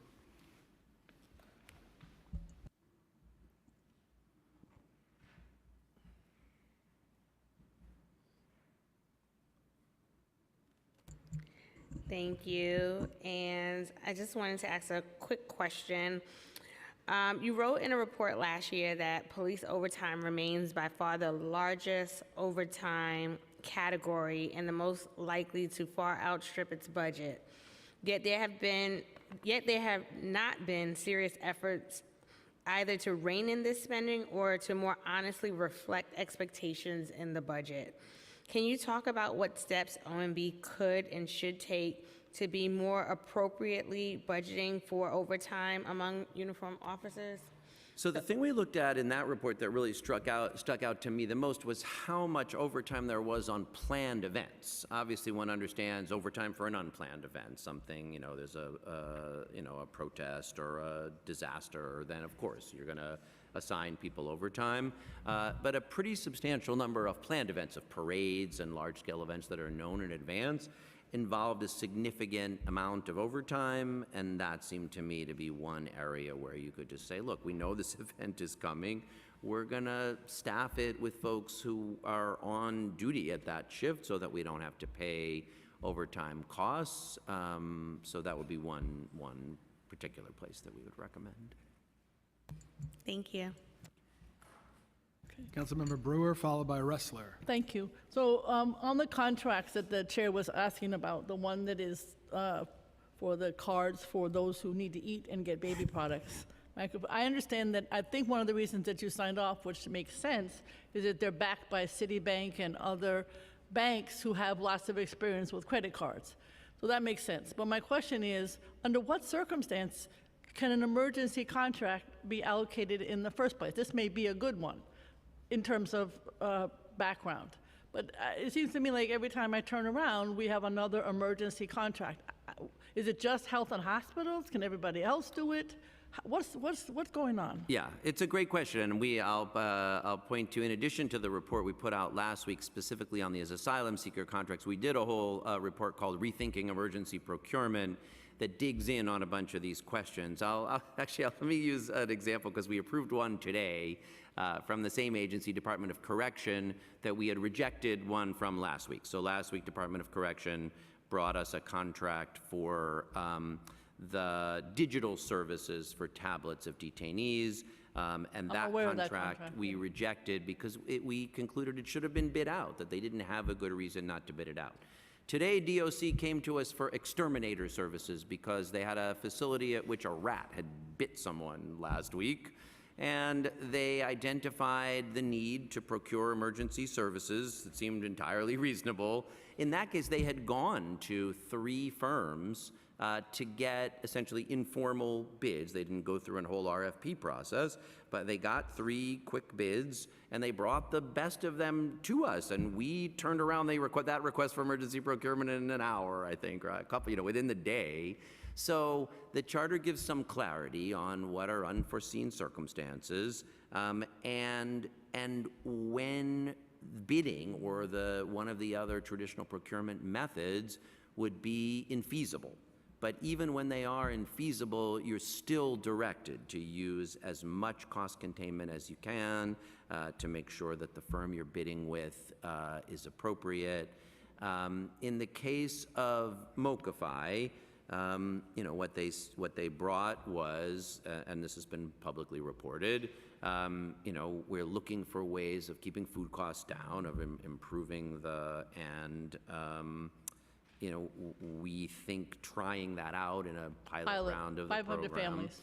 will, is worth doing without bidding it out. And my team looked at the reasons given. In that case, we actually have city policies for P cards and they affirmed that those policies were being followed and Okay. gave prior approval. All right. Again, I think it means longer discussion, like you said, emergency contracts. Second, just quickly, the mental health beds, which you mentioned. Are you going to do a study of that? First, we heard, we're going to have 350 in Woodhall, Bellevue, et cetera. Then we heard fewer number, and there's all different numbers, and nothing's happening. I think there's 30 or something at Bellevue, if that, maybe 7. What's the story with that? It seems to me on so many levels, it makes sense. Reduction, support for mental health, et cetera, good health care. Yes, these are the outposted beds for folks who are at Rikers but have a health issue, which might be physical health or mental health and need to be in a hospital. And so they're operated by Correctional Health Services. And yes, so there were 3 places that they were supposed to be. Correct. Only only Bellevue is currently moving forward. Right. The other 2 are on hold. We've also asked the administration, why not begin building them, and not gotten a clear answer on when those 2 are proceeding to So construction. you're getting the same answers. Okay, thank you. We've been joined by Councilmember Hanks on Zoom, and we now have questions from Councilmember Ressler, followed by Williams. Thank you so much, Chair Brannon and Controller Lander. It's great to see you. Thank you for your thoughtful testimony today. Just a couple of questions that I wanted to ask.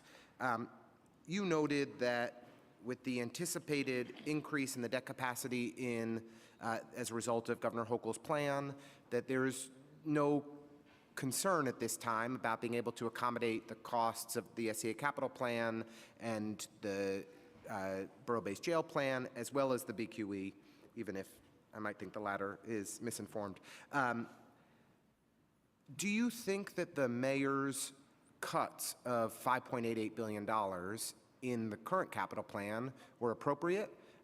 In particular, I just want to highlight that disproportionately those cuts came out of the DCAS budget and really undermine our decarbonization efforts and are a real concern for me, but of course, as are the affordable housing and other reductions that we're concerned about. Do you think that those cuts should be reversed based on your analysis of our debt capacity? So first, I will give the administration credit for reaching out to try to get the debt limit issue addressed, because I think if they hadn't sounded the alarm bell, gone to the governor, then she wouldn't have put the $12 billion increase into her budget, and we might have a problem in fiscal year 28, 29, 30. And because these projects take a long time and you're borrowing, it's a good idea to keep looking down the road. So I think it was wise to say, we need to look at this issue and get it addressed, to go to the governor and get her to put the $12 billion in the budget. Once she did, and before she did that, I could see the reason for kind of the alarm bells and perhaps cuts.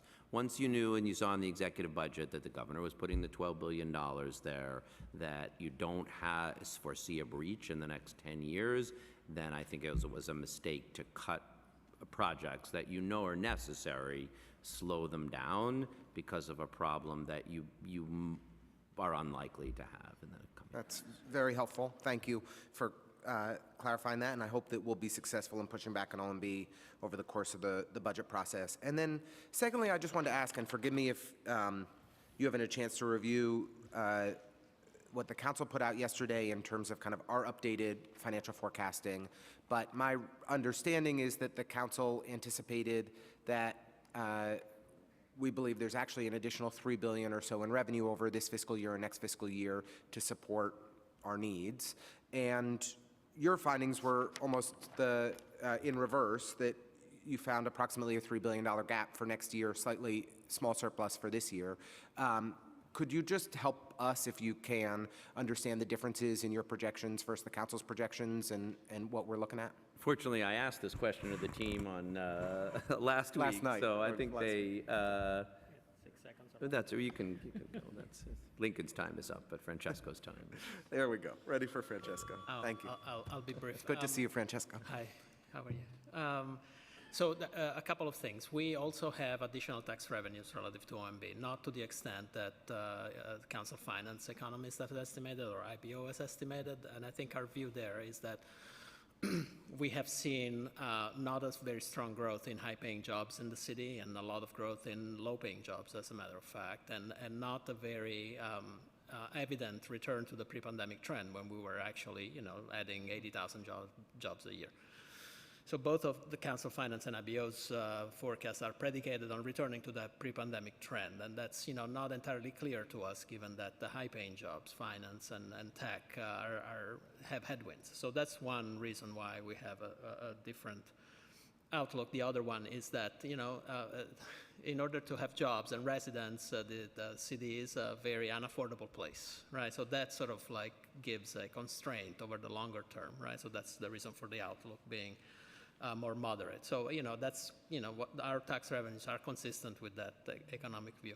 On the spending side, I think we are accounting for, a lot of the costs are accounting for that under budgeting, right, that takes place, the costs that we know will be incurred, but they're not in the budget, like, the reduction of rental assistance from 800 and something million, 150 million to a small fraction of that, right? So adding all those up, we come up with those with those gaps in 2025. So it's not a matter just of the tax revenue; it's a matter of the under budgeting as well.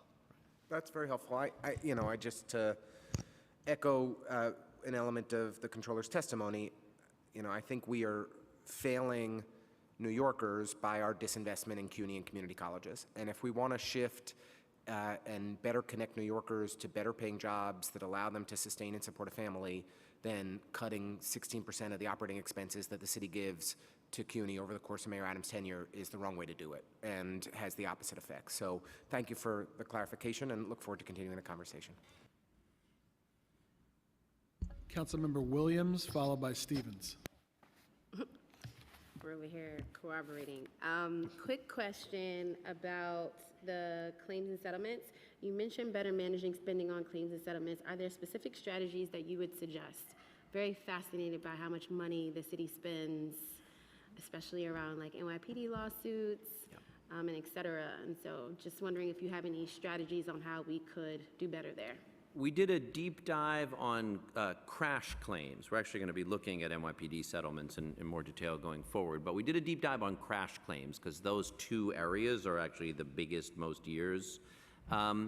And we offered a lot of ideas for what the city could do to reduce the amount of it pays out every year as a result of crashes caused by city vehicles. NYPD is the largest, but there's meaningful amounts in sanitation, parks, and FDNY as well. And we made a whole series of suggestions, as I mentioned. If you just put those on the agency's budgets themselves, and now the commissioner would be like, I would like to reduce crashes so that I could instead spend money on things that I want to have in my budget rather than on crash payouts. If you held city drivers accountable using something like the Reckless Driver Accountability Act, if those drivers of city vehicles are running through speed cameras or red light cameras, then maybe they shouldn't continue to be driving city vehicles. And for routine vehicles, you could consider things like speed delimiters. Obviously, you're not going to do that for a fire truck or a police car in a chase. But if you had other city vehicles with speed delimiters, you would significantly reduce the amount of crash payouts that we saw. And I know like your office isn't litigating this, it's the law department, but you have to sign it. So has there been any time where you've sort of negotiated or played a role with the law department's like settlements? Because they settle a lot of things. They don't even go to court a lot of times. So we actually are responsible for pre-litigation settlements in the Controller's Office. So the Controller's Office is authorized to offer a pre-litigation settlement up to basically a year after the incident. And we do that in cases where things are really clear. Obviously, if there's conflicting facts or multiple parties, it'll generally go to litigation. But you know, your car is parked and a sanitation truck comes along and smashes into it and you got video, you can come to us and seek a settlement, and then we can offer you a settlement without it having to go to litigation, saving the city money and saving the claimant money. And about half of city claims are settled by our office. Those are smaller dollars, so it's nowhere near half the total value. And we think we save a lot of money every year that way. And then, yes, after things do get litigated, they come back to us for review, and my office signs off on those settlements as well. Thank you. Councilmember Stevenson. Good afternoon. Just a couple of things, and I think one of them was already highlighted around even when we're talking about identifying some concerning costs with the alternative to incarceration plan. I've definitely been talking to providers, and it's been talking about, they've been, just expressing their concern how there has been a lack of recommendations, referrals, and all those things are kind of down. And also just kind of connecting it to the closed Rikers Island plan, whereas that was also a decarceration plan, right? And I think sometimes we forget to mention that piece. And so if we're cutting things like alternatives to incarceration programs, the census in Rikers are going to continue to rise and increase. So I do think that we have to start thinking about this in more circular, because I feel like we often talk about it in pieces. And just wanted to get your take on that perspective as well, just really quickly, and then I have another question. I completely agree. I mean, I think these things go together, as you say. If we're you'll hear the administration say we're working hard on, achieving those goals. But then how could you be cutting the ATI programs that are the essential way that you could responsibly have people who are not at Rikers, who are in a program with proven success? Recidivism rates as a result of ATI programs are significantly lower. They save the city money overall, and they're essential to achieving the closed Rikers goals, but they're cut in this budget. Yeah, and it's just one of the things that's very alarming to me around that and talking to providers. And then just the next thing is just thinking about the housing crisis that we're in, and just having concerns. And I know you have a number of ideas around some of it. And the Mitchell-Lama thing is one of the things that I really am excited about and to work with your office on, just because that's something I think we need to be thinking about when we're thinking about housing, and not just one model. But what additional resources do you believe, both capital as well as staffing, do you think we need as far as HPD and stuff like that for housing? And this is really, I wish I thought there was a silver bullet on the housing crisis. I think we need many different things. So we do need more production across a wide range of income levels, and that's why I think both what's being discussed in Albany and though we haven't had the full chance to review them, the City of Yes proposals are needed, but we want to make sure as much as possible of that is genuinely and deeply affordable to working New York families, and often that takes city subsidy. That's why the capital dollars are so critical and why I spent so much time on the debt limit question. We can't produce significant amounts of affordable housing across all neighborhoods that are genuinely affordable to working class, low income, and moderate income New Yorkers without city subsidies. We've got some great programs, but we need some new ones. And I really, when we think about limited equity, affordable limited equity cooperatives, a modern day version, they're not going to look like the towers of Co-op City, but there's so much room for multifamily. But those things worked and they were effective, right? When you think about, I have one in my district, Concourse Village, that is effective and it works, and it was a way for middle class families to have beautiful places to live and own. So. And when you think about the debate we're having about the need for more density, imagine being able to say to your neighbors, you know what's going to happen as a result of this increase in density? Your kids and your neighbors are going to be able to buy a place they could not possibly buy otherwise. I think it would shift people's openness to the growth and development of new multifamily housing if they believed a significant chunk of that was going to create affordable homeownership opportunities for New Yorkers who don't have them. Yeah, I 100% agree. I think that, and it creates roots and have longevity in communities, which we're kind of missing in some of our communities. Thank you. Okay, seeing no more questions, we appreciate you. Thank you so much. Thank you very much, Chair, and thanks to all the members. Great to see you all. Okay, next up, we're going to hear from IBO.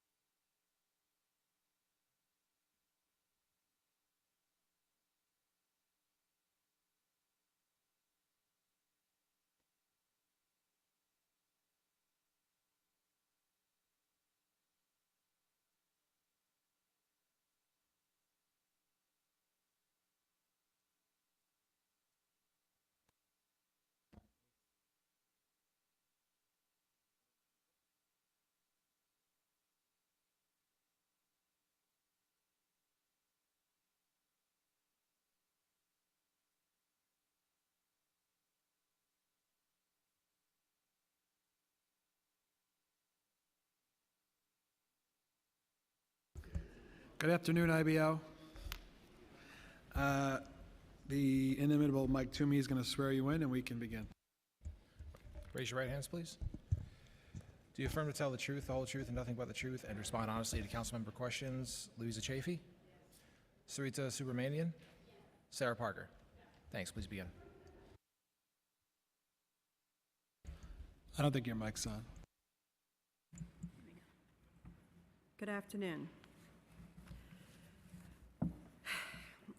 Good afternoon, Chair Brennan and members of the Finance Committee. I'm Louisa Chafee, Director of the New York City Independent Budget Office.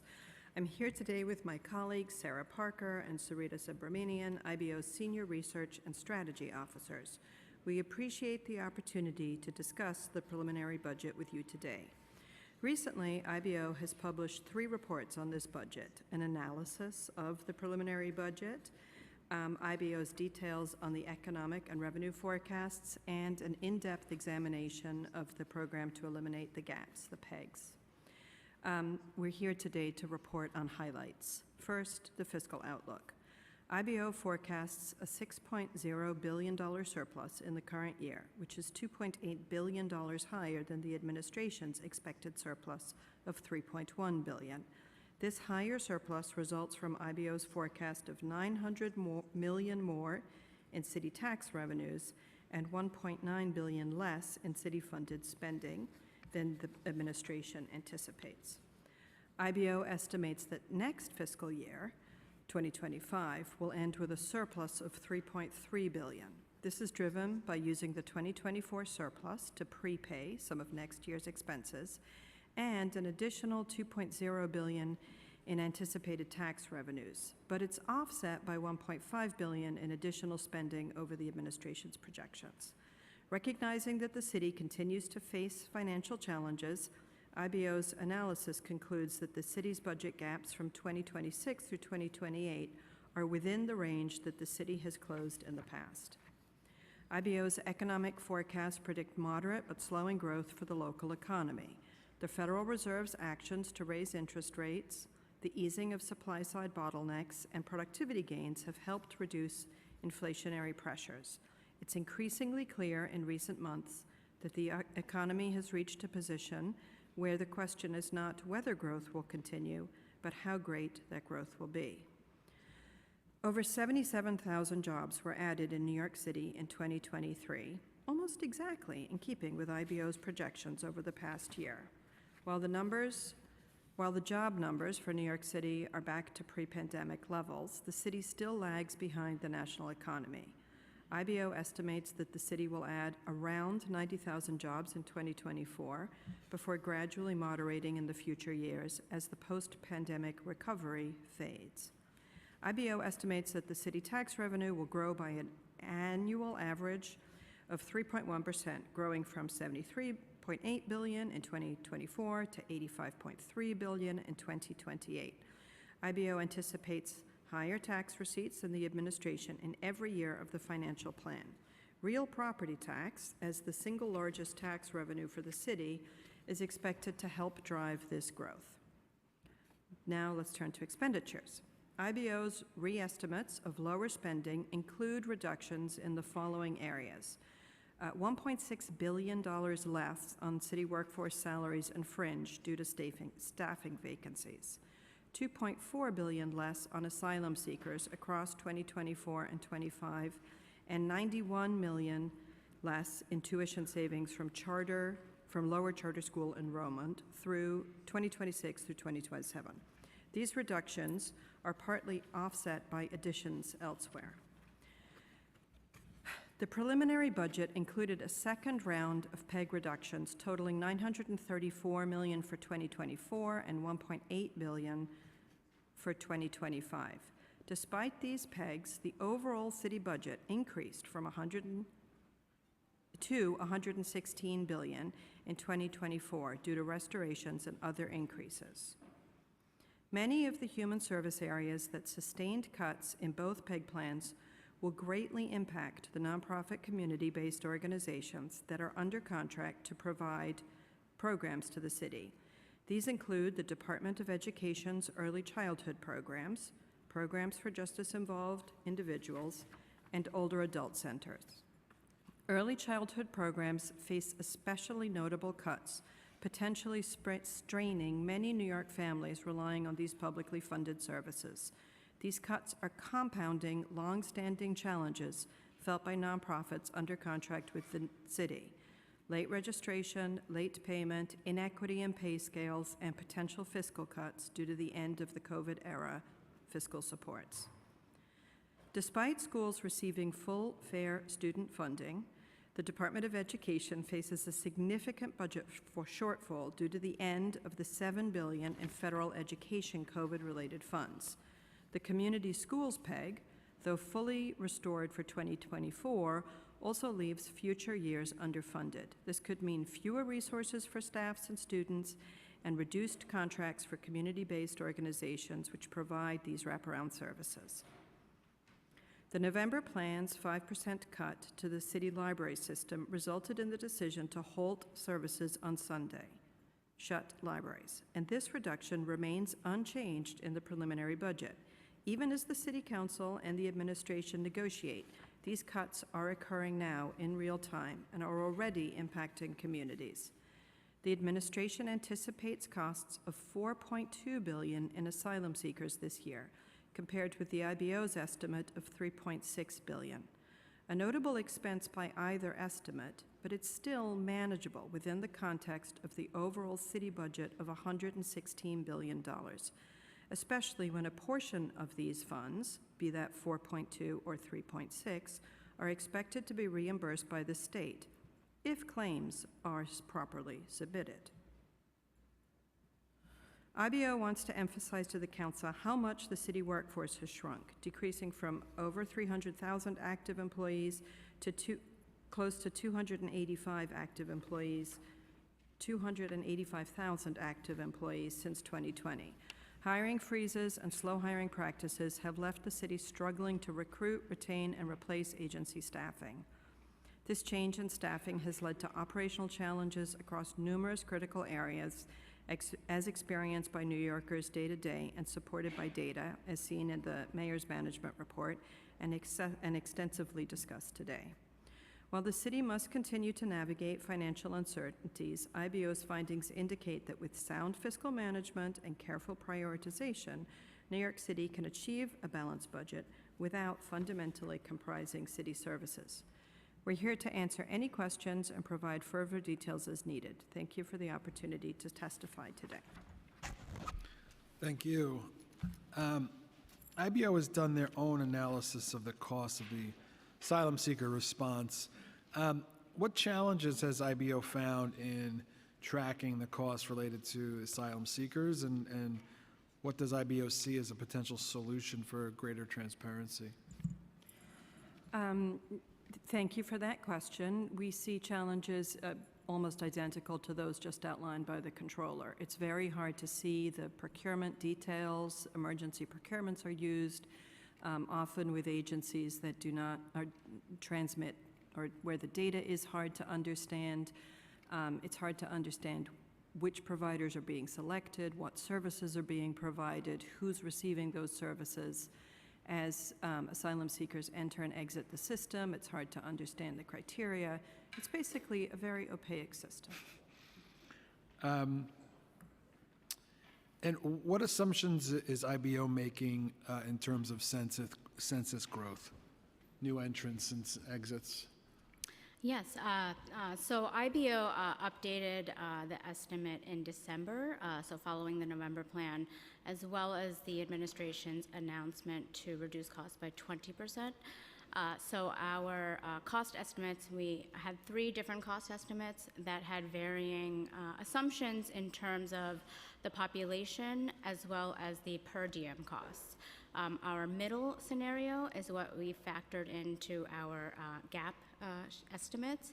And so that scenario assumes a decline in the adult population based on the data we were able to obtain at that time.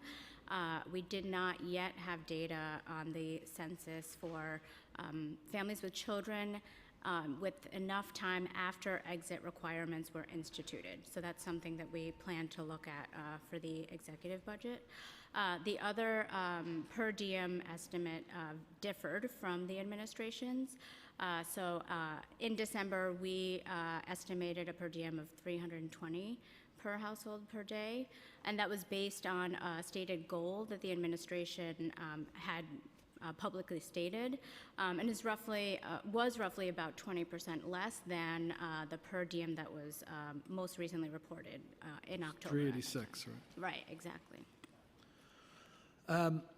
What is your analysis of the asylum PEG that was included in the prelim plan? So I will say that we are still trying to really understand what is driving the decline in cost. Definitely trying to track, for example, how the administration has come to the different assumptions regarding the per diem costs that they are reflecting. In total, the update is closer in line with what IBO has projected. So back in November, the difference between IBO's estimate and the administration's was about $4 billion, and that has reduced down to $2.4 billion. We also acknowledge the additional state revenue that has been reflected in the plan. So ultimately, a decline in the city contribution towards asylum seeker costs.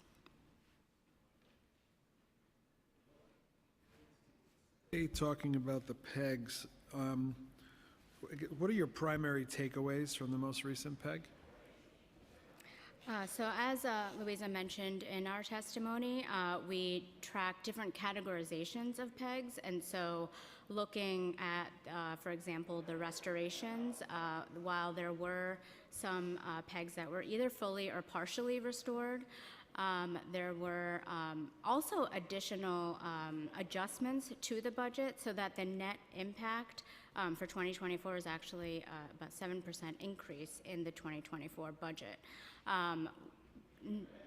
Despite that, we do also note key areas where programs were received a PEG in both the November and the preliminary budget. In particular, we note the Department of Education early childhood programs, programs for alternatives to incarceration, as well as, trying to think what else. I think those are the, and also older adult centers. And these are, as Louisa mentioned, areas that nonprofit providers contract with the city to provide these services. So, we're really trying to get a better understanding of what the impact could mean, both in terms of delivery of those services, but also payments to contracted providers. Okay. And just a question about commercial real estate. What is IBO estimating for the future of commercial real estate in New York? Good question. Something people have been asking us lots of questions on. So one of the things, just to lead off, IBO in our economic and in our tax revenue forecast, we are not anticipating a collapse in the real estate sector, in the Manhattan commercial office real estate in particular. Vacancy rates do remain elevated, but we have yet to see asking rents materially decline to date. To be clear, the growth in the value of office space has notably slowed compared to where we were pre-pandemic, and this is reflected in our forecast. IBO is estimating about a 2% annual growth rate in the value of Manhattan office buildings, and this, while it is growth, is much lower than where we were, around 6%, more than 6% growth annually pre-pandemic. Okay, I'm going to turn over to my colleagues. Councilmember Brooks Powers, followed by Ressler. Okay, we have Councilmember Ressler, followed by Brewer. Great. Thank you so much, Director Chafee and team. Appreciate you joining us today. I wanted to ask about early childhood education cuts. The budget director testified again today that every child in New York City who wants a 3K seat can get one. I'd like him to come and tell that to the families in my district who have been shut out of the system. But just wondering if you could offer, if you could share, have you conducted any analysis of the longstanding argument that the Adams administration has been making that we have too many 3K seats and that the system has just been that we have put seats in the wrong places and that we're in fact fulfilling demand? Do you believe that to be an accurate argument? That is something that we are also interested in getting a better understanding of. So we have requested data at the site level from the Department of Education. So have I. Yeah, and it's taken quite some time. So that is something that we are actively pursuing with them. We've thought about, once we can look at not just the total number of seats, but also the type of seats, because what we've heard is that there's greater demand for extended day year seats. But we looked at the data from last year, and we've requested it again for this current school year. The data they provided us last year showed that the seats were fulfilled at a lower percentage for the extended day, extended year seats, which is shocking, right? Because any family that you could find would tell you that they are desperately in search of extended day, extended year seats so that they can hold down a job and they have their kid taken care of. Which to me comes back to the unfortunate reality that they eliminated the outreach program for early childhood education, and that is part of the challenge that we're facing, that they're no longer trying to engage anybody to encourage anyone to apply. I guess relatedly, the demographic trends, migration trends that we've been looking at have shown that disproportionately the people leaving New York City are low-income families with young children. And just wondering if, I believe the black population in New York City has shrunk by 10% in the 21st century. After only having gone up since the Great Migration up from the South. And so have you conducted any analysis of your own to understand how the lack of early childhood education options is impacting decisions of families to leave, impacts on the New York City economy? Any more you could elaborate for us there?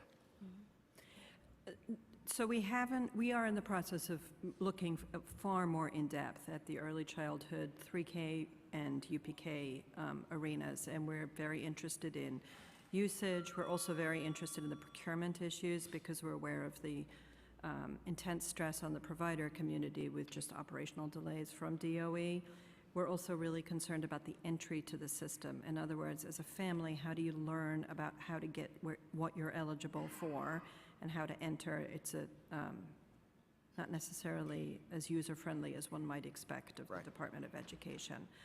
We have looked at out-migration through the COVID era throughout the Department of Education, but would be happy to speak with you more, focused much more on the early years, as we are also very concerned about what the data tells us about the future of New York City, the city government provides to city children, and we're also concerned about the general pace and accuracy of data that we are charter mandated to receive. Absolutely. Well, if there are any ways we can be helpful, your analysis on this topic is of great interest to me and I think my colleagues. The $1 billion in cuts that the mayor made to early childhood education last year were devastating, and he's decided to double down and make another $170-odd million of cuts this current fiscal year.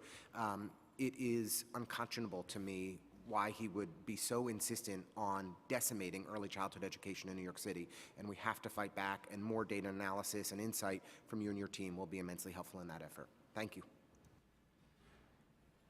Councilmember Brewer. Thank you very much, and thank you for a very clear, well-organized testimony. I appreciate it. My question is just on the employees, 77,000, I think, last year new, and maybe 90,000 this year. That was well said. But in other testimonies that we've heard, there are many jobs, maybe this listing, $55,000 and less, and there are very few jobs on the higher, and of course, it's such an expensive city, et cetera. So I'm just wondering if you're looking at that, because it looks good, 77, 90,000, but not at less than 55,000. So I'm just wondering where you think that leads us, and obviously what we can do to have higher paid jobs, or less rent, or something. Thank you for that question. So certainly when we look at jobs, we are talking about jobs added over the course of the year, but then there is this question of what kinds of jobs is the city adding? And generally people talk about these in terms of sectors, and then in relation to that, the average wage of these sectors. So low-paying jobs are always something that we are looking at and concerned about as people who care deeply about the economic health of this city. It is important to point out that many sectors, both high and low wage, are still below pre-pandemic levels. So New York City on the whole, we are just about to the number of jobs that we had in February of 2020 before things came crashing down. But nationally, the rest of the country is 3% above that. So New York City is still in this recovery phase. We are still lagging. One of the places that we are adding new jobs is low-wage home health aides. And this is a trend that was happening many years even before the pandemic. Other low-wage sectors, though, retail and then the leisure and hospitality sectors, they're also still struggling. So we have both low-wage jobs that we're adding a lot of new jobs in, but also we have low-paying jobs that are still in these very much struggling sectors. And this is in contrast, a place that we have added jobs since the pandemic, pre-pandemic levels, is the finance and insurance sector and the professional, scientific, and technical sectors. On the one hand, this provides a cushion for our personal tax revenues. So our concern in looking at this is less that the city is going to see a hollowing out of our personal income tax revenue, but one of the things with low-paying jobs, there's a concern, again, to the local economy and also individual household ability to afford to live in this city. Thank you. Okay, IBO, thank you so much. We appreciate all that you do and look forward to working with you. Thank you. Thank you.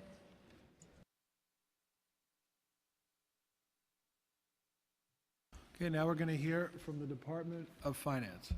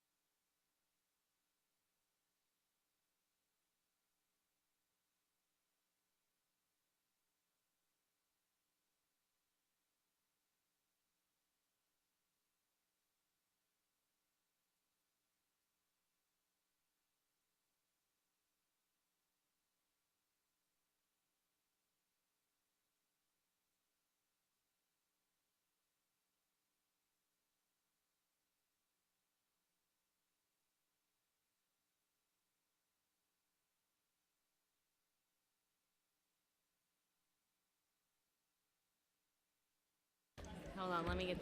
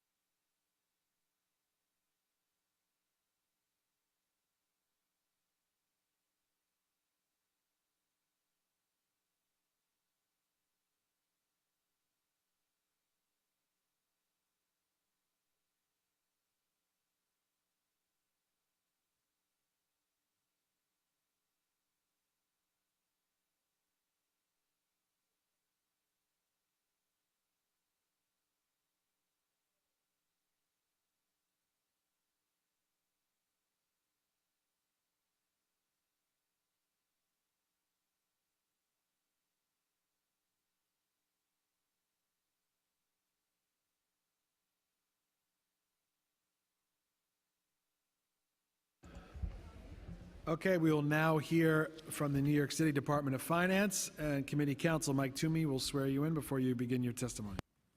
Good afternoon. Please raise your right hands. Do you affirm to tell the truth, the whole truth, and nothing but the truth, and to respond honestly to councilmember questions? Commissioner Nyblack? I do. I do. Assistant Commissioner Snyder? I do. Okay, thank you. You may begin. Ready? All right. Good afternoon, Chair Brannon, members of the Finance Committee, of which there were more when I first got here. But I don't know, something. My name is Preston Niblack, and I'm the Commissioner of the New York City Department of Finance. I'm joined by Deirdre Schneider, Assistant Commissioner for Financial Management today. Thank you for the opportunity to testify on our fiscal year 2025 preliminary budget. Few city agencies have the reach and impact of the Department of Finance. We collect over $47 billion annually in taxes and other revenues, which amounts to 40% of the city budget. And most importantly, we interact with millions of New Yorkers every year. As I've testified in the past, I see my role as continually improving our customer service by evaluating our existing operations, leveraging new technologies, and giving our incredible staff the tools they need to serve the public to the best of their ability. We may not be everyone's favorite agency to interact with, but we do promise to always strive to make paying your taxes and other charges as straightforward and painless as possible.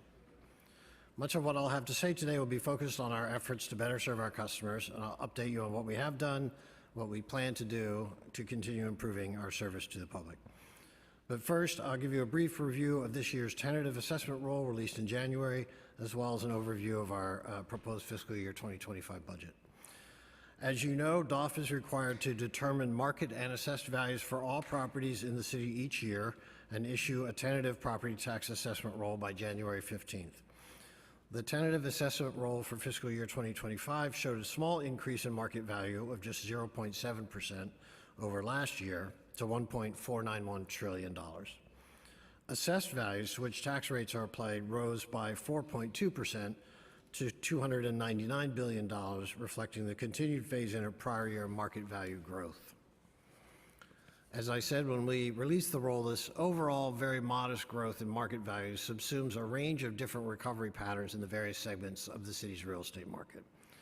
Encouragingly, a resurgence in construction and renovation spending after 3 years of decline generated almost $14 billion in new market value, more than offsetting an overall decline of nearly $6 billion in changes in value attributable to market forces. The decline in value due to market forces was driven by Class 1, which saw an overall decrease in market value of 3.4%. This primarily reflects the rise in interest rates, which helped slow sales activity, which fell off by nearly 30% between calendar years 2022 and 23. Class 2 market values rose 5.3% on the tentative roll. For rental apartment buildings, recovery in terms of both lower vacancy rates and higher rents were partially offset by rising expenses. This is another area where we saw robust investment, with physical changes accounting for 71% of overall market value growth. The office building picture is more mixed, with strong demand for modern, high-quality space, but continued weakness in less sought-after segments of the office market. Standalone retail stores and hotels continued to recover from the dramatic hits they took at the peak of the pandemic. Next, I'd like to give you a brief overview of the department's proposed budget for the coming fiscal year. Our preliminary budget for 2025 is $340.2 million. That includes $182.7 million in personal services funds to support an authorized headcount of 1,932 full-time staff and $157.5 million for other than personal services. Like all city agencies, the past few years have presented DOF with challenges from a staffing perspective. When I was appointed commissioner 2 years ago, one of our pressing challenges was recovering from pandemic-era attrition, particularly retirements. Progress has been slow but steady. I'm pleased to report that we filled 168 vacancies in fiscal year 2023, the highest in any year since fiscal year 2020. For the first half of fiscal year 24, the agency has filled 101 vacancies, and we're currently working towards filling critical vacancies, including city tax auditors, deputy city sheriffs, and principal administrative associates. We still have a ways to go before we are at full strength, but we are very pleased with how far we have come with support from the mayor and this council. Department of Finance staff come to work each day ready to contribute to a culture of professionalism and excellence. They believe, as I do, that our customers deserve to be treated with respect and courtesy. We're proud of our many achievements in the area of customer service over the past year. First, we're setting records in the number of in-person outreach events, with 170 events thus far in fiscal year 2024. We will hold over 50 in-person notice of property value information sessions this season, our most ever. In addition to being present in neighborhoods throughout New York, we have also opened our doors to make it easier for New Yorkers to come to us by offering extended hours at our business centers to assist with exemption applications and questions as we approach the March 15th application deadline. And we are renewing in-person engagement with the tax practitioner community, including the first tax representatives and practitioners program known as TaxWrap since the pandemic last October. In addition to our in-person outreach, we've conducted several email and mail campaigns directed to households that may be eligible for but did not claim various tax credits, such as the senior and disabled homeowner exemptions, the earned income tax credit, the child tax credit, and the child independent care credit. But there is perhaps no better indication of our commitment to customers than the redesign of the Department of Finance website developed in partnership with OTI Digital Services, who I really have to commend for their excellent work with us. And my thanks to CTO Matt Frazier. DOF's website is one of the most highly trafficked municipal websites in the country, serving approximately 800,000 visitors who generate 2.5 million hits each month. Now we hope that it is also one of the best. The new website, launched in January, reflects our commitment to making it easier and more convenient for the public to get the information they need and conduct their business with the Department of Finance. The feedback so far has been very positive, with users giving us high marks for ease of use and navigability, and not just on our desktop version, but also on the mobile phone compatible version. Over the course of the coming year, we'll continue to improve the website in response to user feedback and through our own ongoing content review. We've not only improved the usability of our website, but added new tools that will make it easier for customers to access information and services. First, I encourage council members and staff to visit the new and improved property information portal, which connects property owners to all the DOF resources they need, including their NOPV, property tax account, ACRIS, and the new 3D digital tax map through a single convenient point of entry. Second, our self-serve parking judgment payment plans continue to help customers pay what they owe and avoid being booted or towed. Since February 2023, some 70,000 customers have enrolled in payment plans online and made down payments of $18 million towards violations totaling $92 million. Third, since October, Rent Freeze program participants have been able to renew their benefits online rather than returning a paper application, so we can now accept both initial and renewal applications online. And starting today, actually starting Friday, I'm excited to announce we've also made it possible for your constituents to easily look up the status of their benefit applications online, which is one of the most common inquiries we receive. New Yorkers who have applied for property tax exemptions can visit nyc.gov/exemption status to check the status of their applications. And we are continuing to serve as leaders and partners in the effort to close down illegal smoke shops to ensure that legally licensed businesses have the chance to operate in a fair marketplace. To date, the Sheriff's Office Joint Compliance Task Force has completed inspections at almost 1,800 unique addresses, seized $29 million in illegal products. We've mailed over 400 notices to landlords of illegal shops, warning of possible penalties. We will continue to be unflagging in our efforts and appreciate both the Council and the state legislature's support in strengthening the legal tools we have to close down illegal shops. In the coming fiscal year, we look forward to delivering a number of new improvements to benefit our customers. As we continue to modernize our collection system, customers will find it easier than ever to pay their parking and camera violations and Environmental Control Board debt, including with an auto debit option. We are also working to introduce voice bot technology to streamline calls to our collections divisions and provide better, faster customer service. This year, we will introduce parking hearings by video so that customers can present their case directly to a judge from the comfort of home, the office, the coffee shop, or anywhere else. With the addition of video hearings, customers will have a full range of options for disputing tickets, which can already be done via the web, by mail, in person, or through our Pay or Dispute mobile app. Finally, we are eager to work with the Council to pass meaningful reforms to property tax enforcement, enabling us to collect property taxes from those who won't pay, while helping those who can't pay protect their homes and assets. We're grateful for the Council's input in guiding our proposal thus far and look forward to continuing this dialogue. In summary, we remain committed to providing the best customer service in all of city government. We're grateful for the many DOF initiatives you have supported in the past and know that we can continue to count on your support in the future. Our door is always open to assist you with any needs that you or your constituents might have. Thank you for the opportunity to testify today, and we'll be happy to answer any questions. Thank you. I want to talk about the final assessment roll. So is there anything happening this year that lead you to believe that the change in assessments between the tentative and final roll will differ from the typical 1 to 1.5% reductions? No, I think, I don't see anything unusual. We typically, but it's a combination of changes by notice that we do internally or tax commission actions, either on the value or on exemption status. But I think we are expecting a slight decrease in market value in line with what we usually see. Good. There's obviously been a lot of discussion about Manhattan commercial office vacancies. Are you seeing this flight to quality in the real property tax income and expense data that DOF collects?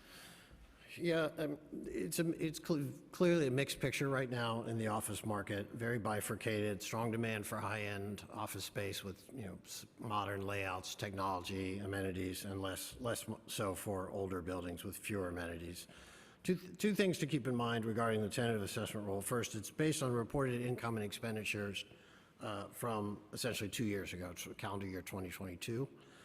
And second, assessments for the purpose of property taxation are retrospective, while valuations in the market for purchases or financing of buildings are forward-looking and are projecting what is expected to be future income and expense rather than past income and expense. So I think the fact that the office sector is relatively flat overall in the tentative assessment roll compared to before the pandemic reflects both the mixed state of the market and the fact that in 2022, employees were still working from home, but employers were still paying the rents on their leases, which had yet to run out and expire. Another factor that contributed to the increase in market values this year was a big upturn in investment. There was actually accounted for in the office building sector 42% of the increase in market value from last year. The rest was mostly equalization changes or changes in market conditions reflected in real property income and expense statements. High mortgage rates obviously have slowed existing home sales across the country. New York City is obviously not immune. Has DOF seen home sales of higher-end residential properties slow the way that the mainstream homes have slowed?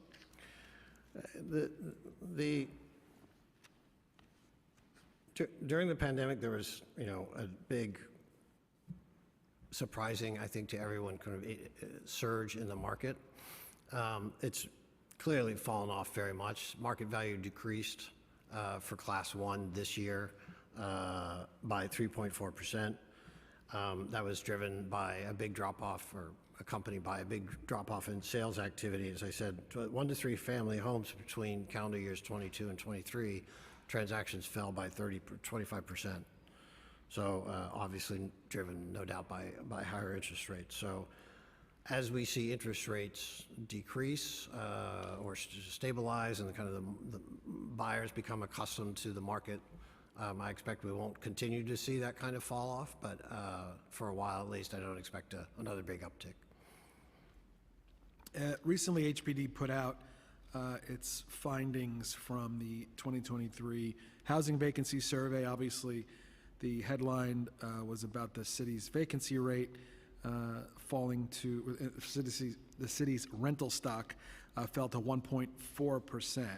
I know as part of your assessment, you collect information on rental buildings with 11 or more units. So is there any insight that DOF might have into these vacancy rates? Yeah, I mean, we certainly have seen vacancy rates start to fall again quite dramatically this year. It's a slightly different measurement, so it's not quite it's not the same numbers as what we saw from the HVS, not quite the same time period, but definitely a sharp downward decline in vacancy rates. And that's also been, driving the increase in rents that we've seen that supported incomes. Even though expenses have been rising, incomes have been rising fairly substantially too. Particularly in the unregulated sector of the market, we saw some pretty hefty increases in values this year. Ultimately, that low vacancy rate reflects the mismatch between supply and demand that the mayor is proposing to address through his City of Yes plan to help increase the supply of housing and ease those historically low vacancy rates. Is there a profile for types of locations or types of buildings that have lower or higher vacancy rates? We can get you some information about that. I mean, there is, and we recently this year, for example, we used to look at buildings in categories that were pre-74 and post-74. We've now added a 74 to 2000 and a 2000 forward because there's, as more modern buildings have come online, we've seen a difference in how we should assess them. So now we've started to reflect that. So we can certainly get you some information that looks at that. Okay. A question about Scree and Dree. According to the mayor's preliminary management report, the increase in processing time for Scree and Dree applications was due to decreased staffing levels. So can you tell us what is the current budgeted actual headcount for DOF employees that are assigned to the Scree and Dree applications? Let me ask Assistant Commissioner Snyder to address that one. So currently, for specifically Scree and Dree, our current active headcount is 27 in the unit. We also have another 9 vacancies we're trying to fill. And is that about standard in the 30s? I think that with prior year vacancy reductions and things, we have vacancies to fill, which will help with application processing timelines. But we're also, as an agency, clearly dealing with less staff from before. So really, the focus is to just fill the existing vacancies that we have. We have a hiring pool this month for hiring hall. Yeah, hiring hall, excuse me, for principal administrative associates. A big chunk of those are for our exemptions division. And do you think, obviously you'd always love to have more staff, but do you think 30-something people is enough to handle all Scree and Dree applicants? I think so. We, as we talked about last year, I think we had a kind of artificial backlog because we held open cases, renewal and initial application cases during the pandemic for longer than we normally would. It turned out to be almost 3 years. So that we've now closed that caseload. Our cycle times right now, as of February, are under 5 days for everything. In fact, 4 days or less for everything, pretty much. So we are currently, and this is heading into, the peak season. The final applications are finally due March 15th. So I think we're doing very well right now. And we've made a number of process changes and additions of automation where we can to help make the process more efficient. Could you tell us how many New Yorkers are currently eligible for screen injury? Well, no, but our estimate is about 135,000. And what's a ballpark participation rate? So it's around 55%. Is that where it normally hovers? So this is where I'm going to draw on my great many years in city government. I mean, I certainly remember, 20 years ago it was in the 30s.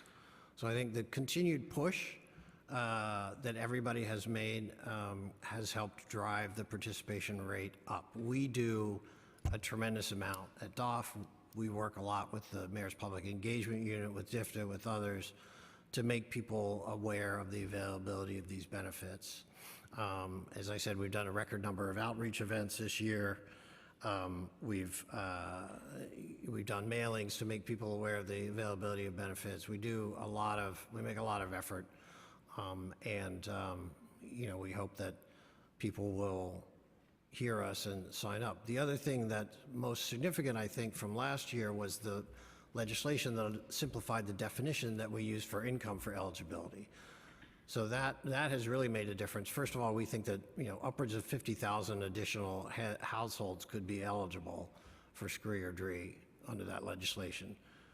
The other goal of it was to simplify the application process by having a simpler income definition. And we have seen the number of applications that have gaps in the income information fall off quite a bit because we have this simpler definition now.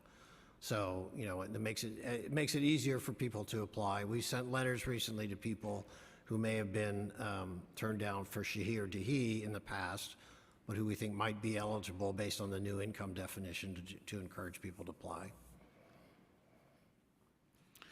Okay, question about auditors. The council talks a lot about trying to prioritize the revenue-generating titles, especially now that the hiring freeze has been loosened a bit. Do you have a formula for the amount of revenue that each additional auditor would generate for the city? We have yes, we have a sort of by type of tax, and we have a estimate of what people bring in on average each year. So that's kind of what we use to generate an estimate of the revenue.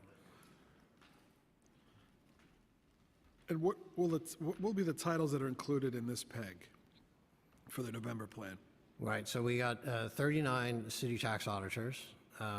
We also got some funding to help, with promotions within the city tax auditors to work on retention, which is very important. In addition to the 39 auditors, we have 3 clerical associates, 2 conciliations attorneys, and 1 collections specialist. Conciliations is where you go if you don't agree with us and we can't reach a resolution, then we can go to conciliations. And if that doesn't work, you could end up in collections. Okay, question about the marijuana shops and the sheriffs. What do we need to do to give the city the power they need to close these shops down once and for all?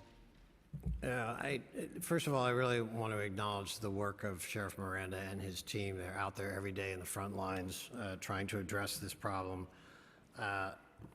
They are working kind of with one hand behind their backs right now because we don't have the legal authority at the city level that we need. As has been noted by a number of people, the resources to do this are located here, but the legal authority is located at the state. So we're very happy that we're having conversations right now with the governor's office and the legislature.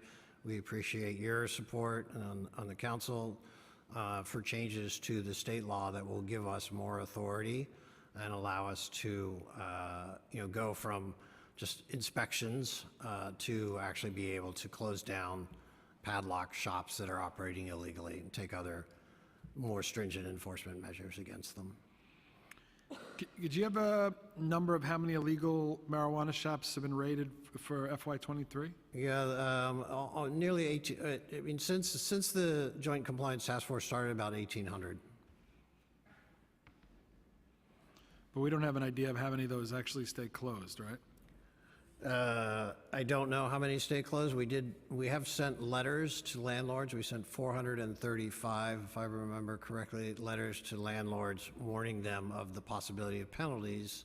Has that been successful? It has been. We've gotten a number. We've heard back from I think over 90, so over 20% of them so far. Most of them are either have begun eviction proceedings or have actually, a few of them have actually gotten through to the end and evicted their clients, or their tenants rather. So it's definitely, I think, been a success. Okay, I'm gonna hand it over to my colleagues, starting with Councilmember Hudson. Thank you so much, I appreciate it. Just a couple of quick questions, I think and hope. Judges in New York City can order electronic monitoring in place of bail for pretrial detainees on Rikers Island. Since 87% of the jail population are people incarcerated as a result of pending criminal cases, the ability of judges to utilize ankle monitors has the potential to decrease the jail population significantly. The Sheriff's Office budgets for the purchase of ankle monitors and also administers the program. Can you describe the role of the Sheriff's Office in administering electronic monitoring for the court system? It's our understanding that they're both screening defendants to determine whether they're suitable to receive an ankle monitor and also monitoring compliance with the terms set for these devices. Do you know if that's accurate? That's correct. We get information on the basic things we're looking at is there electricity? Do they have a stable housing? Is there electricity at the stable housing so they can charge their ankle bracelet? And is there an adult contact person who can be reached? If those simple criteria are satisfied, we advise the judge, and then it's up to the judge to make a placement. When we get placements, and we have about 285 active placements right now, then we monitor 24/7 the status. And if somebody, ankle bracelet goes out, we start by giving them a call. Occasionally someone will, cut their bracelet essentially and leave the city or the state. We've pursued a couple of people who have left and brought them back. So, we're actively monitoring people who are in the program. Thank you. Is there a backlog of cases waiting to be screened for electronic monitoring devices? And if so, how many people are currently in the screening pipeline? What are the common reasons people are deemed unsuitable for electronic monitoring? And how often is homelessness the reason people are rejected for electronic monitoring? Rejection, there is no backlog right now. We keep up pretty well. I mean, there are people who are sort of in the process, but I wouldn't say there's a backlog at all. We don't reject very many. The vast majority are approved. And again, because it's a fairly simple, straightforward set of criteria that has to be met, that are pretty easy to meet. So I don't, I don't think that, I'm sorry, I forgot the middle part of your question. Just the common reasons people are deemed unsuitable for electronic monitoring. It's so infrequent. If we really cannot pin down somebody's address and don't think they have stable housing, we will usually report that back to the judge. So it's safe to say then that homelessness might be a reason that people are rejected for electronic monitoring? I mean, we would take somebody who was in a shelter, who was, who might be living in a shelter. Okay. But if they were living on the street and didn't have any fixed address that they could provide to us, that we could verify, then yeah, we might go back to the judge and say we can't monitor this person. Okay. How many staff in the Sheriff's Office are assigned to either screen defendants or monitor compliance with electronic monitoring devices? And do you have enough staff to fulfill these functions? There are 24 deputy sheriffs currently assigned or budgeted for this task. We've been talking to OMB actively, and so I'm sure you're aware there's discussion about expanding the use of pretrial electronic monitoring So we've been talking with OMB about what resources we would need in order to expand it. Okay, and just one last question. How does the sheriff's office procure electronic monitoring devices? How many total devices are in your inventory? And of that total, how many are already assigned to defendants, and how many are currently available if judges opted for electronic monitoring instead of setting bail? I will have to come back to you with that information. I don't have that handy. Okay, thank you. Thank you, Chair, appreciate it. Council members Brooks Powers, followed by Brewer. Thank you. Just two or three brief questions. A lot of my colleagues, including myself, have some serious concerns about the increases in processing times for scree injury applicants. Just wanting to get perspective in terms of what is causing the lag in these processing times, how the Department of Finance seeks to address this internally, and how does this budget help ensure the Department of Finance has what it needs to address this pressing issue? I appreciate the question, and I think we are doing much better than what was reflected in the preliminary mayor's management report, which obviously only covers through October. As I mentioned earlier, we had a kind of a case backlog where we held cases open. That really drove up the average time for processing kind of artificially.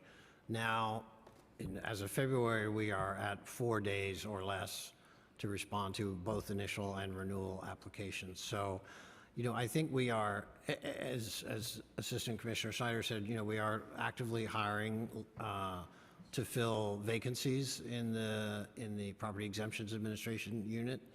And we are also looking at some automation in there. I think the change in the income definition has been very helpful in that we don't have to go back as often to people to request that they give us additional information about their income. So that's actually helped, I think, a lot speed things up recently. Thank you. Okay, we have Councilmember Brewer. Thank you. First of all, thank you to Rita Jen for all that she does. We appreciate it very much. When you talk about the sheriff, I want to thank him also because I have been out and I see the amazing amount of work that goes into a raid and calculations and bags of stuff and time, et cetera. So my question, though, is I believe looking at some of the online data in the open data platform that it's like only 10% of what is submitted to oath that actually gets collected. So I'm just wondering if you have some ideas about what gets collected. The second question is along those lines. As you know, thanks to IBO, I did a report over a year ago that we're missing out as a city, not just finance, on $2.1 billion in terms of collection. That's a lot of money. Some of it's uncollectible. I've been around long enough to listen to all that, and I can't believe that $2.1 billion is uncollectible. And then third, I know that this lien sale is hanging out there. I just was wondering if there ever is a lien sale, because I have buildings that are in Manhattan sitting there, not paying their taxes. I can't do a thing about them. So I'm just wondering what that would contribute to our revenue if there ever was. So those are my three questions. Okay, so with respect to fines that are issued during the course of Sheriff's Joint Compliance Task Force, those are almost entirely issued by the Department of Consumer and Worker Protection.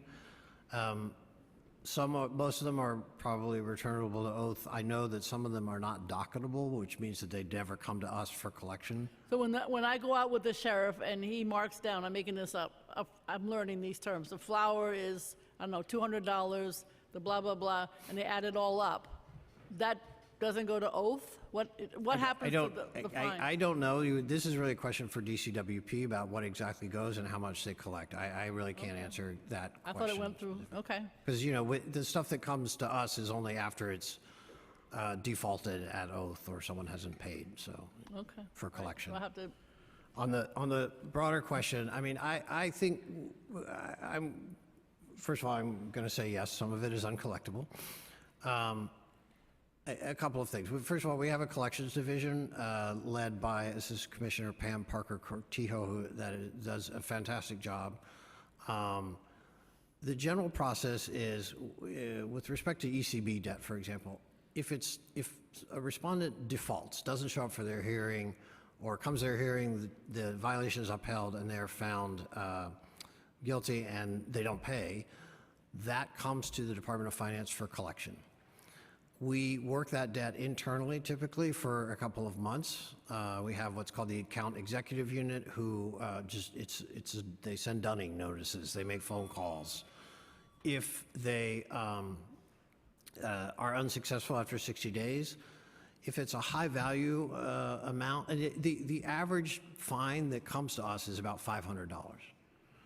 So if it's a higher dollar amount, it may be referred to our legal affairs division, the collections unit there, for them to do a legal proceeding like an execution or a levy on a bank account.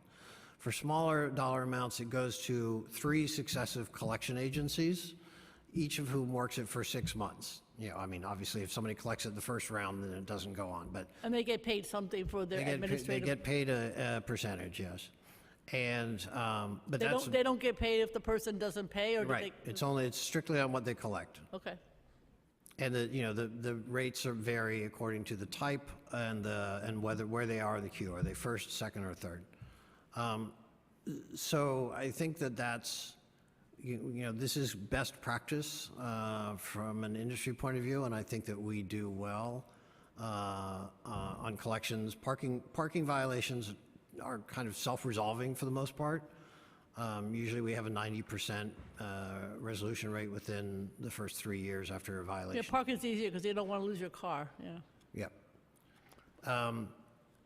Property taxes, as obviously you mentioned, is a different story, right? There, the only tool that we really have to enforce has been the lien sale. Right. And we're looking at a delinquency rate that's now up at like 3.4%. That's up 0.4% compared to last year, which may not sound like a lot, but that's almost $150 million. We are, at the current rate, we are looking at delinquent property taxes at the end of this fiscal year of over $800 million. Historically, we've been under $350 million at the end of the fiscal year when we had regular lien sales. Last year, it went up to $700 million. This year, it looks like it will go north of $800 million. So it's not just the absolute dollar amount that I think should worry us all, but it's also the trend in people sort of recognizing that there are no consequences for not paying your property taxes, and that just can't be allowed to continue. We really have to address it. I got 3 buildings, and they each owe $1 million, so that's $3 million right there.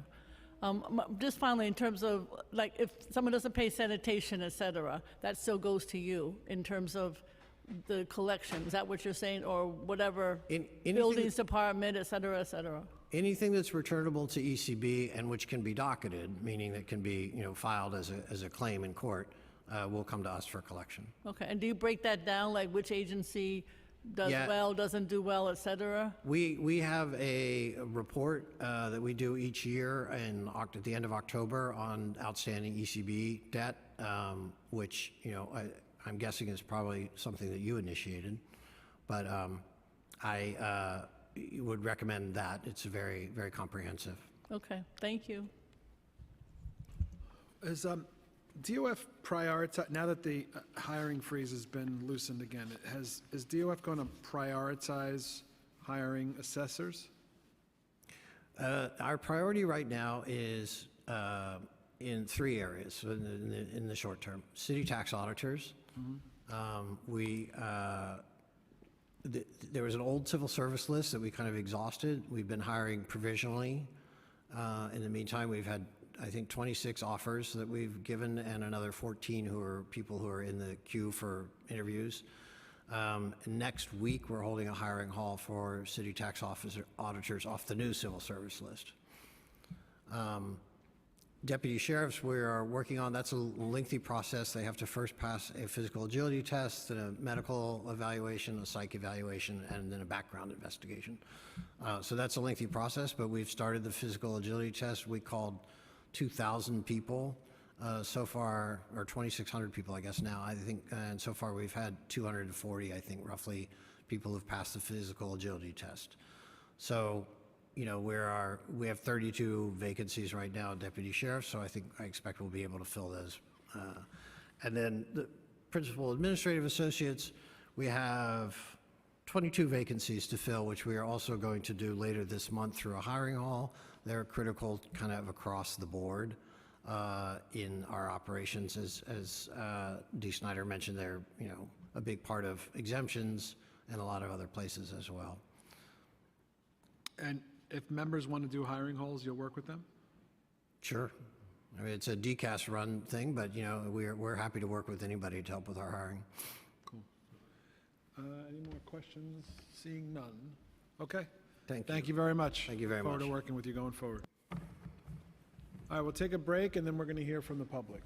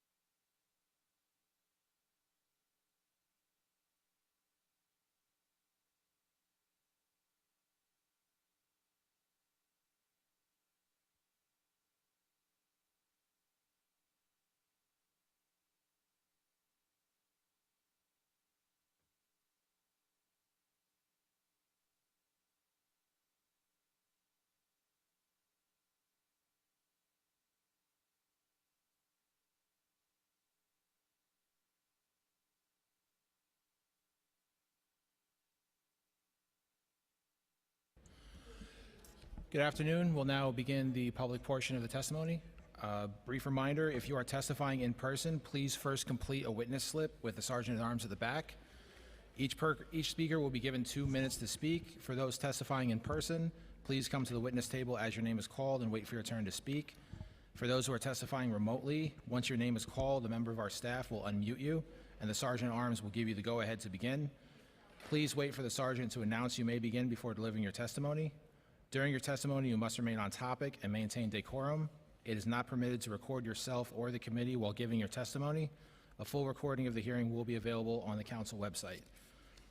First, we'll hear from Maria Policarpo, Caroline Conroy, Anna Champeni, Haley Nolasco, Sarita Daftery, and Matthew Robinson.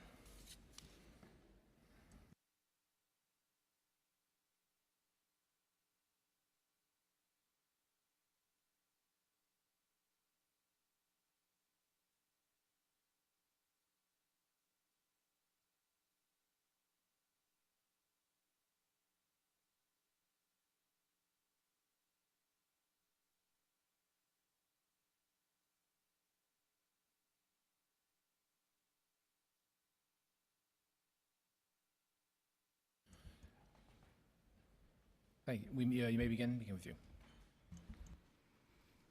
Good afternoon, Chair Brannan and members of the City Council. My name is Maria Policarpo. I am president of DC 37, Local 1757, which represents appraisers and assessors.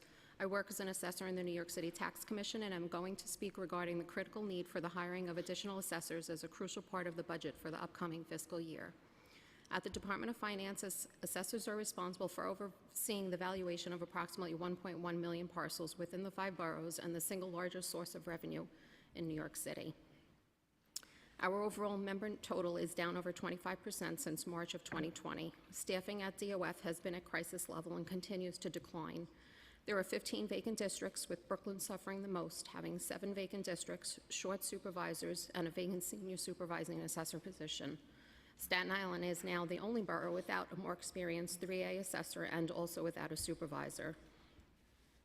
The loss of revenue due to the lack of actual assessors valuing properties versus a flawed computer modeling system run by random titles is immeasurable. We have seen tax class 2 properties reduced by model nearly 30% without any rhyme or reason. Hotels, even those considered major property profiles, are being modeled. Cell towers and billboards need regulation and monitoring, along with an audit process for those who do not report the income they produce or claim of no income due to sale. Physicals from alterations, new buildings, flip sales, and condo conversions are being missed due to the shortage of staff. The sale of air rights is not monitored or accurately assessed. At the Tax Commission, assessors are tasked with an insurmountable caseload and mandated to 12 weeks of overtime. Human error due to the lack of time to carefully review caseloads is unfair to the taxpayer and can be costly to the city. Excess annual leave is also a significant issue due to the nature of our demanding schedules. The hiring of an additional 100 assessors will help to fill the current vacancies and create smaller, more manageable districts. The uncollected revenue, which would be sustainable with additional assessment staff, could fund vital public services. We have been advocating for a line of succession and warning about attrition for years. Unfortunately, both retirements and resignations have outpaced any hiring efforts. Local 1757 thanks you for your time and consideration, and I'd be happy to answer any questions you may have. We'll do all the testimony, then we'll come back for questions. Go ahead. Good evening. My name is Caroline Conroy, and I'm the Senior Director for Policy and Programs at the New York Immigration Coalition, an umbrella policy and advocacy organization that works statewide with over 200 immigrant-serving member organizations. Thank you, Speaker Adams, Chair Brennan, and the members of the City Council for convening this hearing. New York seems to be at a crossroads in how and who it chooses to prioritize when budgets are concerned. False narratives of budget scarcity and scapegoating of new arrivals have been used to justify unnecessary austerity measures that not only harm our most vulnerable communities, but all New Yorkers. Critical programs like childhood education, language, and housing accessibility and support cannot properly function without guaranteed consistent funding. Given this administration's misleading statements in relation to our city's financial health, aggressive cuts to critical services and programs, and unwillingness to publicly commit to funding restoration, despite increases in revenue, we call on the Council to continue to support and allocate funding to the following priorities and programs in the upcoming City Council budget to protect the interest, safety, and quality of life for all New Yorkers. We must renew funding for critical outreach programs for immigrants, including Access Health Initiative and the Key to the City Initiative, which help connect thousands of immigrant New Yorkers to critical services. Enshrine the restoration of funding to 3K and pre-K programs, which are the only free early childhood and education and care available to many immigrant families, and are linked to higher academic outcomes, less engagement with the criminal justice system, and higher ultimate financial stability for children who go through these programs. Expand Promise NYC Child Care Voucher Program at least $20 million to continue providing child care to the youngest immigrant children who are not eligible for other forms of child care vouchers. Fully invest in the New York Public Schools in CUNY, including protecting and expanding investments in the 6 English language learner transfer schools outside of Manhattan that support newcomers and asylum seekers. And looking to, as of late February, over 55,000 30-day notices have been given out to single migrants, while over 9,000 60-day notices have been given to families. We must fight back against the mayor's 30 and 60-day shelter rule and adopt fiscally sensible policies, including addressing longstanding affordability and accessibility crises facing New York City, and embrace comprehensive housing solutions by allocating adequate funding to the budget for city FEPs. Also, investing $5 million in the city's language access working cooperatives. Thank you for your time. Thank you. Good afternoon, Chair Brannon and members of the City Council Finance Committee.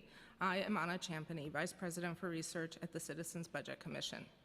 Chronic under-budgeting and the more recent trend of funding recurring programs 1 year at a time, what we call the fiscal cliff, have grown to dangerous levels in recent years. These, along with the surge in costs to support migrants and asylum seekers, put the city's fiscal health at significant risk despite an expanding economy.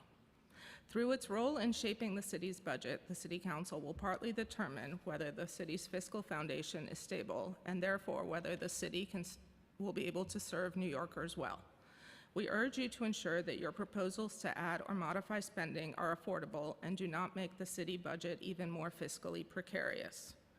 For example, we mean that funding required to support current level of the city FEPS vouchers, whose costs are expected to exceed $800 million this year, but are budgeted at approximately $150 million next year, should be in the budget before adding or expanding other programs. Adding programs when the current ones are not fully funded, yet expected to continue, adds unsupportable weight to our fiscal house of cards.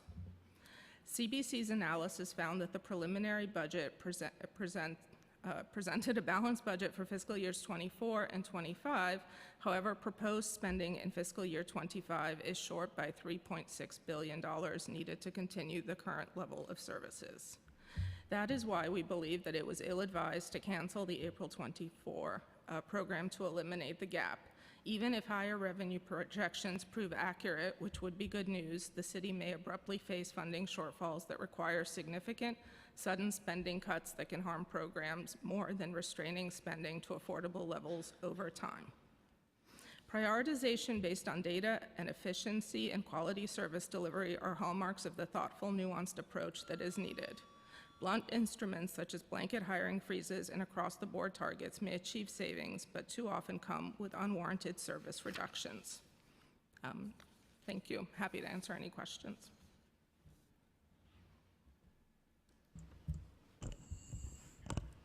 Hi. Greetings, Chair Brannon, Deputy Speaker Ayala, and esteemed members of the Committee of Finance. My name is Haley Nolasco, Director of Government Relations at the Center for Justice Innovation, and I am honored to testify before you all today.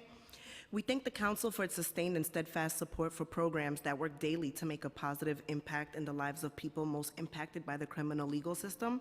And we are relieved to learn that this latest round of spending cuts have been canceled, but understand that there still continues to be financial constraints that will inform future decisions. Having said this, we urge the Council to continue to support the progress already made in the effort to make our criminal legal system more fair, humane, and effective while keeping our communities safer. It is important to make a conscious effort to not divest from vital services that will work to address a multitude of growing community needs, as this will directly impact public safety.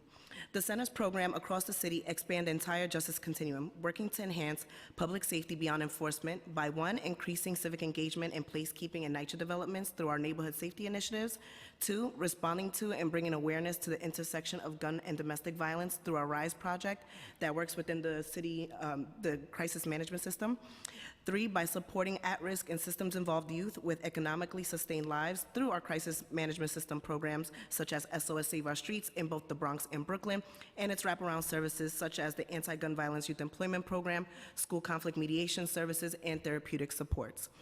Also, through our life-changing pre-arraignment and diversion work, such as Bronx Hope, that causes a harm reduction model to give clients the opportunity to rehabilitate and connect to community rather than jail or options that do not really address their underlying issues. And as we look forward to the closure of Rikers Island, our programs will be relied on more than ever, and the efficacy of these programs are reliant on meaningful investments to do so responsibly. In closing, well-funded community-based programming produces better outcomes for individuals as well as our communities, and they generate cost savings.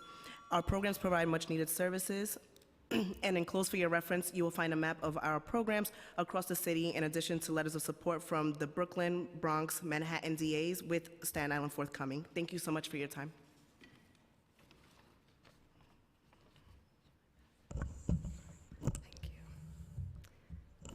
Good afternoon, Chair Brannan, Deputy Speaker Ayala. Thank you for the opportunity to testify. My name is Sarita Daftry, and I'm co-director of Freedom Agenda. We're led by our members who have experienced incarceration themselves or through a loved one. We're one of the organizations leading the campaign to close Rikers, and I'm glad to testify here today, certainly along with this panel. The council heard the administration make several disingenuous arguments today about for excuses for extending the financial and humanitarian disaster that is Rikers Island. So as we move through the process of setting budget priorities to ensure the best use of our city's resources, I'm glad to be here today to emphasize that Rikers Island stands out as the worst possible use of our dollars. New York City spends 350% more per incarcerated person than comparable jail systems in LA or Chicago, and yet people in DOC custody are subjected to some of the worst jail conditions in the nation. DOC's failures and inefficiencies are by now well known. They are even more egregious when considering what DOC's vast resources could pay for instead. Incarcerating one person at Rikers Island for a year costs over $500,000, equivalent to providing supportive housing for 13 people, or engaging between 25 and 70 people in alternatives to incarceration. The plan to close Rikers Island, approved by this council in 2019, marks a commitment to take a different and much more effective approach to public safety.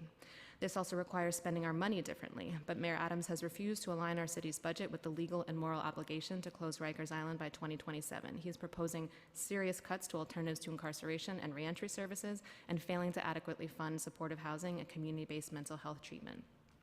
I'll skip a little bit down in my testimony. I hope you will read the piece about the experience of our members. Has a son who's been on Rikers for more than 3 years, costing him dearly and costing us financially. So I want to summarize, close by just saying that we are urging the council to intervene.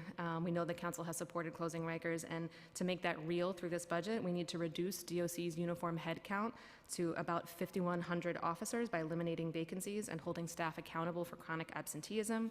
We need to reduce overtime expenses by permanently closing unused jails.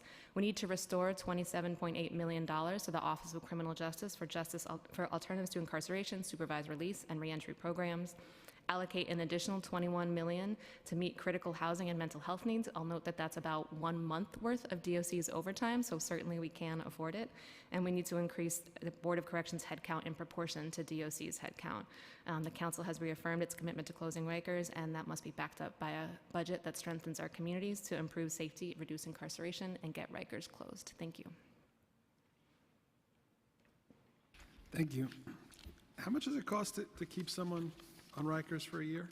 $556,000. And how many people are on Rikers right now? About 6,250. And then I have a question for Maria. I don't know, did you hear any of the testimony from DOF? And what do you make of that? Well, he danced around your question, your very direct question in regards to what's the plan for hiring assessors. How many, in your career or in your tenure as president, what's been the highest head count for assessors? Just from March of 2020, I've analyzed the last several years. Since March of 2020, DOF had about 173 combo of assistants and city and assessors, and we're currently down to about 125 at DOF. Okay. And DOF being the largest agency with our members, of course, affects all the other agencies at the Tax Commission, DCAS, Law Department, and HPD, because most people start out at DOF and then move their careers over to the other agencies. So without a hiring pool at DOF, it kind of makes a ripple effect towards the other agencies, which are also down. For instance, the Law Department is down 50% staffing at this point since 2020. March of 2020 to current. So all the agencies are suffering from a lack of hiring. And do you find that, something that council raises quite a bit, do you find that as these hiring freezes come and go, when they're loosened, are they prioritizing hiring the revenue generating titles? We have made some efforts in hiring, but unfortunately, the retirements and people resigning are for other agencies or other different job opportunities. It's outpacing any hiring efforts that we've made. Okay. My colleagues have questions? Councilmember Brewer? Thank you for your testimony and for DC 37. So how long does it take, say, for instance, you find somebody who's appropriate, how long does it take to get that person on board? Do you have some sense of that as a union president? First of all, your testimony was excellent and must have been quite shocking, to be honest with you. It was meant to be.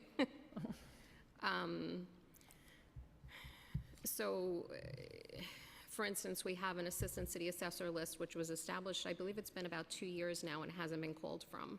And and a huge problem with that is it's an entry-level position. Typically, you need 2 years of experience as an assistant in order to become an assessor, and most people need to go through that process. So if we're waiting 2 years to hire from a list and then another 2 years of them gaining experience to be moved into the assessor title, it's definitely problematic. And also another huge problem is that the training staff, because people are retiring at such a fast pace, we don't have many people left in the higher levels to do the training for the newcomers. So it is definitely at a point where it's a crisis right now. We have a big problem on our hands. So would you make suggestions? You did a little bit in your testimony about just overall what should be done.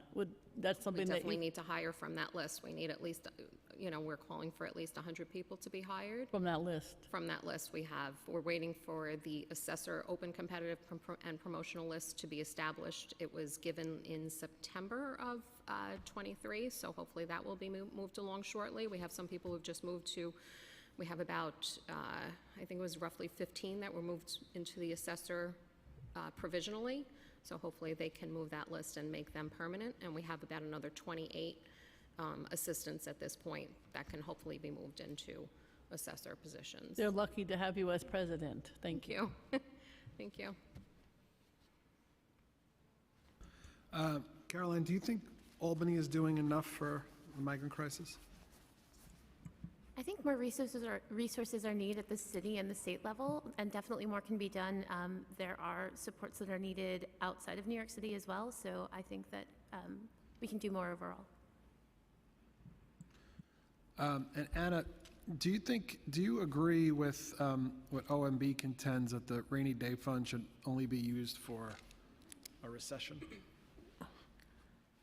Our position has been that the rainy day fund should be used for recession or an extreme catastrophe or emergency with a significant revenue loss or expenditure impact. So we are not as narrowly defining it as they are. If what you're asking about is referring to the migrant crisis, I think at this point we would sort of lean more towards the fact that we aren't at a sort of an emergency crisis that has just happened. We've been muddling through for quite a while, and we have recurring costs. So using the rainy day fund would give you a short-term reprieve, empty out the fund so you don't have it for something else, and still leave you with migrant and asylum seeker expenses down the line. So in this case, we would sort of advise against it. Okay. Any questions? Dee, you're good? Okay, thank you all very much. Thank you. I neglected to also thank Councilmember Brewer. Thank you. Thank you, Councilmember. Thank you. Thank you. We'll next hear from Lisa Rivera, and then turn to witness testimony on Zoom, beginning with Sierra Kraft.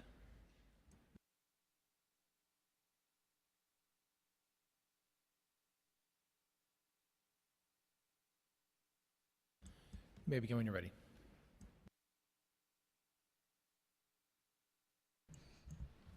Hello, good afternoon. Thank you, Chair Brannan, Deputy Speaker Ayala, council members and staff. I appreciate the opportunity to speak about legal services as it relates to the FY25 preliminary budget. My name is Lisa Rivera, and I'm the President and CEO of the New York Legal Assistance Group, otherwise known as NYLAG. NYLAG staff are amongst many providers doing the essential work to support our communities, work that in many instances, as you all know, exists because there are systemic obstacles in all the institutions that our clients encounter to achieve justice. In 2023, we impacted the lives of more than 130,000 individuals, the highest number in our 34-year history as an organization. That's an increase of over 15,000 that we served in the prior year. I share this because the numbers reflect an ever-increasing need amongst the communities we serve, especially in housing, access to benefits, shelter advocacy, and immigration. That's why today I'm asking for the city to increase the investment in critical civil legal services and social services that are designed to help our clients because they are increasingly becoming difficult to access. We've heard the word crisis thrown around quite a bit lately, a migrant crisis being the most consistent mention. And suffice to say, nonprofit providers have a rich history of responding to a crisis. We've created innovative, expert, adaptable programming, even during budget shortfalls, to do even more with fewer resources, because it is our mission to meet the most basic needs of our clients so that they can thrive and live a life with dignity.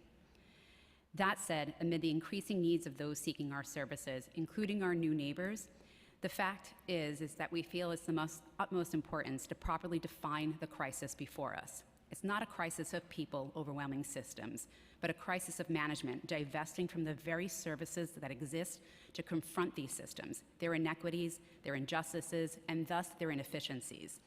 The nonprofit sector has reached a tipping point. NYLAG's continued ability to respond to the need and recruit staff, retain them, pay our advocates fair wages is all at risk because of chronic underfunding. I've testified about this before, but a budget reflects values. Nonprofits stand ready to meet New Yorkers' needs, but instead of maximizing our connections to the communities and our expertise, the city has cut successful programs and left us uncertain about what type of programs we will have after reductions.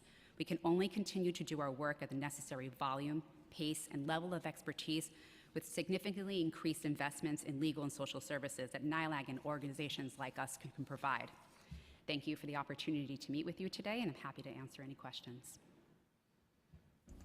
How much is NYLAG currently owed by the city for services rendered? As of last count, 2.5 weeks ago, we had invoices outstanding somewhere around $6 million. So you have about $6 million in outstanding invoices, and how long have you been carrying that? We have been unable to invoice properly since December. Okay. Gail? Just the same question, in other words, is this been a problem in the past, or is this something that is newly created?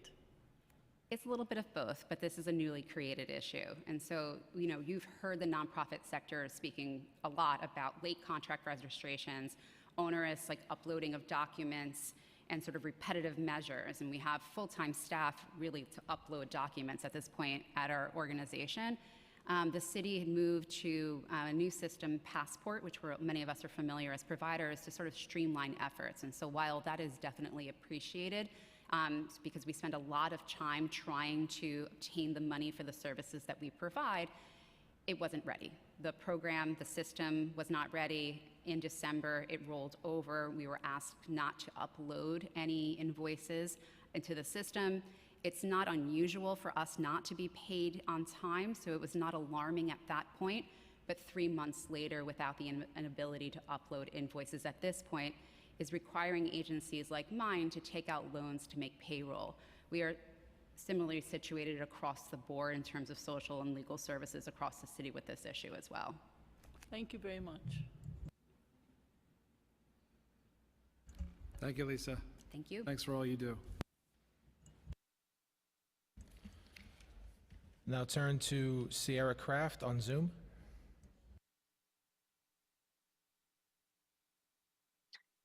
Hi, good afternoon. Thank you, Chair Brannon and the Finance Committee for inviting testimony. My name is Sierra Kraft, and I'm the Executive Director at iCare.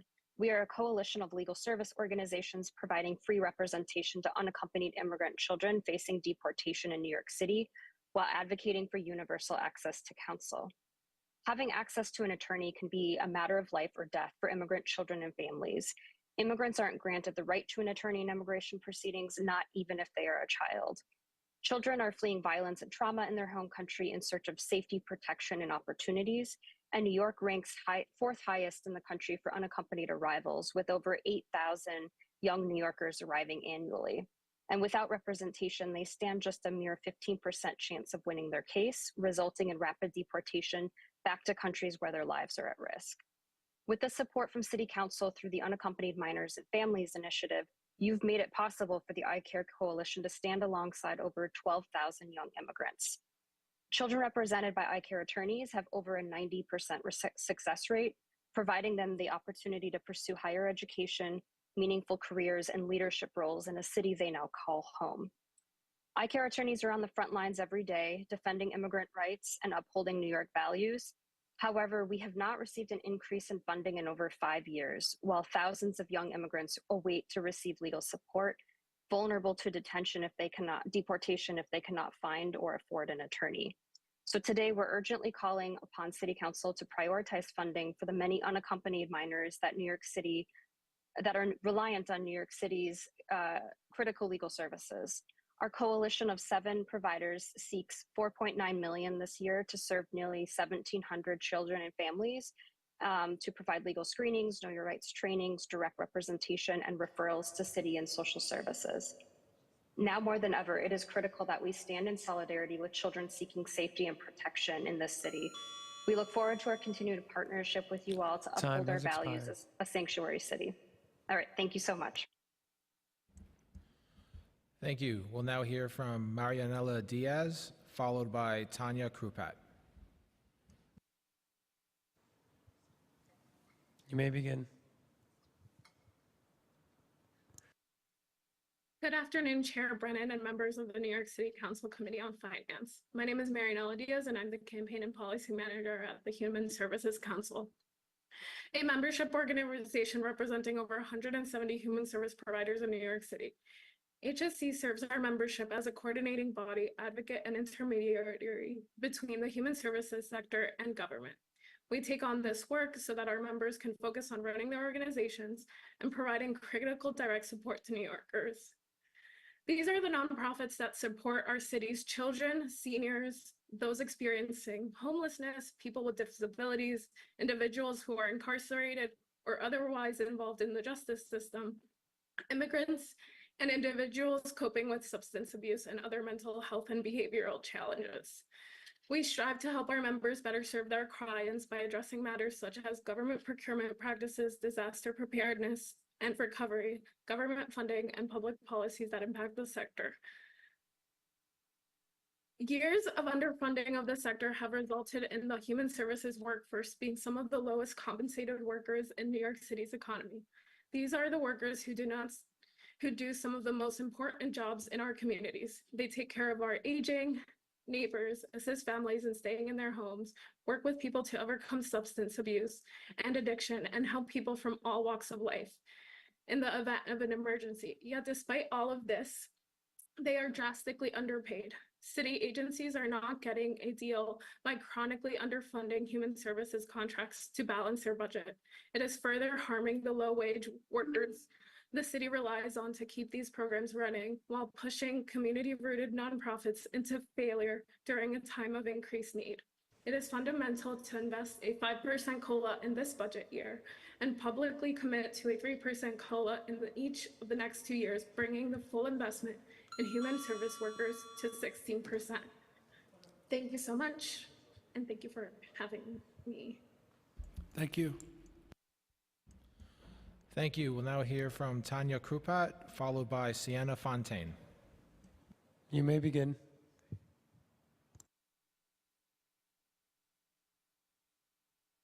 Thank you for the opportunity to provide testimony today. My name is Tanya Krupat. I'm the Vice President of Policy and Advocacy at the Osborne Association.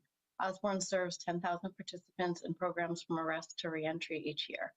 Osborne has been a proud member of the ATI and Reentry Coalition since its inception, and we are among the 11 organizations included in this year's funding request. We are grateful for Council support for the vital services we collectively provide. ATIs are effective and affordable. For the cost of one person being detained on Rikers for 1 year, a year in which they are likely to experience or witness violence, to be separated from their family, may lose their job and home, and their health and mental health may worsen, ATIs can serve more than 30 people, yielding positive and life-changing results that make us all safer.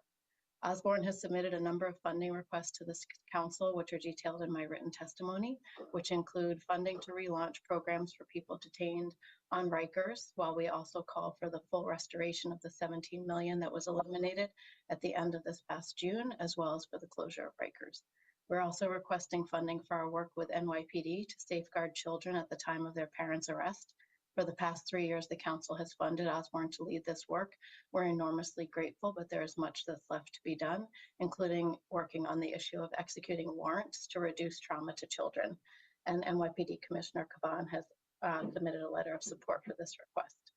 To advance the goal of gun violence prevention, we're requesting $20,000 for our BOGAP, Bronx Osborne Gun Accountability and Prevention Program, which serves 16 to 30-year-olds facing their first gun charge. BOGAP is very successful in keeping young people out of jail and prison, saving millions of dollars and achieving positive outcomes. We're also requesting funding for our soon-to-be-open Fulton Community Reentry Center, which will provide 140 transitional housing beds for older men returning from prison. We're grateful for the council's steadfast support to reduce the impact of arrest and incarceration on the city and the trauma that this inflicts, particularly on Black and Brown communities. To close Rikers Island, we need an Time has all-hands-on expired. to reducing the number of people there. Thank you for your support. Thank you very much. Thank you. Lastly, we will hear from Sienna Fontaine. You may begin. Good afternoon, Chair Brennan and the esteemed Finance Committee. My name is Sienna Fontaine. I'm the General Counsel and former Legal Director at Make the Road New York. Make the Road New York is a membership organization with almost 27,000 members, and we serve about 30,000 immigrant and working class New Yorkers a year with our legal, health, and educational services. And our community centers provide a welcome space for those looking for support and connection in many aspects of their lives. We ask the council to use every available tool to meet this critical moment in our city's history and reverse the mayor's sweeping, short-sighted proposed budget cuts to vital services that would have a lasting, damaging impact on the communities that we serve and their ability to thrive. Amid historic housing, shelter, cost of living crises, we need to invest in communities and not make the short-sighted cuts that hurt the most vulnerable among us. We've identified 4 important examples. First, the cuts that threaten legal services, especially immigration legal services, as we heard a little bit about earlier. For example, our Rapid Response Legal Collaborative, which fills a critical gap, helping individuals who are literally on the verge of deportation. The city's asylum navigation centers are sending increased referrals in recent months, while proposed cuts to this program are on the table. These cuts would do irreversible harm to our communities who are looking to stay and to build with their communities. Second, education cuts of $1 billion over 2 years, coupled with the loss of federal funds for school nurses and more, will absolutely devastate our youth and their potential. This is unacceptable while the city continues overspending on school police and the NYPD's bloated budget. Third, we ask that the council work with DYCD to baseline $21.7 million in the preliminary budget for fiscal year 25 and amend the new adult Time literacy expired. RFP, ensuring those funds are included in the RFP. And then lastly, cuts to the Department of Health and Mental Hygiene and health in hospitals threaten to health access services, which thousands rely on to meet their basic needs. We have a list of kind of individual requests that we'll detail in our written testimony. But again, want to reiterate that this is a time for critical investments, not major cuts. So thanks so much for your time. Thank you. Okay, with that, preliminary budget hearing number 1 is adjourned. Thank you.